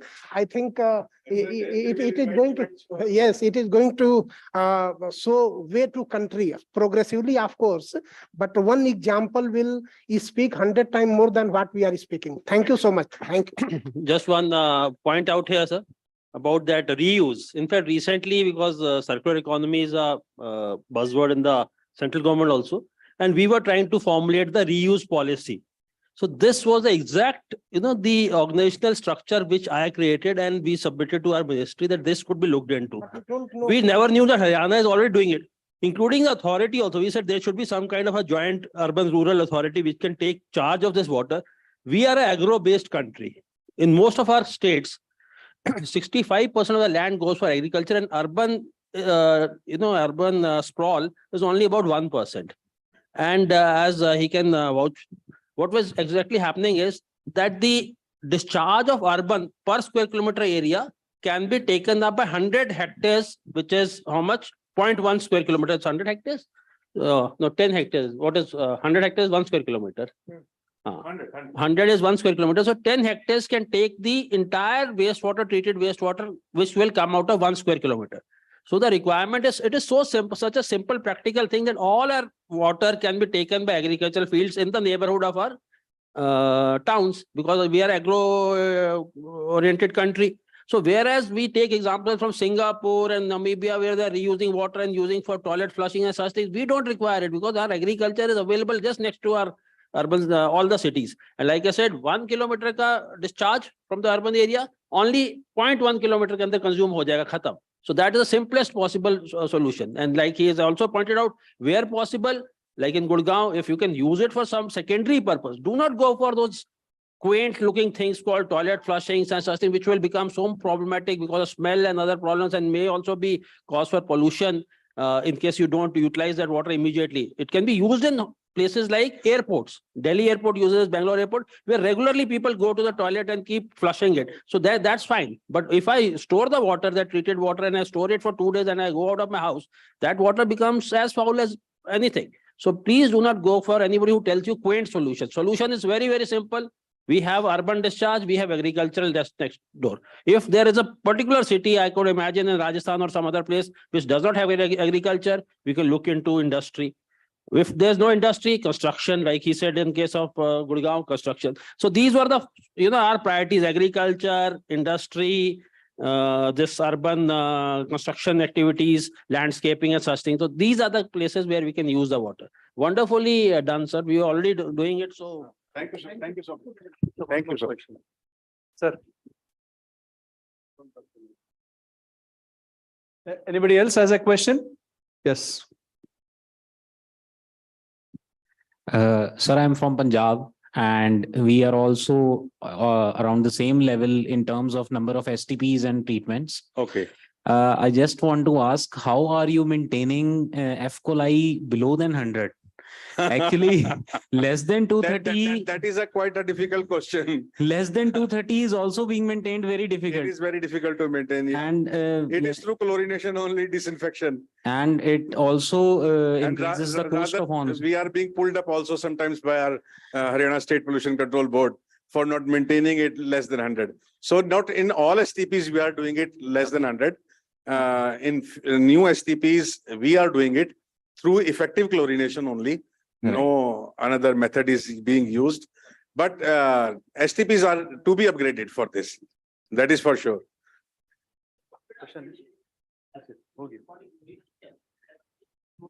Disinfection is for fecal coliform only. We can remove it through chlorination only. No. That is not advanced technologies. We are going for tertiary treatment. Like we had MBBR STPs, which were less than 30 BOD. Now, to improve the treated parameters, we have added anoxic tank. Then we have added filtration, either disc filter or dual filter. Then we have added this chlorination also. Yes. This is gas chlorination. exactly is happening? Because you only have to give chlorine contact time, more More chlorine contact time, yeah. instead of 15 minutes, you give 13 minutes. Yeah. That is the only solution. Okay, Mohapatra sir, please. Sir, I have a small question for you. It is very nice that you are doing, you have a plan for 100% utilization of your STP capacity in agriculture. My concern is you are using very advanced technology. Today, we are all discussing about low cost technologies. Yes. And I find in your standards, you are removing nutrients also.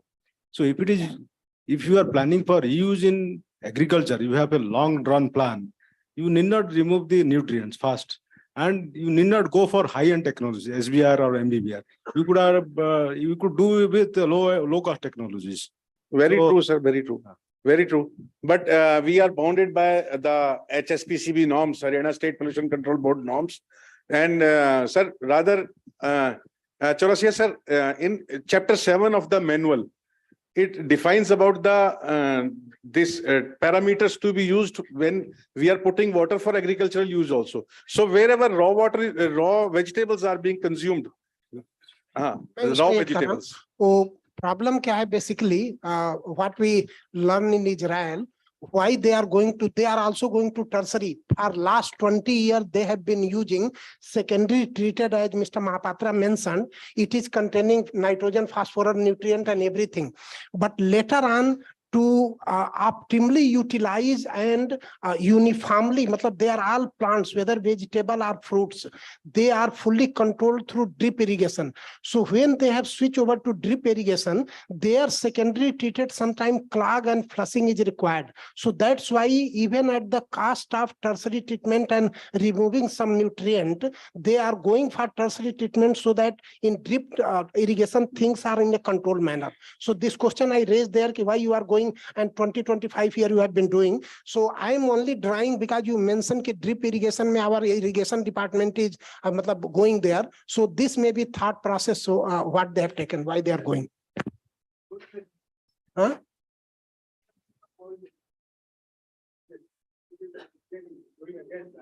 No, chlorination to for pathogen because anyway it should not. नहीं agriculture के but controlled में उसमें मेरी समझ से they are not drip irrigation में it is very controlled only up to roots. No, I am not suggesting any technology, but instead of chlorination, they could use a substitute like UV or something else. Yes, they are UV rather than chlorination. It may be, I don't know. We can use ozone also, UV also. Yeah, ozone also. Yes. But इस वाले concept में there's nothing called residual chlorination. वो तो drinking water में रहता है. But some chlorine will be there. So which would be harmful for agriculture. Usually you don't chlorinate if you are intending for agriculture use. Sir, एक important point बताता हूँ मैं. Earlier, before coming back to my parent department in Haryana, I was in Chandigarh, Municipal Corporation, Chandigarh. So there we are using treated wastewater since last 10 years, 15 years. तो वहाँ पे अगर थोड़ी सी भी problem, लोग जो हैं, they are retired higher officers, mostly residing in Chandigarh, all officers from Haryana, Punjab and Chandigarh itself. थोड़ी सी भी अगर हमारे को वाटर क्वालिटी की प्रॉब्लम हो जाती थी, people used to make lot of hue and cry. तो सबसे ज्यादा हमारे को अपने टर्शरी ट्रीटमेंट को यूज करने के लिए, सक्सेसफुल होने के लिए पैरामीटर्स को कंट्रोल करना सबसे पहले जरूरी हुआ. एंड देन सेकंड, उनको इंसेंटिवाइज करा हमने. क्या हुआ सर, जो हमारे ड्रिंकिंग वाटर के टैरिफ्स थे, those were increased. So to discourage them कि वो अपनी वाटरिंग में वो अपना ड्रिंकिंग वाटर ना यूज करें. And then tertiary treated waste water rates was reduced. It was only ₹50 per kilo per month, flat rate, 50 rupees per month. So everybody was using. अब एक बार उन्होंने ये पानी यूज करना शुरू करा, उनके लॉन बड़े अच्छे हो गए, उनकी गार्डनिंग बड़ी अच्छी लगी. तो एक टाइम ऐसा आ गया कि जब ट्रीटेड वेस्ट वाटर नहीं सप्लाई होती थी, that was more important than drinking waste water supply. Phone आने लगे, आज पानी नहीं आया, टर्शरी ट्रीटेड पानी नहीं आया आपका. तो that was the level we achieved in Chandigarh also. Thank you, sir. Okay, Thank you, I think thank you very much, sir. It's a great initiative. So I think we will go to the next presentation now. So I call upon Madhya Pradesh to present on integrated approaches for used water management.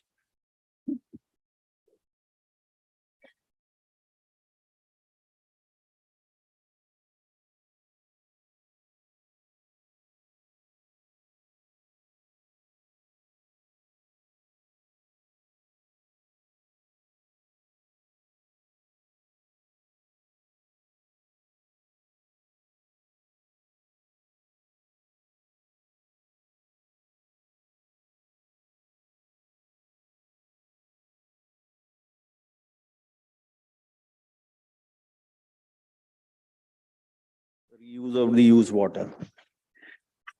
मैं अपना presentation शुरू करने से पहले एक Jain mythology में एक मेरी भावना करके एक चर्चा है, एक स्लोगन है। उसका एक स्टांजा में पढ़ूंगा कि उसमें उसने लिखा है, इति भीति व्यापे नहीं जग में, वृष्टि समय पर हुआ करे, धर्मनिष्ठ होकर राजा भी न्याय प्रजा का किया करे, रोग मरी दुर्भिक्ष न फैले, प्रजा शांति से जिया करे, परम अहिंसा धर्म जगत में फैल सर्वहित किया करे। You cannot directly relate with this topic of reuse of the used water, but इसमें जो संदर्भ है, धर्मनिष्ठ राजा, in the democratic country like India, यहाँ का राजा भी हम ही है और प्रजा भी हम ही है। तो हमको धर्मनिष्ठ होना पड़ेगा, और धर्मनिष्ठ होने के लिए हमको हमारे जो प्राकृतिक रिवोल्यूट्स हैं, जो हमारे प्राकृतिक संसाधन हैं, उनके प्रति न्याय करना पड़ेगा। This is what I have inferred from this. तो ये जो बात है, आज दिन भर की परिचर्चा में ये बहुत उभर के आई थी स्ट्रांगली, कि हम लोगों को न केवल तकनीकी विशेषज्ञों को चिंतन करना पड़ेगा, बल्कि हमको सेंसिटाइज करना पड़ेगा प्रत्येक आदमी को, प्रत्येक व्यक्ति को जो इस काम में लगा हुआ है और इस काम को यूज भी कर रहा है। तो this is what I was intending to start. Can we have next slide please? ये this is the status of MP state urban profile. यहाँ 2011 के जनसंख्या के हिसाब से लगभग 7.25 करोड़ लोग हम हैं, उसमें से अर्बन पॉपुलेशन लगभग 2 करोड़ है। और इसमें हमने अलग अलग सेक्टर के लोगों को डिवाइड किया है। 16 म्युनिसिपल कॉर्पोरेशन है, 99 म्युनिसिपल काउंसिल्स हैं। They are above 30,000, more than 30,000 are 99, and बाकी के सब छोटे छोटे अर्बन लोकल बॉडीज हैं। अर्लियर हमारे यहाँ ये after the induction of this reform in the legislation, our government has created more than 100 ULBs to ensure the urban growth. So that's why we are now closing to 30% as the urban centers. So we are looking forward for the more growth. Next. Sewage generation as of now, ये लगभग हमारे 2200 MLD sewage generation होता है। जैसा sir ने कहा था, अभी एनजीटी में जो केस था हमारा, on that day I was with the chief secretary, so the NGT was desperate to impose the penalty as it has imposed on the other states, but we presented the case that we have already allocated the funds and we have already done something in the direction of the treatment of the sewage. So they agreed upon whatever we have presented, and accordingly they declined to impose the penalty, and our proposal was accepted. However, they have targeted some of the agenda on us, that we have to complete the gap of the treatment facility within the next 6 months or so. So that was a challenge for us now. Next, please. So these are the installation capacity of the STPs, right from the old STPs to Amrit and UID SSMT. We have already one of the project for the smaller towns which are situated nearby Narmada river, which is one of the holiest river of Madhya Pradesh. So I heard from some of the speakers that why we should not take up the STPs on the smaller towns. So this is what is the answer to that query, that wherever there are some important revolutes or some issues of the water bodies which are to be taken care of in a nice manner, we have to go for the establishment of the STPs rather than discharging the grey water of 30 BOD or more into the natural revolutes. As far as the NGT, one of the NGT order we have seen, they are focusing on 3 BOD rather than even 10. So that is the point of concern. They are saying that wherever the dilution is not strictly observed, you need to discharge the effluent up to the tune of 3 BOD. However, we are focusing as in the case of Haryana states. We are also the agro-based industry, so and agriculture-based economy. So we are also using the wastewater in this agriculture purpose. Moreover, we are using that for construction purposes as similar to the Haryana states. And some plants we do have as far as the thermal power plants are concerned, but we have not yet approached to them because they have got the easy access to the clear water rather than the grey water. So that is a point of wherever the clear water is easily available, nobody will ask for the this grey water to tow from the treatment plant to the, because the cost is definitely there. However, we have ensured that the doorstep availability of grey water, doorstep means the STP or the source at the discharge level, we are offering the grey water, treated grey water up to the tune of 2 rupees per KL. In place of the clear water up to the tune of 6 to 10 rupees per KL. So that is the point of concern. जैसा कि अभी हरियाणा के chief engineer साहब ने कहा कि हमको ये वाला पानी सस्ता करना पड़ेगा रादर देन हमको क्लियर वाटर महंगा करना पड़ेगा, वो हमारा मॉडल हमने भी अडॉप्ट किया हुआ है, उसी बेसिस पे हम लोग भी आगे काम बढ़ा रहे हैं, तो शायद इससे हमको सफलता मिलने की संभावना है. Next please.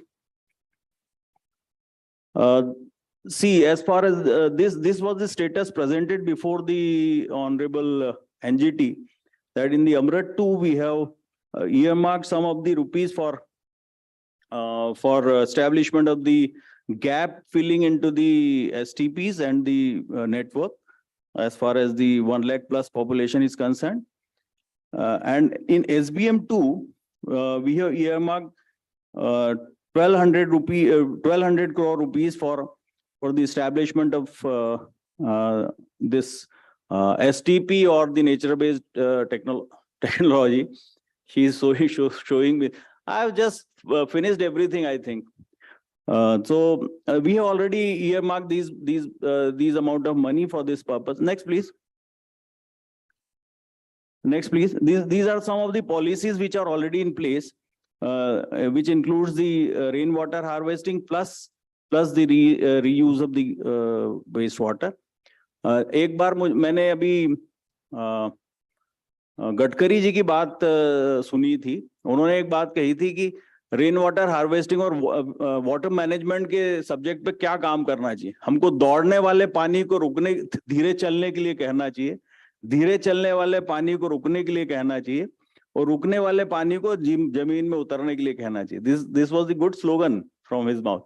सो मुझे ये बात बड़ी अच्छी लगी. मैं इसको कई बार हमारे स्टाफ के बीच में भी मेंशन करता हूँ कि हमको यही करना है.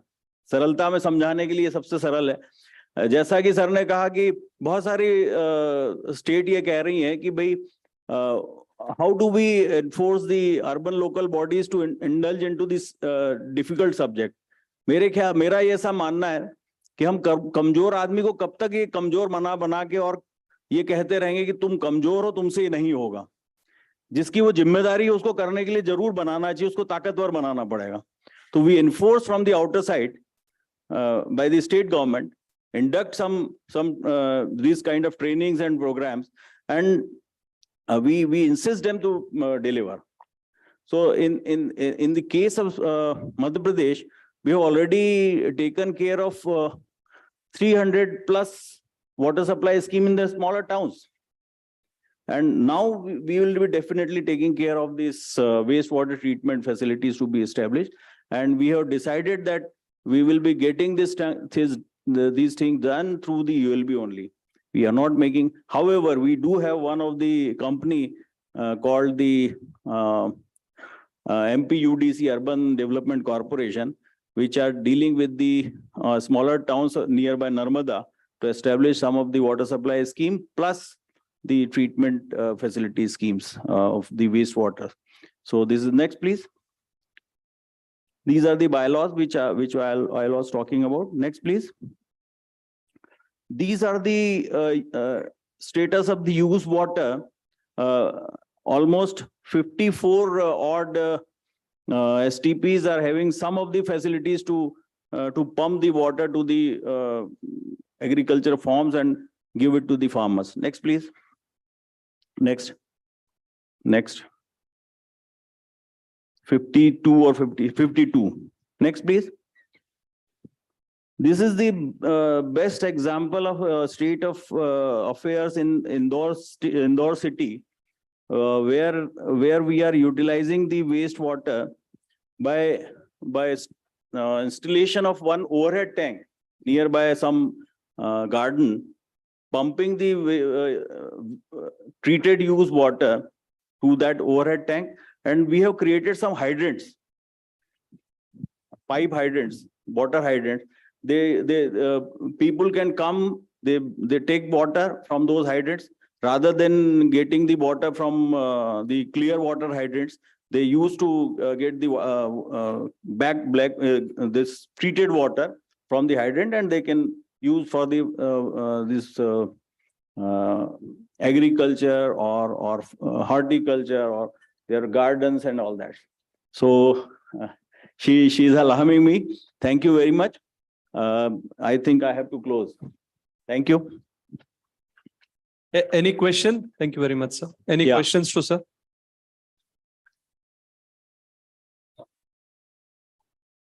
Story from Madhya Pradesh, the best practices. Yes, sir, please. Should I skip some slides more? So for the STPs in small towns, what is the technology that you are envisaging? See, however, we are definitely focusing on SBR right now, because we have not yet tasted the nature-based technologies. Earlier, we did have some plants of nature-based technology, but might be for the want of proper care or the due to negligence, they were not functioning well, and moreover some NGT norms were troubling us. So we need to switch over to, because most of our STPs are nearby the natural rivulets. So they were discharging the water, and then that was being used for the agricultural purposes. So that is the point of concern. Narmada and Kshipra, these are the main rivers, and Kshipra is the tributary of Ganga basin. So we have to take care of that, those rivers. Any more questions? Okay, if not, sir, thank you very much. Thank you. Yes. Thank you. I would now like to call upon State of Gujarat, and they'll present on sewerage systems for small and medium towns. Gujarat.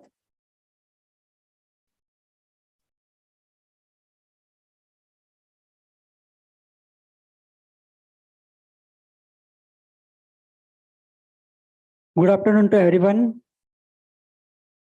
Today I am going to present sewerage system for small and medium towns in state of the Gujarat. So first of all, classification of the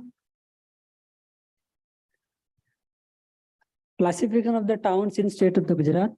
So there are total 134 towns having population up to 1 lakh. there are total 8 corporations having population more than 2.5 lakhs, and 22 cities having population more than 1 lakhs, and in one cantonment. So more than 40% of the people are staying in urban areas as per 2011 census. Next. So existing status of collecting systems and STPs in state of the Gujarat. Okay. Thank you. So municipal corporation having population 2.5 lakhs, collecting system has been completed in 7 towns and 1 is under progress. In class A cities, 19 cities has been completed and 3 under progress. And for small and medium towns, we have covered 126 towns having, and in 8 cities, the work is under progress. So far STPs are concerned, for medium and small towns, 46 towns we have completed having, and 93 towns under progress, having capacity of 731 MLD and 938 under progress. Next. So this is existing scenario in Gujarat state considering entire ULBs. So there is a total generation of sewage is to the tune of 5,000 MLD, and there is a gap of 1,635 MLD. Quantity of water use, there is a gap of 4,217 MLD. So that is regarding reuse. So there is a 32.88% gap in total STP capacity compared with total sewage generated, and 15.5 and 15.8 of sewage generated is reused. Next. Phase 1, this is the planning regarding ULBs of establishing sewage network systems. All 134 cities has been covered during 2010 and 17. Works were initiated for municipal corporations and large towns more than 1 lakh population under Amrit scheme. This is also include strengthening of existing systems under Amrit 2. All the small towns are also being covered. Next. Apex committee of the ministry has approved 70 projects, estimated cost rupees 1,958.86 crore. And in under tranche 2, 60 projects costing 2,098.69 crores recently approved, and these projects are under final repair approval stage.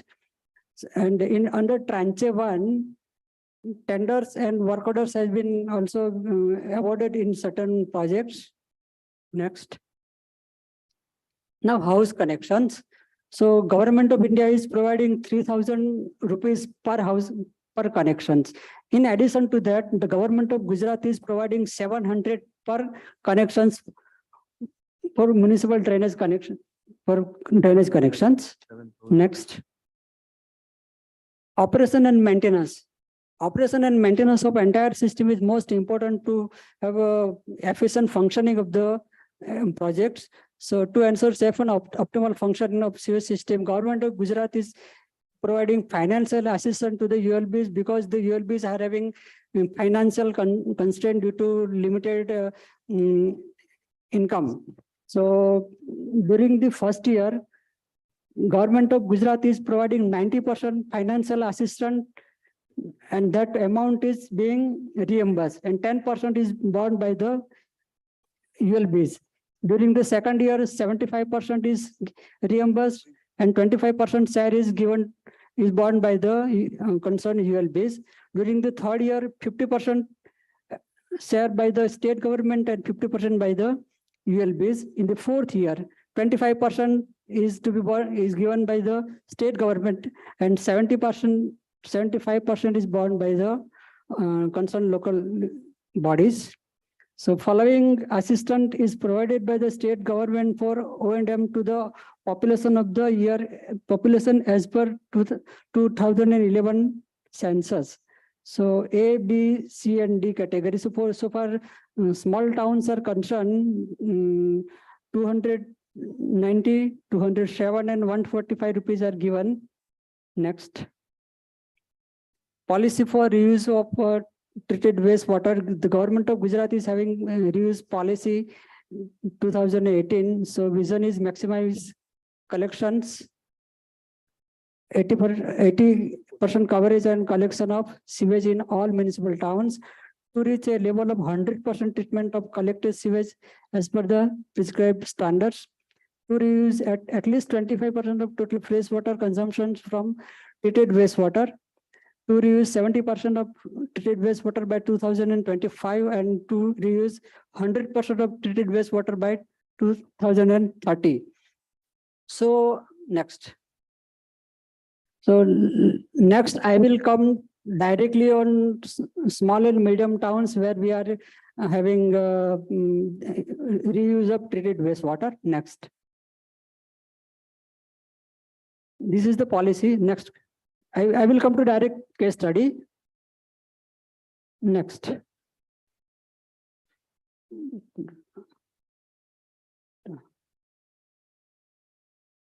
Okay. In Gujarat, in Anjar and Gandhidham, we are having STP. So that STP is being utilized by the Wellspun Industries. Wellspun Industries and paying 0.42 rupees per kiloliter. So there is a revenue generation to the ULBs. And another plant which is at Balasinor, which is under progress, and there is a capacity of 6.5 MLD, and that water is being utilized for, that water will be utilized for thermal power stations. And there will be revenue of 1 rupees per kiloliter. KLD. Next. Okay, next. So this is a schematic plan. At Anjar and Gandhidham, there is a common STP for Anjar and Gandhidham, and the water is collected at single location and which is treated and reused in the industries by the Wellspun Industries. Next. These are the site photographs. Next. This is about reuse of treated wastewater for Balasinor, Vanakbori thermal power stations, having capacity of 6.5 MLD. This plant is under, the project is under execution stage. Okay, thank you.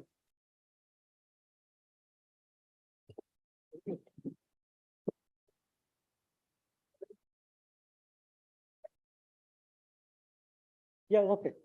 Any questions from anyone? Yes, sir. Yeah, last time in most of the cases, SBR and other technologies, basically they are preferring. Okay. But I visited some of the plants, although it was under operation maintenance and fully commissioned 6 months back, but I could see from the plant that it was started just to basically show me, because I'm inspecting, because all those grit and other things were not there. So what is your monitoring mechanism? Because even, okay, Gujarat can afford, let them go to tertiary and high end, usme there is no problem. But plants should function and properly monitored. So what is monitoring mechanism that plants should continue? SCADA system has been established in not all the plants, but in some of the plants we are going to establish SCADA system, and we are going to establish one central monitoring system at Gandhinagar level. So please see that, because Sure. even if higher Yes, end, sir. no problem, but it should function. That Yes, is sir, only yes, concern. yeah. Okay, thank you. Any more questions from anyone? Sir.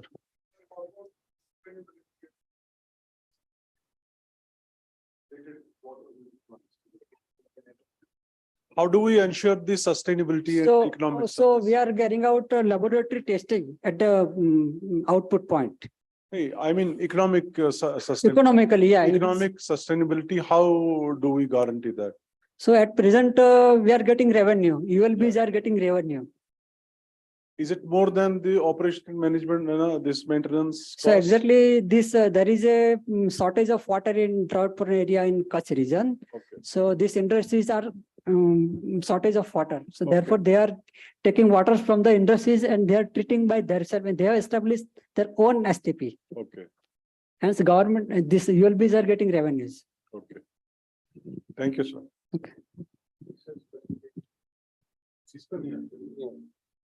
Any more questions? If not, thank you very much, sir. Okay, welcome. Thank you very much.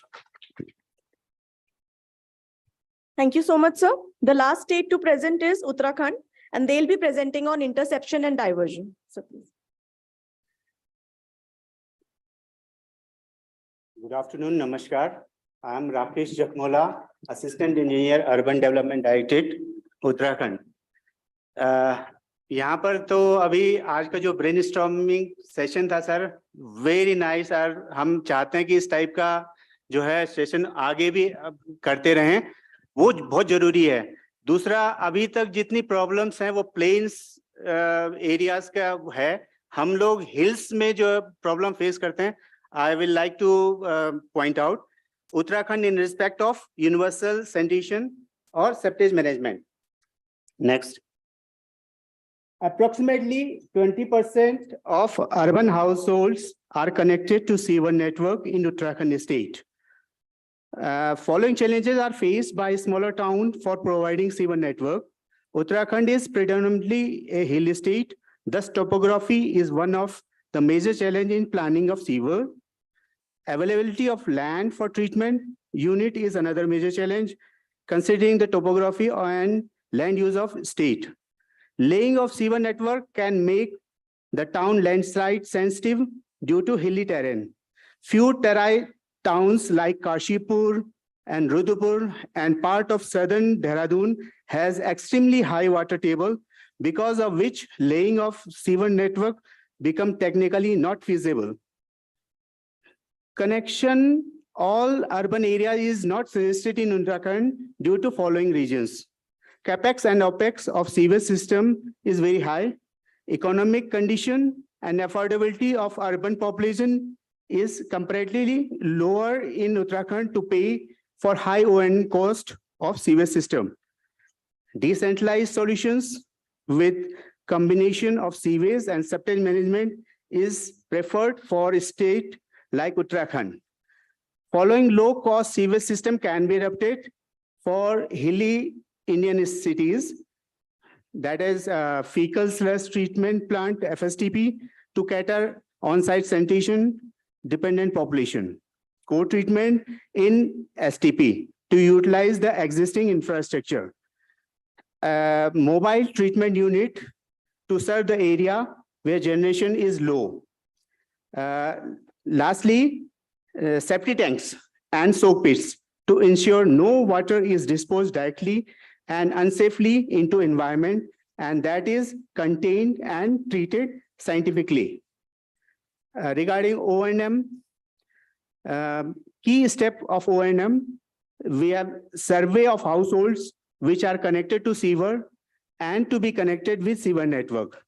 Issue notices and legal connections to all domestic and non-domestic households. Depute manpower for O&M, preparation of estimate for required work and seeking for fund. Establishing of real-time monitoring system made the cost-effective model by leveraging collection process, eco-friendly structure and less power consumption. Recycling and disposal method of byproduct or hazard materials. O&M. Online billing system is implemented throughout the state. Pay app and online payment facilities provided to the consumers. Single window system for sanction of sewer connections. Friendly office consumer environment. Manual system for billing distribution and revenue collection also exist. Tariff revenue generation model and collection efficiency. About 90% is our collection efficiency, door-to-door collection, collection camps, and find out unauthorized connection, and by imposing penalties, authorizing them. Tariff is very low, up to 30 rupees per household per month. Vision and way forward.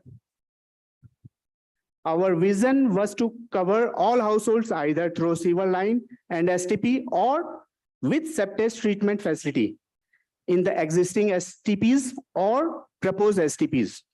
Our approach was that all the proposed STPs will have co-treatment facility so that a smaller town can utilize the facility of treatment of fecal sludge using nearby co-treatment facility. Vision and way forward. Challenges and strategies. Laying sewer line in hilly area is a big challenge.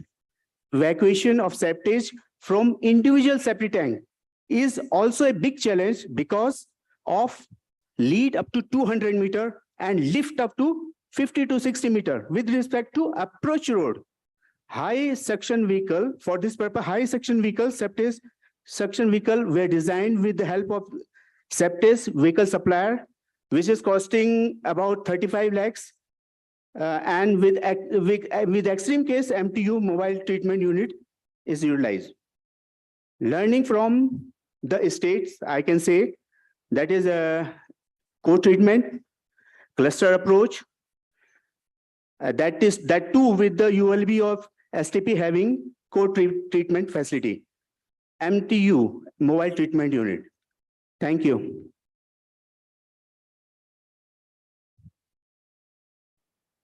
Questions?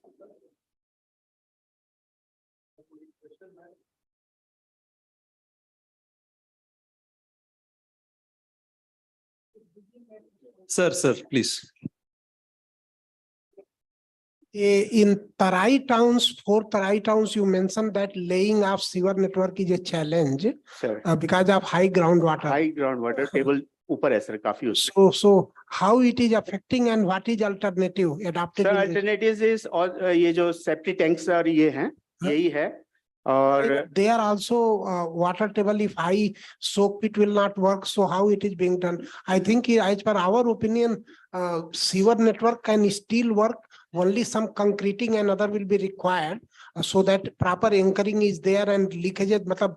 This groundwater should not enter into it. Even if it enters, some quantity of treatment will increase. But this thing we could not understand. How?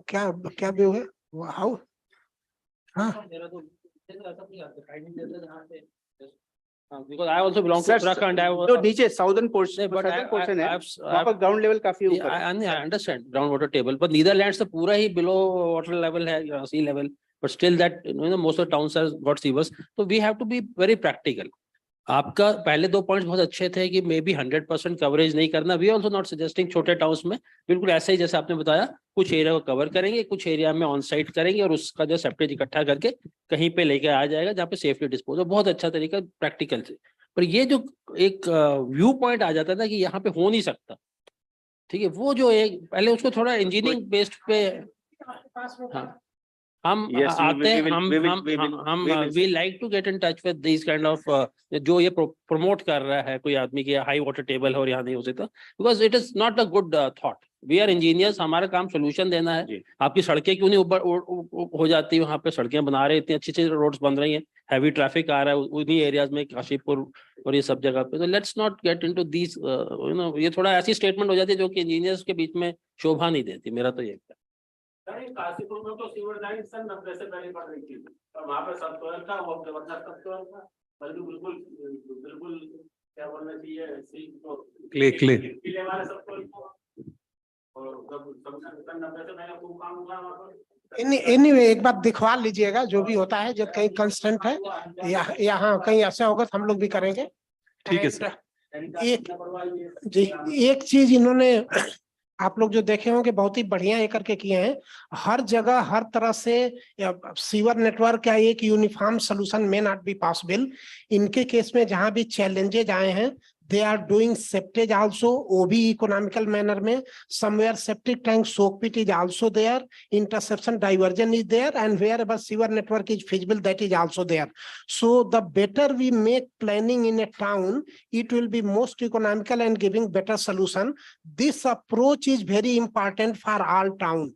That proper planning should be, things should be studied, proper planning should be made, and whatever is most feasible solution, you go with that, most feasible and economical.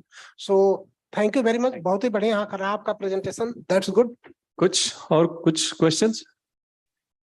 Anybody has any questions?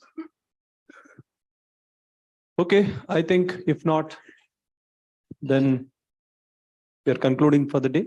Yeah. So thank you very much. I think, yeah, we are 30 minutes before our time. Yes. So I think, yes, sir. Yes.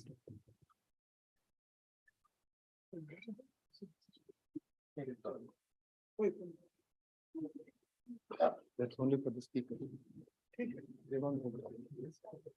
Yeah, so I think as we are all going now little early, I think let us try and see that we can make it up tomorrow 9:30, so that we can start fast and again we can finish also in the evening faster, so that again you get a chance little bit to explore Bangalore. Yeah, so thank you once again and have a nice evening. If anybody has any questions related to the logistics, please. So that's a very difficult question. Yeah, all the other states, whichever is mentioned in the agenda, as well as if not mentioned in an agenda, you are all required to prepare a small presentation. Sir, if not presentation, they can also speak. Yes. We have come to notice that. See, a state gives us a problem like Uttarakhand says कि ऐसा है, पर हमारे भी दिमाग में आएगा कि हो सकता है ऐसा कुछ हो. Let us try to understand what are the problems in your states. So why are these things not possible? Why is not all states like Haryana or like Gujarat and also Madhya Pradesh the way they're going? So अगर ये हो सकता है, these are also part of the country. Other states also need to. Let's hear from Kerala what are the issues out there. ठीक है, कल 5 minutes के लिए. Let's hear you. Thank you, and all the other states, please. So, kal actually 11:30 to 2 actually we have a again state presentation. So Jammu and Kashmir लोग है ना J&K से? Yeah, तो कल उनका presentation होगा. मिजोरम से होगा. मिजोरम भी है ना? Yeah, and then Telangana. Great. Uttar Pradesh, sir है. Rajasthan, yes. So, sir, आपको भी कुछ 2-3 slides का presentation या आप बोल भी सकते हैं, जैसे सर ने बोला कि आप लोगों ने क्या किया है, कोई issues है, इसके बारे में थोड़ा बहुत बात करना है. So, anybody whom I have not called, Bihar, from Bihar, Maharashtra is here, Bihar is here, Manipur is there. So all the states, maybe take some 3 to 4 minutes tomorrow and talk about it, actually, not now. So it would be really good to share experience from all the states. And also as representatives from CPHO and MAWA will be there. So if any issues are there, you can definitely raise those or get a clarification for the same. So, so we will assume that you will all prepare this presentation or maybe a small talk, so that we will call you tomorrow from different states, so that you will be able to come and give a small presentation or a talk on your work in your respective state. Is that all agreed? Okay. So any more announcement? Okay, so I'll give it to Praveen. So if the places to visit, there is nearby just 2 kilometers, there is something called Indira Gandhi Musical Fountain, just opposite to the planetarium. So there are 2 shows, one at 7:30 and the other one at 8:15 or 8:30. So if you'd like to go, you could, go, and it's quite beautiful and pretty. There's a park also, and there's a musical fountain. So I hope you'll enjoy. Indira Gandhi Musical Fountain. It's just 2 kilometers. So the other So the other option just next to that is Vidhan Sauda. Vidhan Sauda, as you know, is our secretariat. So in the evening, there are some lights, so you can take photos of Vidhan Sauda.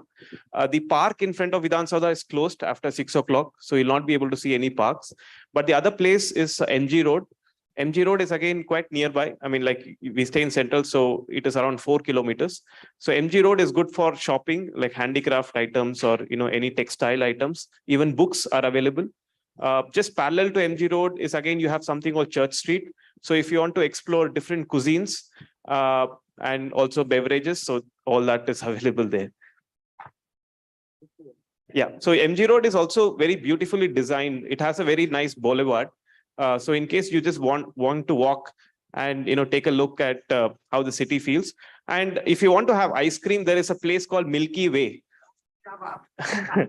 It's on MG Road. It's very old restaurant, and it's very, I mean, you'll find a lot of people there. It's quite famous. So you can have. And if you want to taste real nice dosa, masala dosa, there is a restaurant called Umesh Dosa Point. You can Google it.